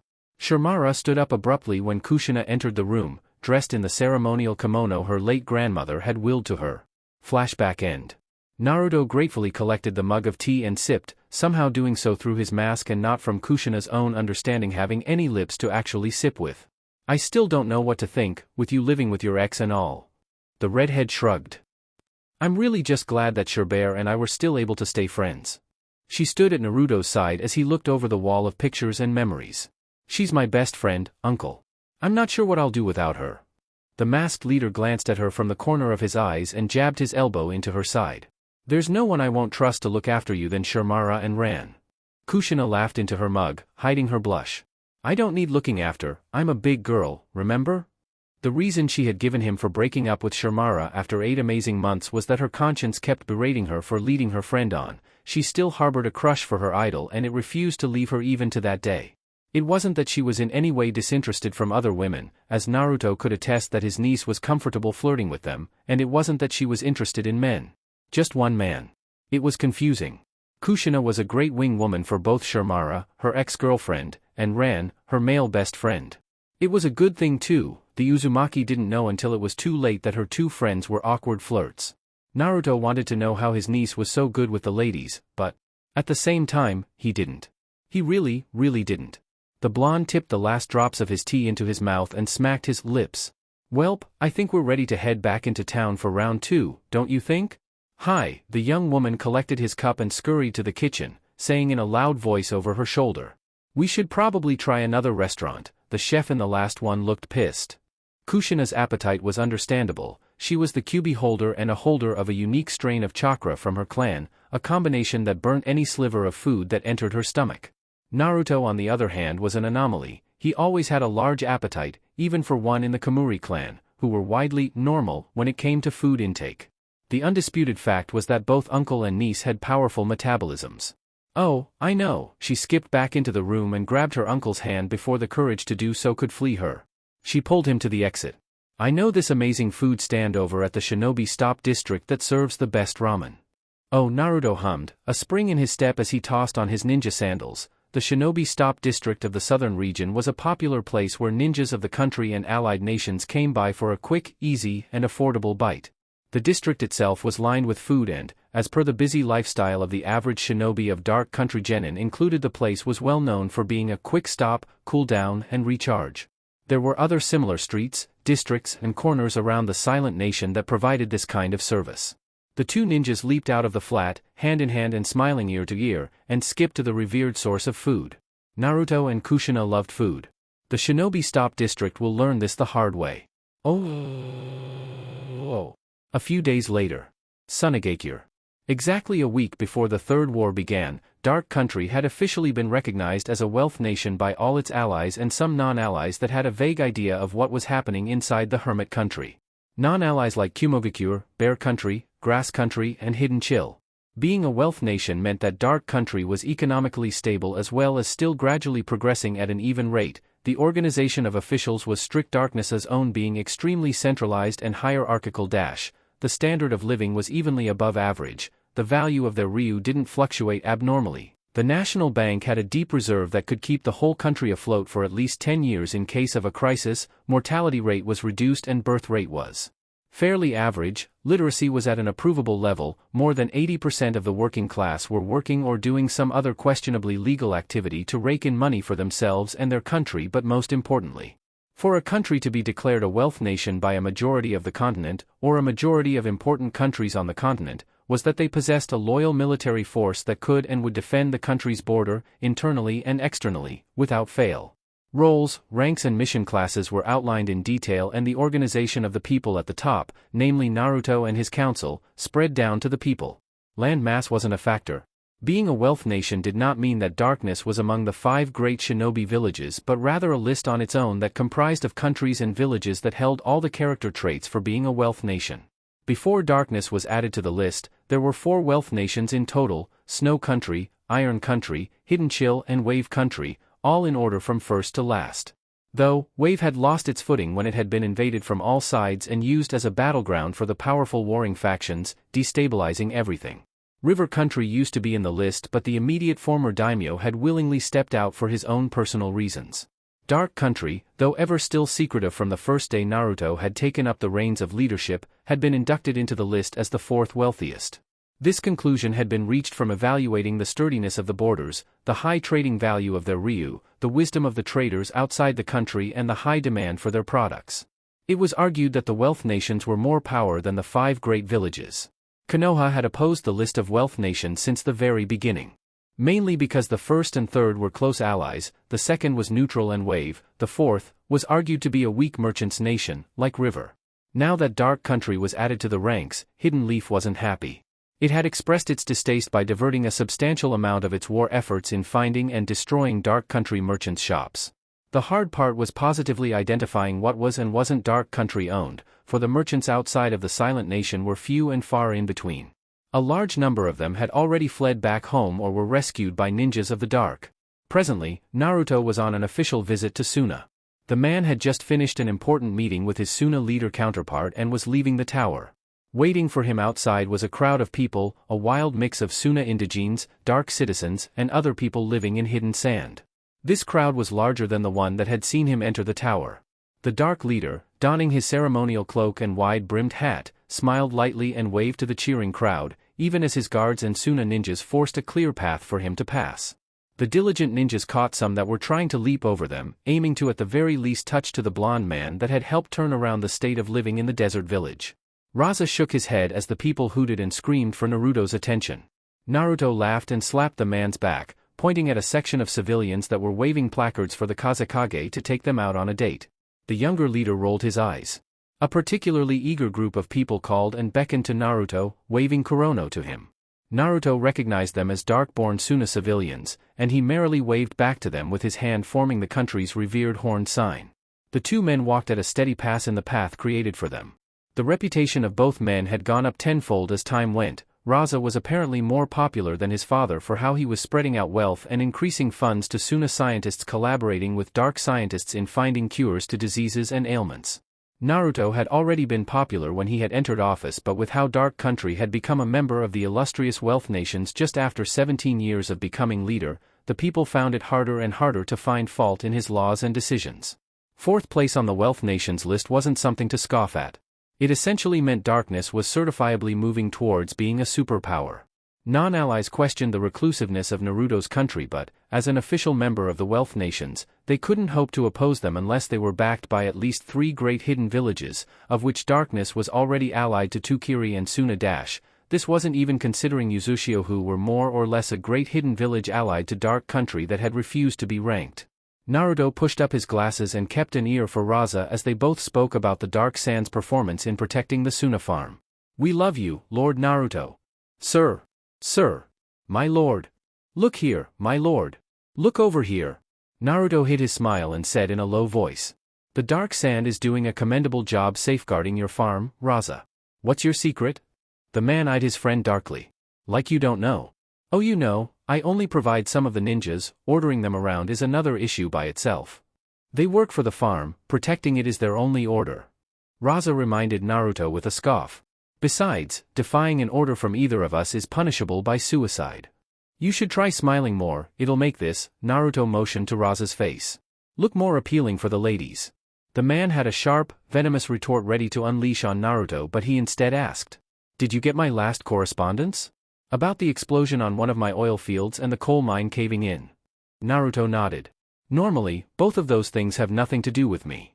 Raza nodded, actually appreciating how frank Naruto was being with him. The ghost in glasses held nothing back. "But I've got money and men in those two things." The blonde man adjusted his half-mask and murmured to his Suna counterpart, tuning out the rancorous cheering of their fans. "Dark Sand is looking into the explosion with your shinobi, correct?" "Yes, I had to make a contract with Lady Ketsueki, the commander of Black and Dark Country's director of Dark Sand. The Suna director of Dark Sand was a puppet master named Chio. The explosion on the oil field was caused by a cigarette we found close by. It's not the brand your country produces, which was mainly purchased by Suna and Yuzushio. And even if it was, my workers are smart enough not to smoke at work." "What brand?" "It's somewhat hard to discern, but we scraped it together. It was an imitation of black tobacco." "Imitation, you say?" "Any adult that smokes in Suna would be able to differentiate between black tobacco and an imitation." He lowered his voice and said to his old friend, "We were able to analyze the tobacco used for the cigarette and compare it to the ones made in grass, and they match." He smirked under his turban when he didn't see Naruto's blue eyes jump to conclusions. "The cigarette from grass is supplied all over the continent." "I see. The fire also burnt away any DNA. What about fingerprints?"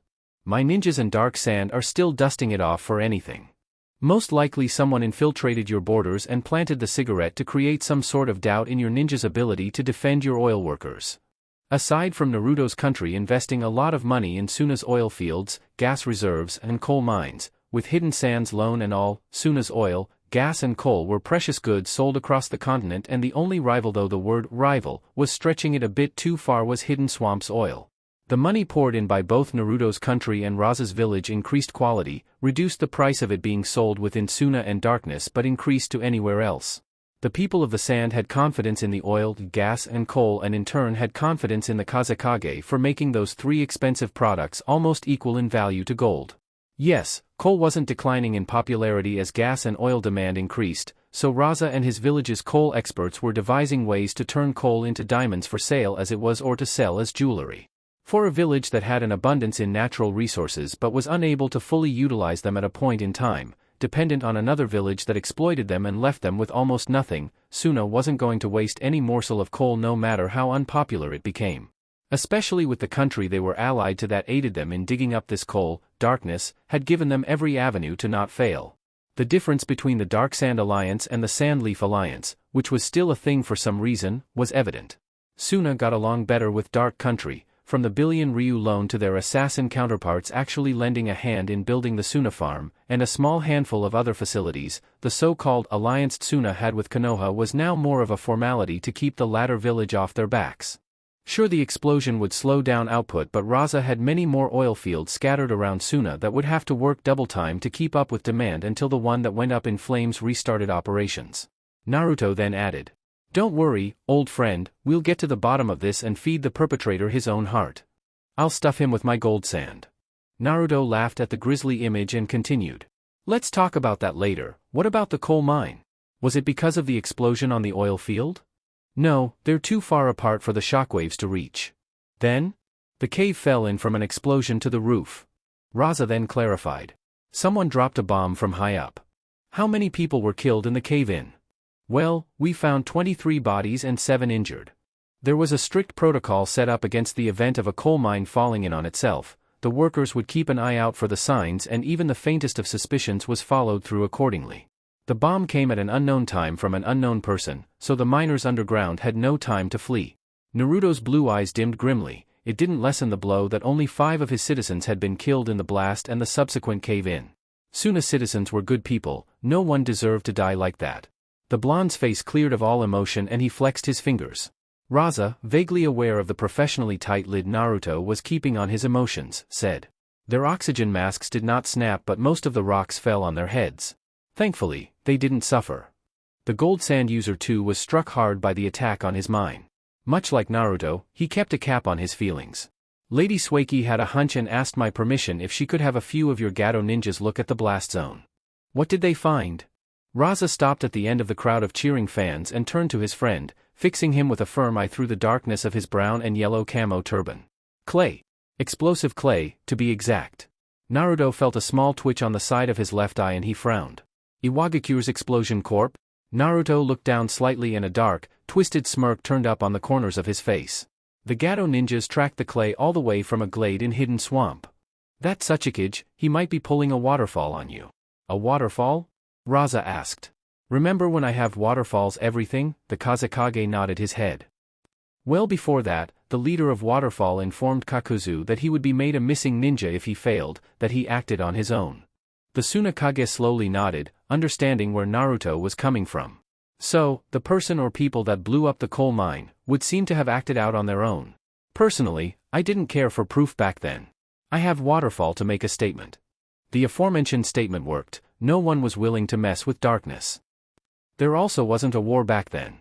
Raza tiredly rubbed his forehead, idly watching as he and Naruto's guards formed a wide circle for them, giving them some semblance of privacy from the few civilians trying to listen in on their talk. I understand what you're saying, Naruto. Naruto was all in favor of retaliating indiscriminately, for that was what he had done all those years ago when IWA infiltrated his borders. This time, if Suna were to retaliate, it would mean that the Sand Village was actively introducing itself to the war, more countries and villages would take it as a chance to lay siege on the uninvolved desert oasis. This leaves three options. The Kazekage said mutely. Yup.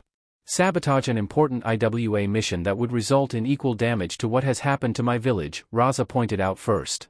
Attack IWA but make it look like it was from another village, or even better, defectors of IWA. Dissatisfied ninjas of IWA could be framed for any attack on their home village. A specific ninja would not be named but all clues would lead to it being a domestic attack of terrorism. This would throw light on the problems of village from those the disgruntled.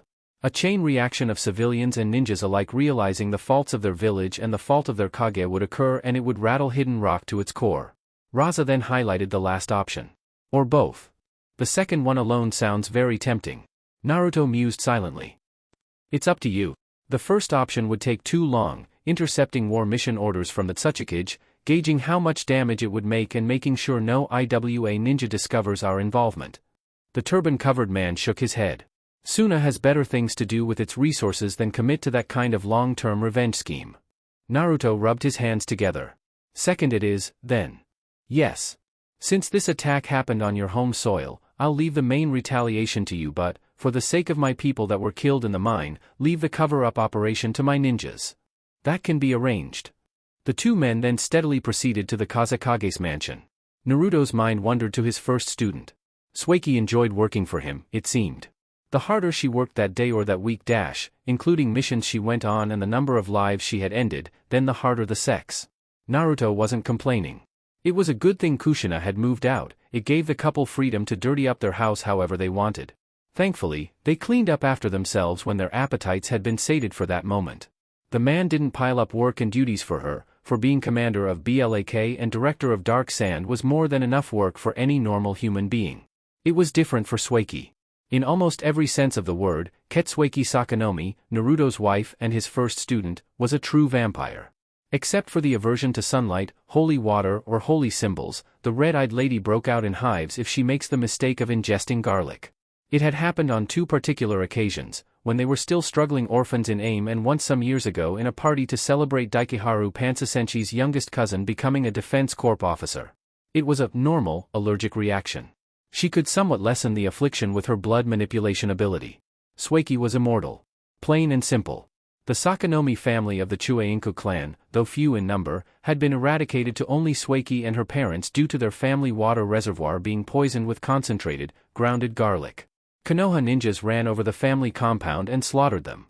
Else they were not meant to die in the first place. Their family's second head was still very much alive for that matter, hundreds and hundreds of years later. Though, for what they enjoyed in longevity, they suffered for in low birth rate. There wasn't anything wrong with their bodies and their vampirism prevented them from acquiring any sort of genetic disease from a non-Sakanomi, so it shouldn't be hard to conceive a number of times without losing their youth or vitality. Except it was. Naruto and Sueki had been trying for years to have children. The man was ever patient, but the woman, though not always showing it, fretted that not being able to bear for her husband would make her lose him. It was a way of thinking she had since her mother had explained the sacred heritage of their family. Their family doctor, Yuma Nakamura, had said that neither of them had any underlying problems with their reproductive systems. Naruto had no problem getting it up and finishing the job, and Sueki could say that she had seen stars multiple times a night. The couple stayed fit, exercising daily and lightly sparring whenever they found the chance, with each other or with their subordinates. They drank plenty of fluids and their diet was fairly healthy, not counting the few splurges Naruto makes a few days a week. There wasn't a problem. Except there was. Naruto had taken to assuring his wife that even if they didn't end up having children, he wouldn't ever leave her. There wasn't any pressure to bear kids, and even if it ended up that they couldn't have kids in the end, he still wouldn't be sad. Also, having children with her hero had been a dream of hers she held to that very day. Sueki appreciated her husband's loyalty, but, secretly, she had been consulting with the family doctor on alternative ways to have children. Naruto knew of her sneaking out of the house or branching from her office in Black HQ to the hospital, and infidelity never once crossed his mind. Recently as well, the BLAK commander had been taking trips to her family's deserted branch compound in the Chueinku compound, eastern region. There, she would scour the exclusive Sakanomi family archives, sifting through ancient texts, tomes and scrolls for any sliver of information, any hidden jutsu she wasn't already aware of that could aid her in her quest. She wanted a child dearly. Naruto could respect her privacy concerning her family's private library, but he grumbled in displeasure when he was reminded that Yuma, their doctor, was keeping his mouth shut unless Sueki gave him the go-ahead to speak about their meetings. Unknown to Naruto, Yuma laid out the options to her. She chose one. She could only hope she could convince her husband. Naruto and Raza finally arrived at the tower. The masked blonde smiled widely and grunted as Sueki came at him with a tight hug. "Hey, Su. What's up? Sensei?" She looked up at him, her serious red eyes cleared his face of any playfulness. "We need to talk." Oh. A trench somewhere in Angel's Tundra. Hidden chill. Frost country. Minato clenched and unclenched his fingers, peeking out from under the gray and white camo blanket he was underneath to the distant chill shinobi team sweeping the area for traps and replacing them. Speckled around the general area were other Konoha ninjas lying in wait, mentally preparing themselves for their superior's signal to launch their ambush. The only reason they weren't freezing to death was because of the glitchY heating seals Minato had drawn on the camouflage blankets to protect them from the snow but not melt the ice falling on them. Yet another blizzard was rolling through chill and Minato looked down to a small pad and pen. He picked up the writing instrument and began scribbling down a letter to the last person on the planet he trusted. "Dear Mikoto, this should be my 30th letter to you, I think. It's only been 5 months and I feel like I've probably gone mad. I haven't sent any of the other letters anyway, but for some reason I always expect a reply back. Writing to you, even though you'll never see these letters, is the only way I can stay sane in all this senselessness. I don't know who to turn to anymore. Commander Jisho almost caught me sneaking back into my sleeping bag yesterday. The clone I left in my sleeping bag ran out of chakra and dispelled just as I came in. This damn snow is messing with my chakra. I can't feel my fingers. It turns out that the seal tag in Wave still works. I got there and the fighting there is even worse, if that's even possible. I broke into the private library of some fat piece of human waste. I don't know why I'm insulting him. He ran away. Or he's dead. This snow is messing with my head. I haven't been able to sleep lately. I'm sorry, I'm rambling." Minato flexed his fingers and painfully cycled chakra through them, just to get feeling back into his numb limbs. He picked up his pen and continued. His place was trashed, looted probably. Clothes all over the place, some parts of his home were burnt down and I think I smelt semen in his pantry, I'm not sure. If it sounds crazy, it means I've finally gone off the deep end. I was able to find his office. Remember my last letter? When I said I snuck into the Grass Daimyo's palace and stole a bunch of his history books. Well, I was looking through the fat fuck's book collection and most of the books he had about Naruto basically said the same thing as the Grass Daimyo. Orphan, had to fend for himself and his friends, became the ghost because of necessity. So that his name would scare away people from hurting his friends? I'm trying not to be a sheep. There's no way in hell Naruto was able to manipulate the Grass Daimyo and this shit-eating slime ball. Why am I insulting him again? Why was there semen in his pantry? What was I saying again? The Namikaze dropped his pen and rubbed his eyes. His heart was in a painful frenzy. His mind would only ever allow him 5 minutes of sleep before he was jerked back awake to sneak out of the camp to answer more of the questions he had on his paper pad. His shaking hands picked up his pen. Naruto has killed so many people. I feel like he doesn't care how much blood he has on his hands. One thing all those books agree on is that he has killed, he will kill, and he will keep killing as long as it protects those he holds close. I've found out so much these past 5 months, Mikoto. I've answered so many questions. A hard grin cracked on Minato's light blue face and his cerulean eyes churned. Konoha manipulated the last daimyo of darkness and annexed the whole country. Konoha took so much from darkness: trees, obsidian, silver, crops, people. The people of Dark Country tried their hardest to push Konoha back, hell, to push everyone back, but it was a losing battle. Konoha raped, enslaved, stole and crippled. People, whole families, ran away from their homes because of what Konoha started. The second war wasn't even happening in Dark Country. Then Konoha came, demanded for shit, and the stupid, fucking, weak-kneed daimyo gave it to them like a simpering puppy. I read in at least 8 separate books from 8 separate places that it was because of Konoha, my Konoha, that Ketsueki is the only remaining Sakonomi. A whole family, gone. Just like that. They looked like nice people. I don't even want to talk about the Kurama clan. The civil war would have gone on, just like the second war, until Naruto and Ketsueki came. The blonde dropped his pen again as his fingers cramped from the cold. He shook his hands and peeked out of his blanket. He could scarcely see anything through the blizzard. He saw the glint of a forehead protector from a chill shinobi and how the man bent down to adjust a trap Minato had personally laid. Minato blinked numerous times as his vision blurred. He rubbed his left hand down his face and muttered, "Get a grip, man." His eyes flicked down and he picked up his pen. "Mikoto, I want to tell you something. Promise me you won't tell anyone else, okay? Promise?" "Okay." I'm finding it harder and harder to think Konoha has ever been in the right. Maybe, just maybe, Jiraiya lied to me. The pen dropped from his hand as he blazed out from under his protective blanket, a split second before his commanding officer could give the order to attack. A layer of snow blew over the heating blanket and cries of agony lightly filtered through the howling din of the snowstorm. In a camp somewhere in Snow Country, Jiraiya shivered. A chain of distant explosions went off. Orochimaru looked at him with a raised eyebrow and Tsunade narrowed her eyes. The assembled ninjas around the command table felt uneasy at the chill that had visibly gone through the Toad Sage's body. Was it a bad omen? What the hell was that? Tsunade hissed under her breath and all eyes fixed on Jiraiya, who chuckled nervously and scratched the back of his neck. Someone must be thinking about me. He patted Orochimaru's shoulder and the scientist dusted off the place the other man's hand had touched. Jiraiya ignored the rude gesture and said, "Please, continue." Chapter 19. Naruto dragged his wife into their assigned bedroom inside the Kazekage's mansion and clicked the lock on the door after him. He spun around to Sueki and looked down, peering deep into her eyes with a straight expression. "What's happening? Where's the fire?" The white-haired woman tenderly grabbed her husband's hands and the man unconsciously rubbed his thumbs on the back of her hands, putting her at ease. She licked her lips and cleared her throat. "You know how I've been visiting my family's archives?" "Yes. I found something in there one of my ancestors wrote. She said that members of my family, pure-blood Sakonomi, that is, like herself, could bear only one child every 60 years. On average. She did an experiment centuries ago and found this out." Naruto's eyebrows slithered up his forehead. "Isn't that a good thing? I don't want to wait that long before we have a child." Naruto sighed with a tired smile. "I'm not going anywhere, Sue.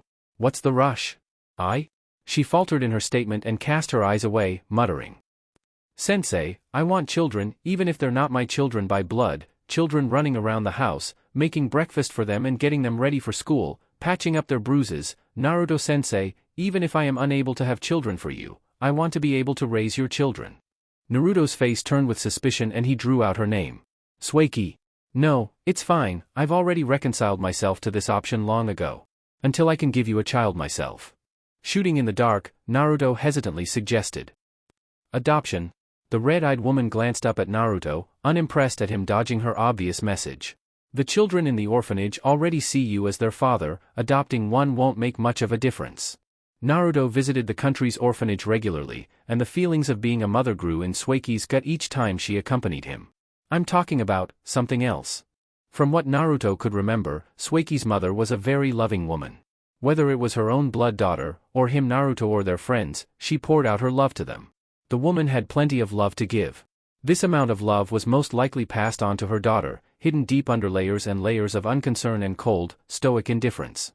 Naruto lifted his right hand, still in her soft grasp, and turned her chin gently to face him. You have to tell me what you're talking about or else I'll misunderstand.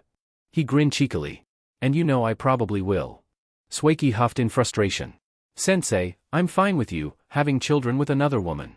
The blonde's head jerked back in shock. He released her hands and wiggled his pinky finger in his ear. I'm sorry, what did you just say? Sueki smirked invisibly and crossed her arms. I'm okay with you sleeping with another woman. She saw the joy fighting for domination in her teacher's eyes, but he rightly kept it out in favor of self-control. The woman laughed airily, quickly adding. But only someone we really trust and only as long as I have sex with you too sometimes. I've always wanted to be in a threesome. It's been on my bucket list since Kushina came out. Think of this as killing two birds with one stone, you get to nail two women and I get to nail a woman. The vampire beamed up at her husband. Win-win. Naruto felt heat bubble up from his gut. He covered his mouth with his hands, keeping himself from gushing and his eyes from tearing. Sweet, Kami. Or, you don't like the dash. I do. Naruto exclaimed much too quickly and much too loudly. He rushed to her and placed his hands on her shoulders. I do. The honesty of his words shone through his cerulean eyes. Naruto gulped thickly at the hungry grin that cracked on her face, her seductively slow lick of her lips and her fangs gradually protruding down. He thought he had seen how far his wife was willing to take their sex life. He thought pet play or master-slave roleplay or extreme exhibitionism was the extent of her sexual adventurousness. But no. Their craziest sex escapade once involved ropes, hot wax, a bar of soap and a bowl of ramen. But the whole teacher-student, master-slave roleplay was something the couple normally gravitated towards. It felt natural. Weekends were especially hectic in their house. Naruto was now seeing his wife in a whole new, much cooler light. He cleared his throat tensely as he felt his pants tighten. Who did you have in mind? Sueki stood up on her toes, so close to his face, and whispered. We'll talk about that later. The hungry woman flicked off his wide-brimmed hat and hastily threw off her clothes, struggling for a moment to hop out of her pants. Naruto hurriedly pulled off his leader's robe and tossed off his shirt. He picked up his giggling wife and brought the tittering vampire into a hot kiss, his lips meshed with hers sensuously. The couple fell onto their bed and didn't leave the room for another hour or so. Oh. Office of the Kazekage. I'm going to exploit a common fear. Naruto sat back in his chair on the other side of the Kazekage's desk and looked at the sand leader with a raised eyebrow. And that is? Jinchuriki going berserk. Ah, of course. Naruto bobbed his head slowly. That's a good idea. It'll be difficult to logically link the berserk beast holder to any specific village. Raza scoffed, proud of himself. That's why I chose it. The masked blonde shrugged. Whatever. Like I said before, leave the cover up to my ninjas and I. A corner of his eyes smiled lightly. Give us a dead body and we'll make it look like a suicide.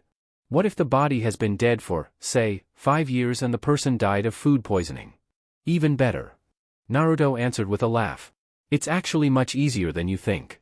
Raza's lips screwed down and he asked. And I take it you're not willing to teach my village? Naruto grinned. Nope. The Kage grunted in displeasure and laid out his plan to his friend, while the BLAK commander sat next to her master, writing down points in the plan to pinpoint weak spots. The Kazekage had a prominent jounin with him in the room, a bandage-wrapped ninja by the name of Baki, and he also had with him a Suna councilwoman named Obatachi. Outside of the office, Raza and Naruto's guards kept watch. The seal masters of both teams sealed off the office from being eavesdropped by any person that had nature chakra, or chakra in general, inside them. This meant that they were warding the place off from Zetsu, also known to Naruto and his allies as Plant Man. It was working. Zetsu was annoyed. Panda and Polar Bear, two high-level Fuinjutsu masters in Naruto's guard detail, could sense the nature chakra but the person's location couldn't be nailed down. The Plant Man was smart enough not to prod the barrier on the Kage's door. The BLAK Chueinka duo, from two different teams, subtly notified their captains and the 8-man guard detail swept their senses around for the spot the Plant Man was creeping. The Master of Dark Country stayed professional and contributed bits and pieces of ideas to the plan, forming a solid base and building the strategy up little by little, but a part of his mind wondered to why only people born in Dark Country could learn assassination techniques. A long time ago, about a year after the Civil War had ended, Naruto had commissioned the upper brass of the Suzumabachi clan to research and investigate into the unnamed phenomenon that all average natural-born citizens of the country felt. The specific thing Naruto wanted to know was why ninjas of the country went deeper into their arts and burst into the realm of assassins. The Wasp clan had the most comprehensive library in the country, seeing as back then there was no established public library. they also had the knowledge of what their new leader wanted and how to go about finding the answer. They did some digging. This was the official story.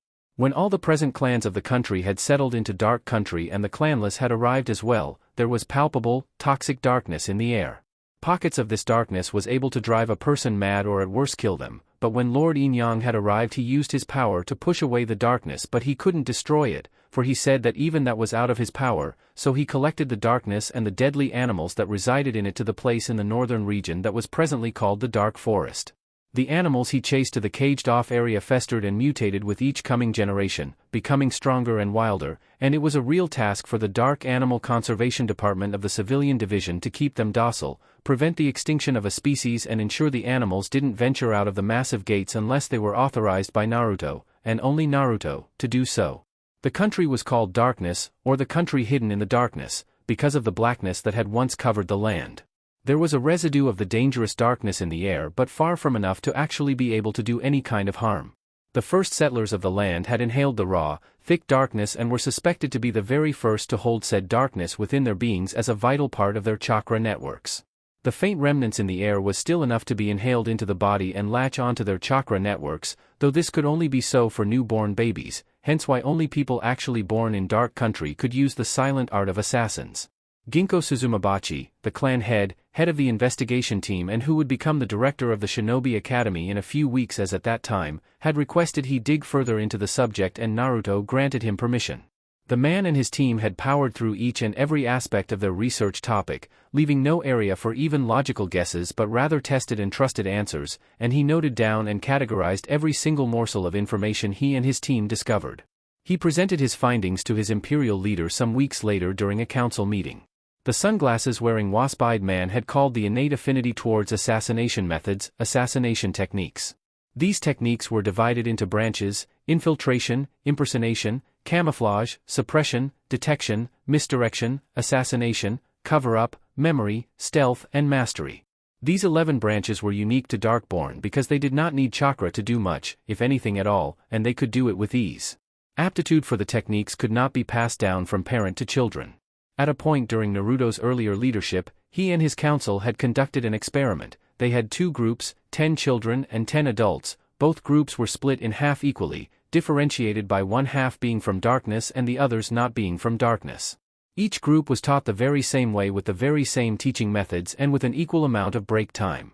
The aspect of assassination technique they were taught was impersonation, specifically what, at the time, was considered a simple high official impersonation. Any decent dark ninja should be able to do it. Both groups with adults and children not of the country found it hard, if not impossible, to understand the lesson. The use of henge, or illusions in general, were not involved but rather on the detail of the person's voice, projecting their voice, their target's persona, mannerism and behavior, the curious way he walked, his peculiarities and things like that. For instance, any average person would need a touch of chakra in their throats to convincingly impersonate another person's voice, but it wasn't so for the assassins of the country. Detail was the emphasis of the impersonation branch of assassination technique. Onion and Carrot did not have any formal kind of training with assassination techniques, but they had managed to impersonate a whole family they had only read from on paper right down to the clipped steps of the grandmother, enough to fool the ambushing Konoha ninjas until it was too late. Sure, illusions were used, but it wasn't illusions that changed their voices, walked for them or had them act as carbon copies of the civilian family. Those that were from Dark Country, born and raised, grasped the lessons with the speed of ravenous wolves. Subsequently, those that were not of the country could not fathom the lessons. Further effort on their plan resulted in overworking themselves, feelings of being useless and incompetent, questioning their intelligence and purpose in life, lack of confidence in their abilities and, in some extreme cases, depression. 2 of the experiment subjects ended up killing themselves for their apparent failure, and a young boy had turned to burning his palms to rid himself of the irrational feeling of being looked down upon. No one looked down on Darkborn allies, that is River, Uzushio, Kiri and Suna, people born in darkness. They had their own strengths, they didn't need to be able to use assassination techniques to be useful to the country. Their devotion to their precious leader was enough. Hell, some citizens of the assassin nation that were born in the country didn't end up becoming ninjas and turned towards the civilian route. Assassination techniques was inducted into the school curriculum of the Shinobi Academy, but Naruto ultimately decided that only natural-born citizens of his country could be allowed to attend the classes so as to prevent any more cases of abject depression or suicide among his ninjas. The classes were evenly spread out among the 4 years, until the students graduated, where they would be tasked to master the techniques by themselves, thereby fulfilling the last branch. A famous case of a person outside of the country that had unknowingly taught himself assassination techniques was the ghost, Naruto, who in turn unknowingly taught it to his first student, Blood, the vampire empress, Ketsueki. Orochimaru had only formed the bulk of the foundations of Naruto's ninja abilities, but when the man had left, assigning his former student to continue his training by himself, Naruto had consciously branched towards the quieter, more covert arts on his own volition. There was a story being taught in the assassination classes of how a merchant in hidden salt water had gotten himself into a lot of trouble and immediately called for help from his home country. The man had killed an aggressive councilman in self-defense, and there was no rational way he could escape the country without being caught, for he was as civilian as they came. A team was swiftly dispatched to the nearby hidden village. One prominent member of the team was a woman named Karina Agamori, who would later on enter BLAK and become BLAK Operative Squirrel. She was a chunin at the time. The team arrived in time and made the self-defense murder wound look like an old, self-inflicted wound. The team stayed hidden in the village, watching the traitors back, and when the saltwater ninjas investigated, their verdict was that the councilman had died from choking on a meatball whilst he was having dinner with the traitor. Even the most stoic person would have to admit that changing a crime scene from a brutal self-defense murder to choking on food was impressive. Of course, the real story was kept a secret, and the traitor left saltwater months later without being held down. A few of his ninjas who subsequently became BLAK operatives had first made their names making full use of their inherent assassin skills, like lion, black bear, cockroach, turkey and wolf, among other shinobi.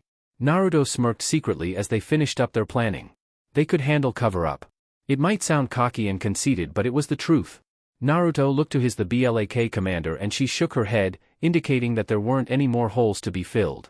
He turned back to the Kazekage after the silent talk with the vampire and asked, "When do we leave? How quickly can you get your people together?" Naruto jabbed to the other man's door. "Right now." Sueki sent a sharp hum through the BLAK tattoo on her right upper arm and 3 ninjas marched into the office. Naruto turned a bit to his left, casting an eye on Panda, Phoenix, Komodo Dragon and Koala went down on their knees behind him, bowing their heads and placing their hands on their hearts. He jerked his head to them and Sueki sent out a Morse code through her Black Ops Commander tattoo to only the 4 masked ninjas, sending out a variation of vibrations to the seal by focusing chakra to that point on her arm. The 4 remained motionless as they received the message. This quick communication took 10 seconds of thick silence, and Sueki, looking up from her jotter, flicked her eyes to the Kazekage, then to her leader. "Plant man." Naruto raised an eyebrow. "Inside here?" "Outside the door." Raza narrowed his eyes. "Can you get him?" Sueki looked to him, sensing the man's frustration at not being able to sense the nature chakra being hiding outside of his office attempting to break through the seals. "Only if he touches the seal." A twisted smile crawled onto Naruto's face. "He's like a stubborn mosquito." His regret was that the people he knew could nab the plant man primarily made up the DC, namely, the Hogo clan dash. The mole summoning clan sustained their youth and vitality with nature chakra. A few of them were sages, but only a handful of said sages were active members of Naruto's Black Ops, and said ninjas were on missions far from the country. Naruto's eyes brightened and he got off his seat. "Permit me to try something." "Is it going to destroy my village?" Naruto laughed. "Oh, don't worry, old friend, nothing too bad will happen." He smoothly walked to the door and cracked it open, saying, "You said you're ready to go on the mission now, right?" "Yes." Raza answered skeptically, unsure of what was brewing inside of the other man's mind. "Then let's go." Oh. 10 minutes later. A team of 4 Suna ninjas, plus the Kazekage, and 4 BLAK operatives, including Naruto and Sueki, making 12, silently blazed on the hot desert sand. Their feet crunched quietly on the sand and their heads were lowered, focused on their destination far north of the village. Iwagakure. Unlike the rest of the continent, there was no sign of fighting or destruction in the desert. Simply sand. Sand as far as the eye could see. The sun beat down on them and the scorching wind blowing in from the east forced beads of sweat to form on their brows, but the group were professional ninjas, and at some point in the past they had trained their minds and bodies in the swelteringly hot deserts of Sunagakure. Raza could have very well carried them to Iwa on an assembled mass of gold sand, but Naruto had declined, saying they could be spotted. Everyone was silent. Everywhere was silent. Naruto's BLAK commander then mutely waved her left hand and her Black Ops subordinates surrounding Naruto pelted outwards, away from their master, ushering with them their Suna comrades. Naruto clapped his hands and meshed his fingers together, shifting his hands to form the dragon hand seal. A single bolt of lightning cracked out from the top of his head and shot into the cloudless, clear blue sky. The white-hot chakra creation circled high above them in a flash of light, expelling black smoke and quickly forming a thick black cloud about 2 miles wide. In a few seconds, a thunderstorm was rolling through the desert, weeping jagged shards of white electricity and a light shower of inky black rain.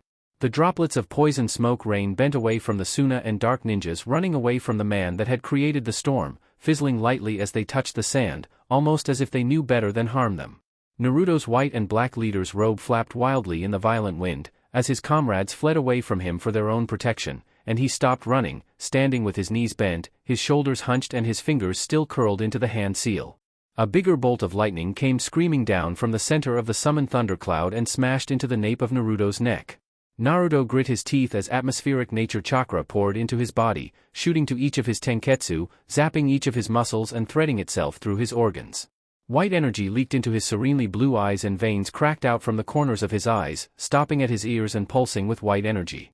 Making sure the black cloud spiraling above didn't go out of control and roll toward Suna, several miles away.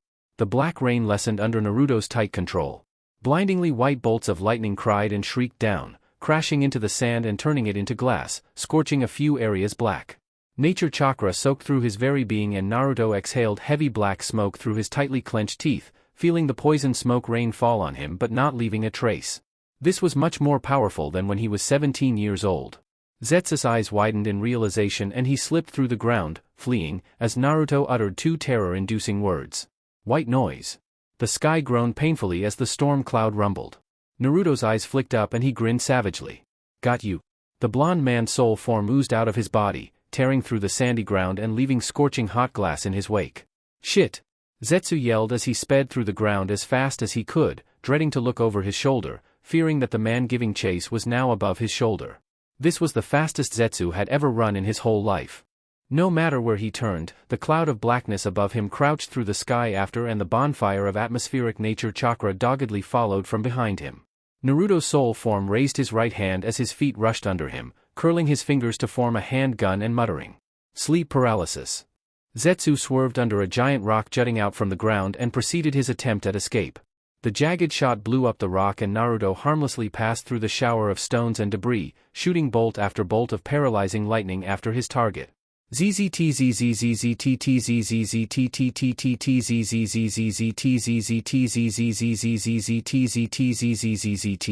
The relentless attacks kept coming tirelessly.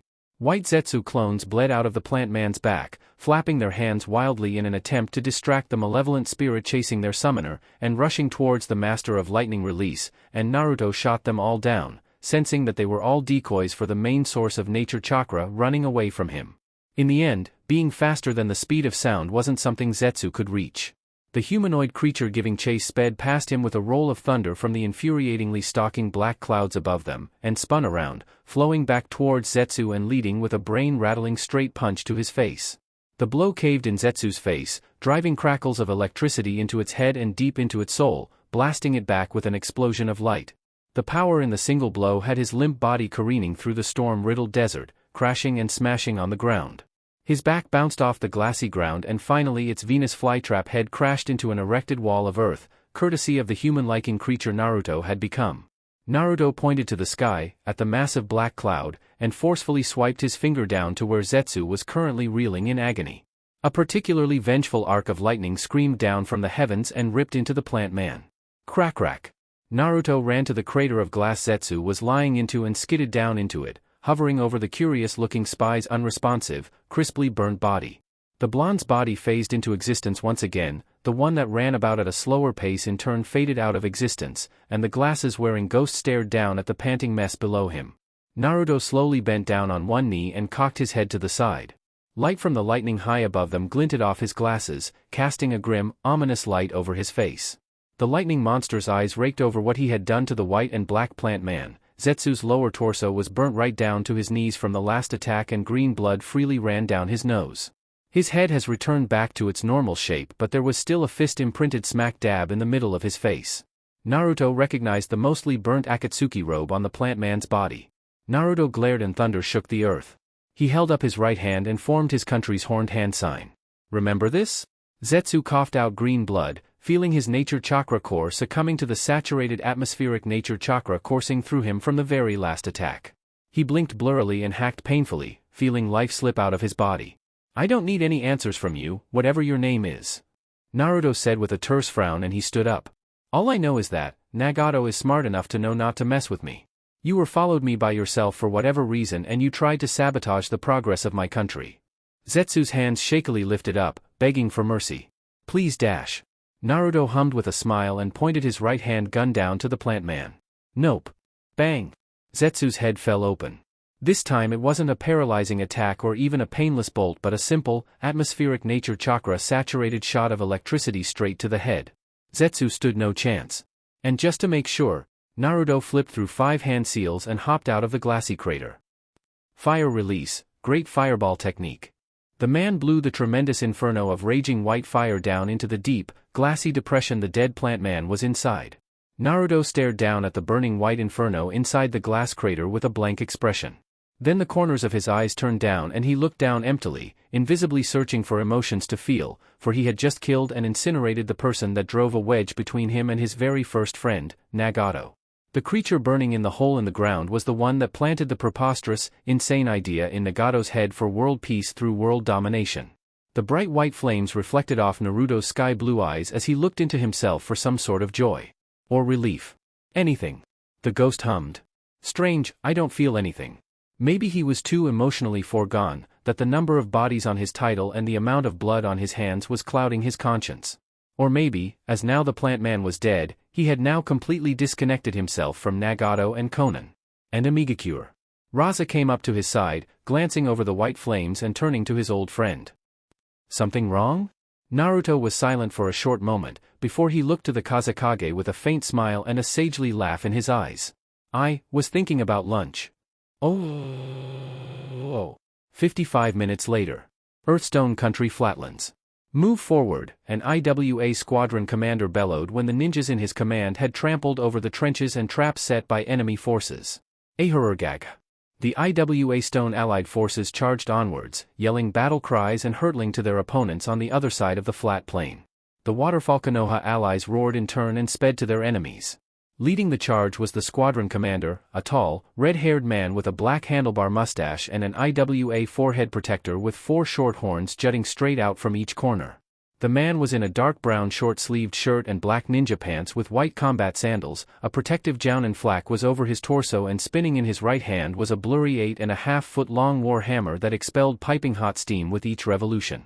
The man bellowed and bent down, ramming his head into the first few ninjas he made contact with, stopping abruptly and throwing a straight kick into a kunoichi's chest, kicking off the broken ninja and turning into another kick, one that cracked against the side of the head of a man unfortunate enough to be in his way.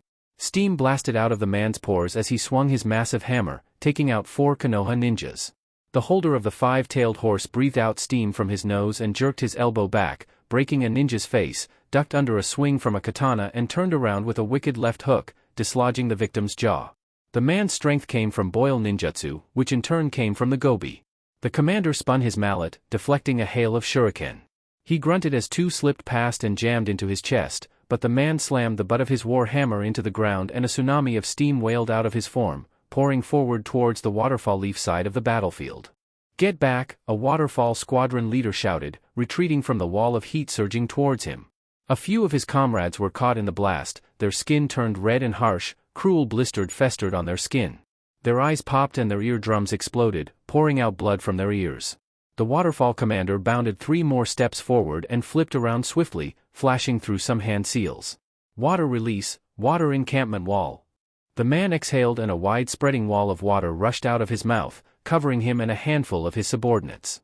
The lower-ranked positioned themselves behind their waterfall commander and followed suit, flowing through the hand seals without need for command, and the wall of water grew longer and larger.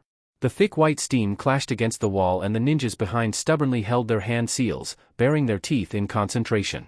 None of them held water affinity, but that limitation was cancelled out as plenty of them were holding up the water wall. They could hear the stampede of IWA stone ninjas coming from the other side of the water wall formation. A Konoha squadron commander looked over his shoulder from his own section of the wall and roared. Water users. Clear a path. The recovering allied force behind him bent down onto the ground and yelled. "Hi!" Those keeping up the water wall bent forward ever so slightly and their bodies tensed in preparation. The true water users among the waterfall leaf ninjas ran forward and used the backs of those holding the water walls as launch pads, leaping over the walls and flashing through seals. Water release, water absorption dragon. The shinobi breathed out and several dark blue dragons roared out of their mouths, opening its maw wide open and flying straight into the thick steam, sucking in the water droplets in the air, as well as stray human chakra lingering about. The ninjas holding up the wall released their jutsu and wind users flowed past them. Wind release, great breakthrough. The waterfall Konoha forces ran as the wind users scattered the stray beast chakra in the air, locking horns with the IWA stone ninjas coming at them and already in combat with the water users from before, the ones that had dispelled the steam the Five Tails holder had created. The IWA commander the Gobi Jinchuriki was in the thick of the battle. He brought his right foot down and flatted the foot of another ninja, snapping his leg sideways and breaking the same ninja's shin and spinning around, smashing his hammer into the victim's face, tearing off his head. The head cracked into another Konoha ninja's head and felled one last person, while the culprit was handling more of his opponents. He grabbed a kunoichi by her face and drove his knee into her gut, breathing steam out onto her face and grunting as a two-fingered strike to his neck connected, hitting his marble-hard throat, digging deep inside and pushing his jugular. He tightened his muscles, stopping himself from skidding backwards. His throat throbbed painfully and he opened his mouth, ready to bath the whole area before him in blistering hot steam in retaliation for whoever had attacked him, whether or not his boil ninjutsu would kill a comrade or not. His eyes turned a resentful shade of red, and he coughed. His eyes bugged out of their sockets. He looked around him and noticed that his side of the battle was being pushed back. He rubbed his throat, throwing a nose-shattering knee into a ninja he couldn't clearly identify and breaking the sternum of yet another shinobi. He tried to speak and wheezed in pain. He felt foreign chakra run through his system and he bared his teeth, his throat pulsed in pain, and ran his own chakra through his system, burning the foreign chakra out of his body. His eyes blurred and he swayed, managing to deflect a tanto with the side of his hammer but drop his weapon as most of his strength left his arms. He ducked a slash aiming to lop off his head and swung his right foot into the person's side, swaying dizzily after doing so. "What's happening, horse?" The horse-tailed beast inside the seal shifted and got himself more comfortable inside the solid iron cage he had been housed in for years. "Your blood has been infected." The gobi holder hacked and brought his hand up to his neck. The colors and sounds of the world around him blurred and meshed together as he saw blood on his hands from his throat. On instinct alone, the middle-aged Jinchuriki grabbed a fist with his now free hand and yanked it down, throwing the attacker down onto the ground and savagely stomping on his head. How is that even possible? When did this happen? His bleary mind wondered as he wobbled, finally noticing the cries of death about him. The Jinchuriki had total control of the beast's chakra in his person and his metabolism was strong enough to expel any toxin, but a direct attack on his blood of this magnitude and potency was something he hadn't ever felt before. And it terrified him. "Burn it out." The peaceful horse beast tittered to itself and perched its head on its forearms. "Don't feel like it." The beast held no loyalty to IWA anyway. Why should it bother helping the village that was purposely depriving him from its freedom? The Jinchurikis felt his knees hit the ground. His body flopped onto the ground. Somewhere in the back of his mind, he heard his stone counterpart yell, "Fall back! Fall back!" Someone ran up to him, his footsteps thumping on the ground with each bound, and hefted him up onto his shoulders. Slithering unseen in the mad fray for escape, a sentient glob of gold sand that had previously been impersonating an IWA ninja zipped to the outskirts of the battle, over to a hill on the Sunastone border, and slipped into Raza Pant's leg, seeping into a storage seal on his calf. When the clone/IWA imposter had been made, Swaki had given it a single drop of its blood on the tip of its finger and kept it from coagulating by mental command.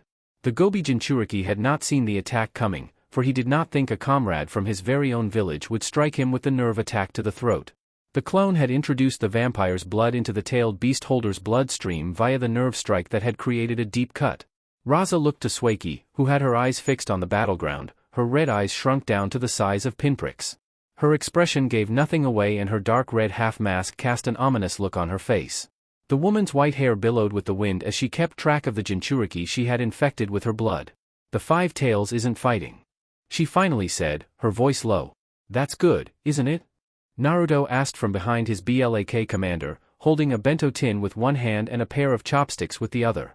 The trio of legend-class ninjas were the only ones on the hill, as their subordinates had used the fighting to creep into the IWA camp. Naruto picked at his food with his chopsticks and ate, humming with a smile. It means it would take longer for my blood to be burnt out of his system. Just about 20 minutes.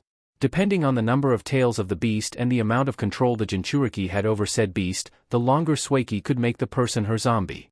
She had been taught by Naruto that if she could kill the Jinchuriki before she made the person her zombie, then it would be better because not only would she have a ninja under her control but also one with a beast sealed in them. Suiki, during the Second War, had been able to infect the immediate former 4 tails holder and the 7 tails holder. She was 15 at the time.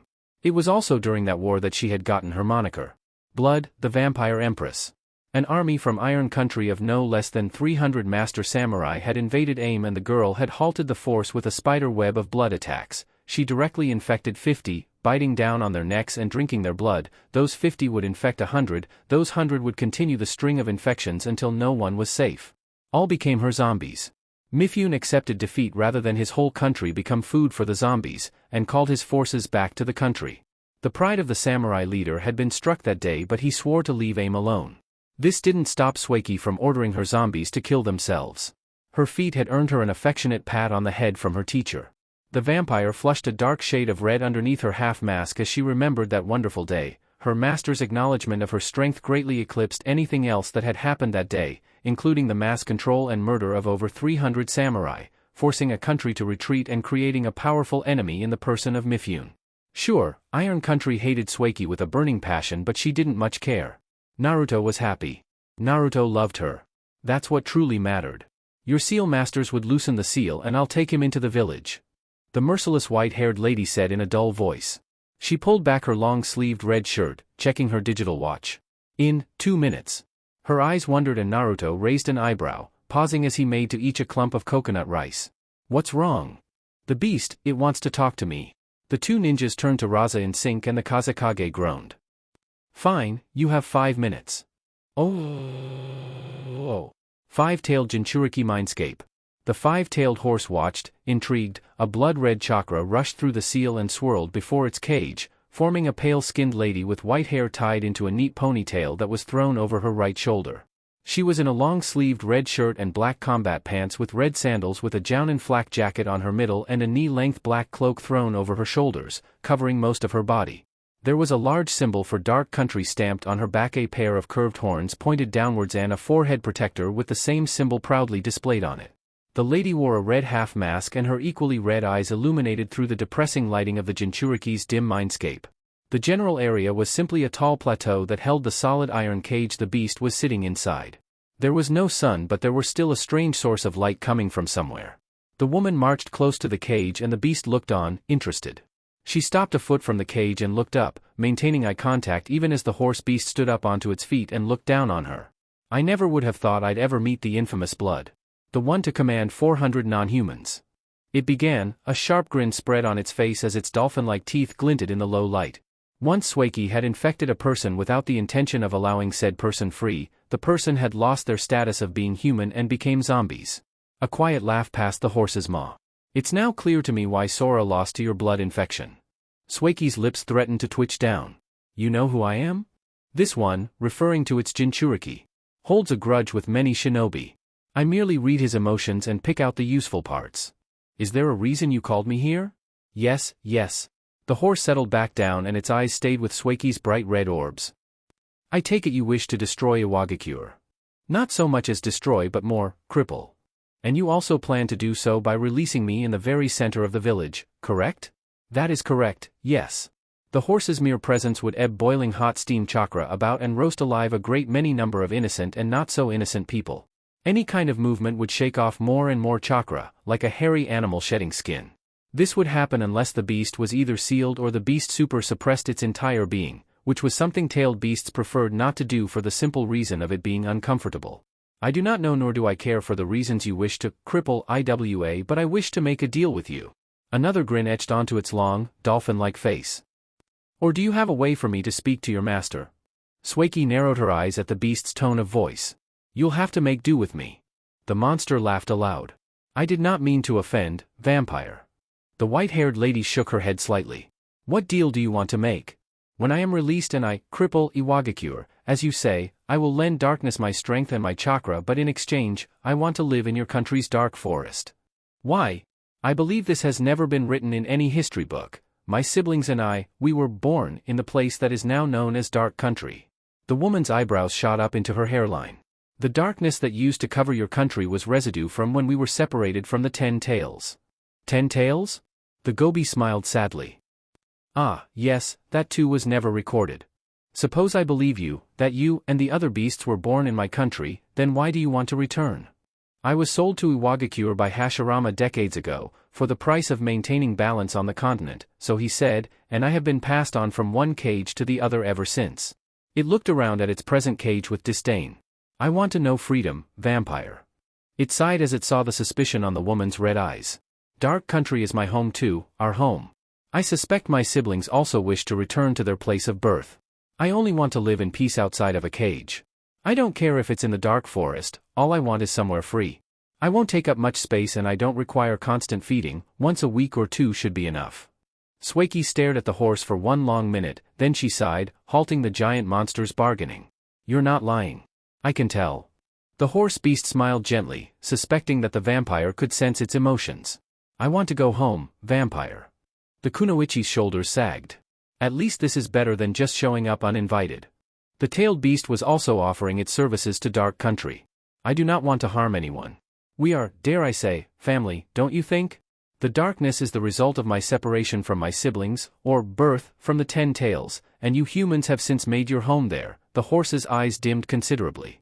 Even though I want darkness all to myself, I cannot bring myself to kick you people out. The giant monster was unexpectedly polite, Swaki thought to herself. The manners and attitudes of each tailed beast wasn't something anyone had ever noted before. The only person that had spoken with them for a prolonged period of time was Hashirama, and he didn't give any details on their behaviors. All humans knew was that the chakra of each tailed beast was unique and toxic. That was their logic. Kyubi, for example, bore the world's most toxic and evil chakra, making it the strongest beast on the planet, so strong only a person with a special strain of chakra in a specific clan could dream to contain it within themselves. There was no way such a powerful beast with such chaotic, evil chakra could have a personality other than being evil himself. Hence, the beasts were presumed to not have any personalities. That was the general assumption. It was, shockingly easy to hold a conversation with the horse beast. Swaki prided herself on being a good judge of character, and she had been able to pick out that the beast before her, who was keeping his steamy, boiling chakra from rolling over her, was quiet, somewhat humble and spoke in an old-fashioned polite way. Her naturally skeptical mind didn't want to trust the beast, for she too wanted to follow the crowd and stay on the safe side by not allowing the horse monster passage into her country, but the minute information she had gathered from the horse's character floated at back of her mind, unavoidable and undeniable. All right. I'll try and convince Naruto-sensei to bring you in.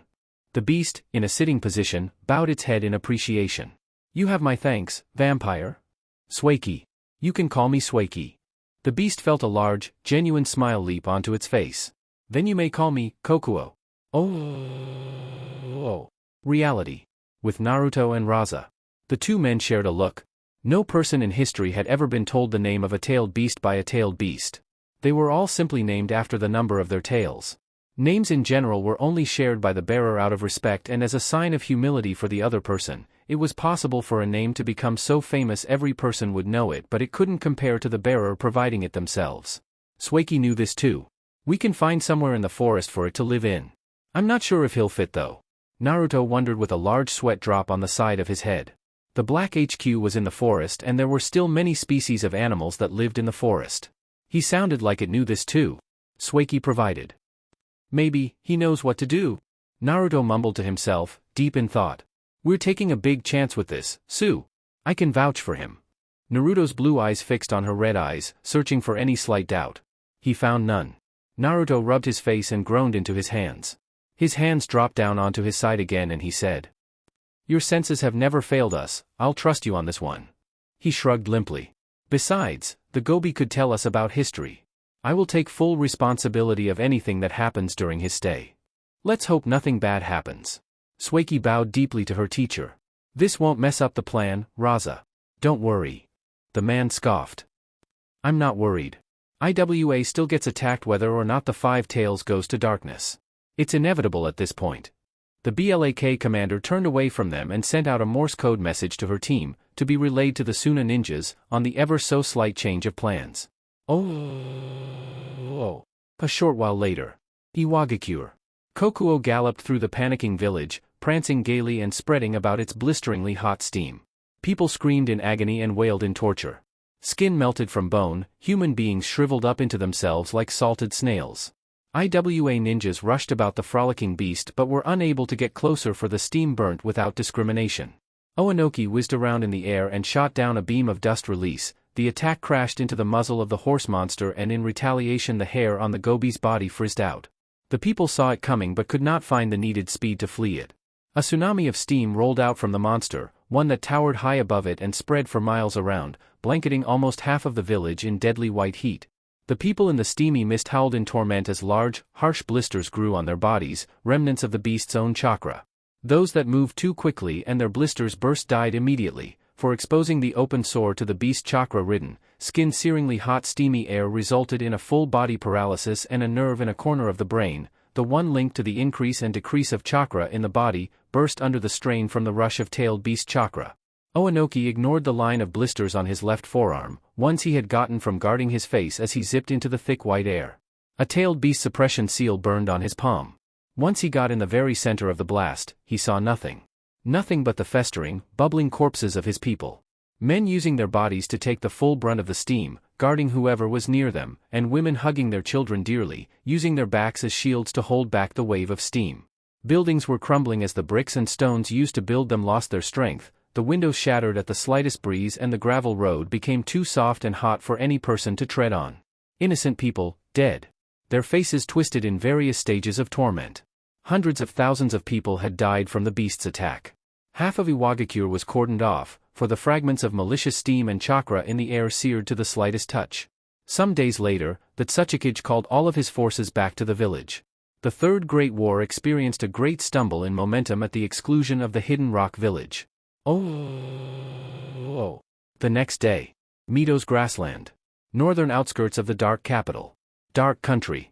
A pure white horse with 5, long, swaying tails cantered about the expansive grassland, skipping over a small running stream and stopping by a tall birch tree, rising onto its back legs and neighing joyfully to the heavens. The horse stood at an outstanding 10 feet tall, from the top of his head to its front hooves, and its blue-green eyes danced with mirth with each unrestrained canter about the grassland. There were 4 protruding horns coming out from his head, his hooves were tan-colored and there were red markings under his blue-green eyes. There was a noticeably small ebb of steam with each step, but this steam only harmlessly settled on each blade of grass or on each tree. Naruto, standing with his wife and the Ink clan's head, Amara, watched the display of the giant 5-tailed horse running about the field. It was much smaller than when it had first stepped into the country. Does his choose who gets harmed and who doesn't get harmed by his chakra? Amara wondered, and Sueki, her half-mask hanging from her neck, screwed her lips to the side slightly. I think this has to do with it giving the dark forest most of his chakra. True to what the vampire was saying, when the beast had been unsealed in the dark forest, the palpable darkness of the forest seemed to welcome it back and each tree bent away with each step. The beast's chakra never once left the boundaries of the forest, as each wisp of steam was either absorbed into the ground or into the trees, harmlessly contributing to the ecosystem of the evil, demented forest. Kokuo had followed his instincts and poured out his chakra into the biggest tree in the forest, thus reducing his size from a mountain to a hill. The forest accepted his chakra without folding. This effect of basically storing his chakra in the tree reduced his presence and also the potential threat of death if he was in the proximity of any human. Yes, there was still the danger of his chakra growing again, but that could be fixed with a short trip to the forest, and to the tree where his chakra was being housed until he needed it. Naruto was sensibly wary of the beast, by nature of course. It felt too good to be true to now have the physical and verbal support of a tailed beast, who gave permission for his people to visit it within a certain time frame and who would also teach them of history before Lord Inyang had gathered the darkness into the forest. Kokuo enjoyed the peace and quiet, and the Mito-dedicated grassland provided this in spades. The boil release would be a great counterpart for the Kamuri smoke release, because both abilities stemmed from water affinity chakra combining with fire affinity chakra. Still, he intended to introduce the horse beast to Kushina and gauge her reaction. Uncle Ruto. The 3 high officials of the country turned around to the sound of the bright, chirpy voice. The young lady ran up to her uncle with a warm flush on her cheeks, smiling from ear to ear. You called?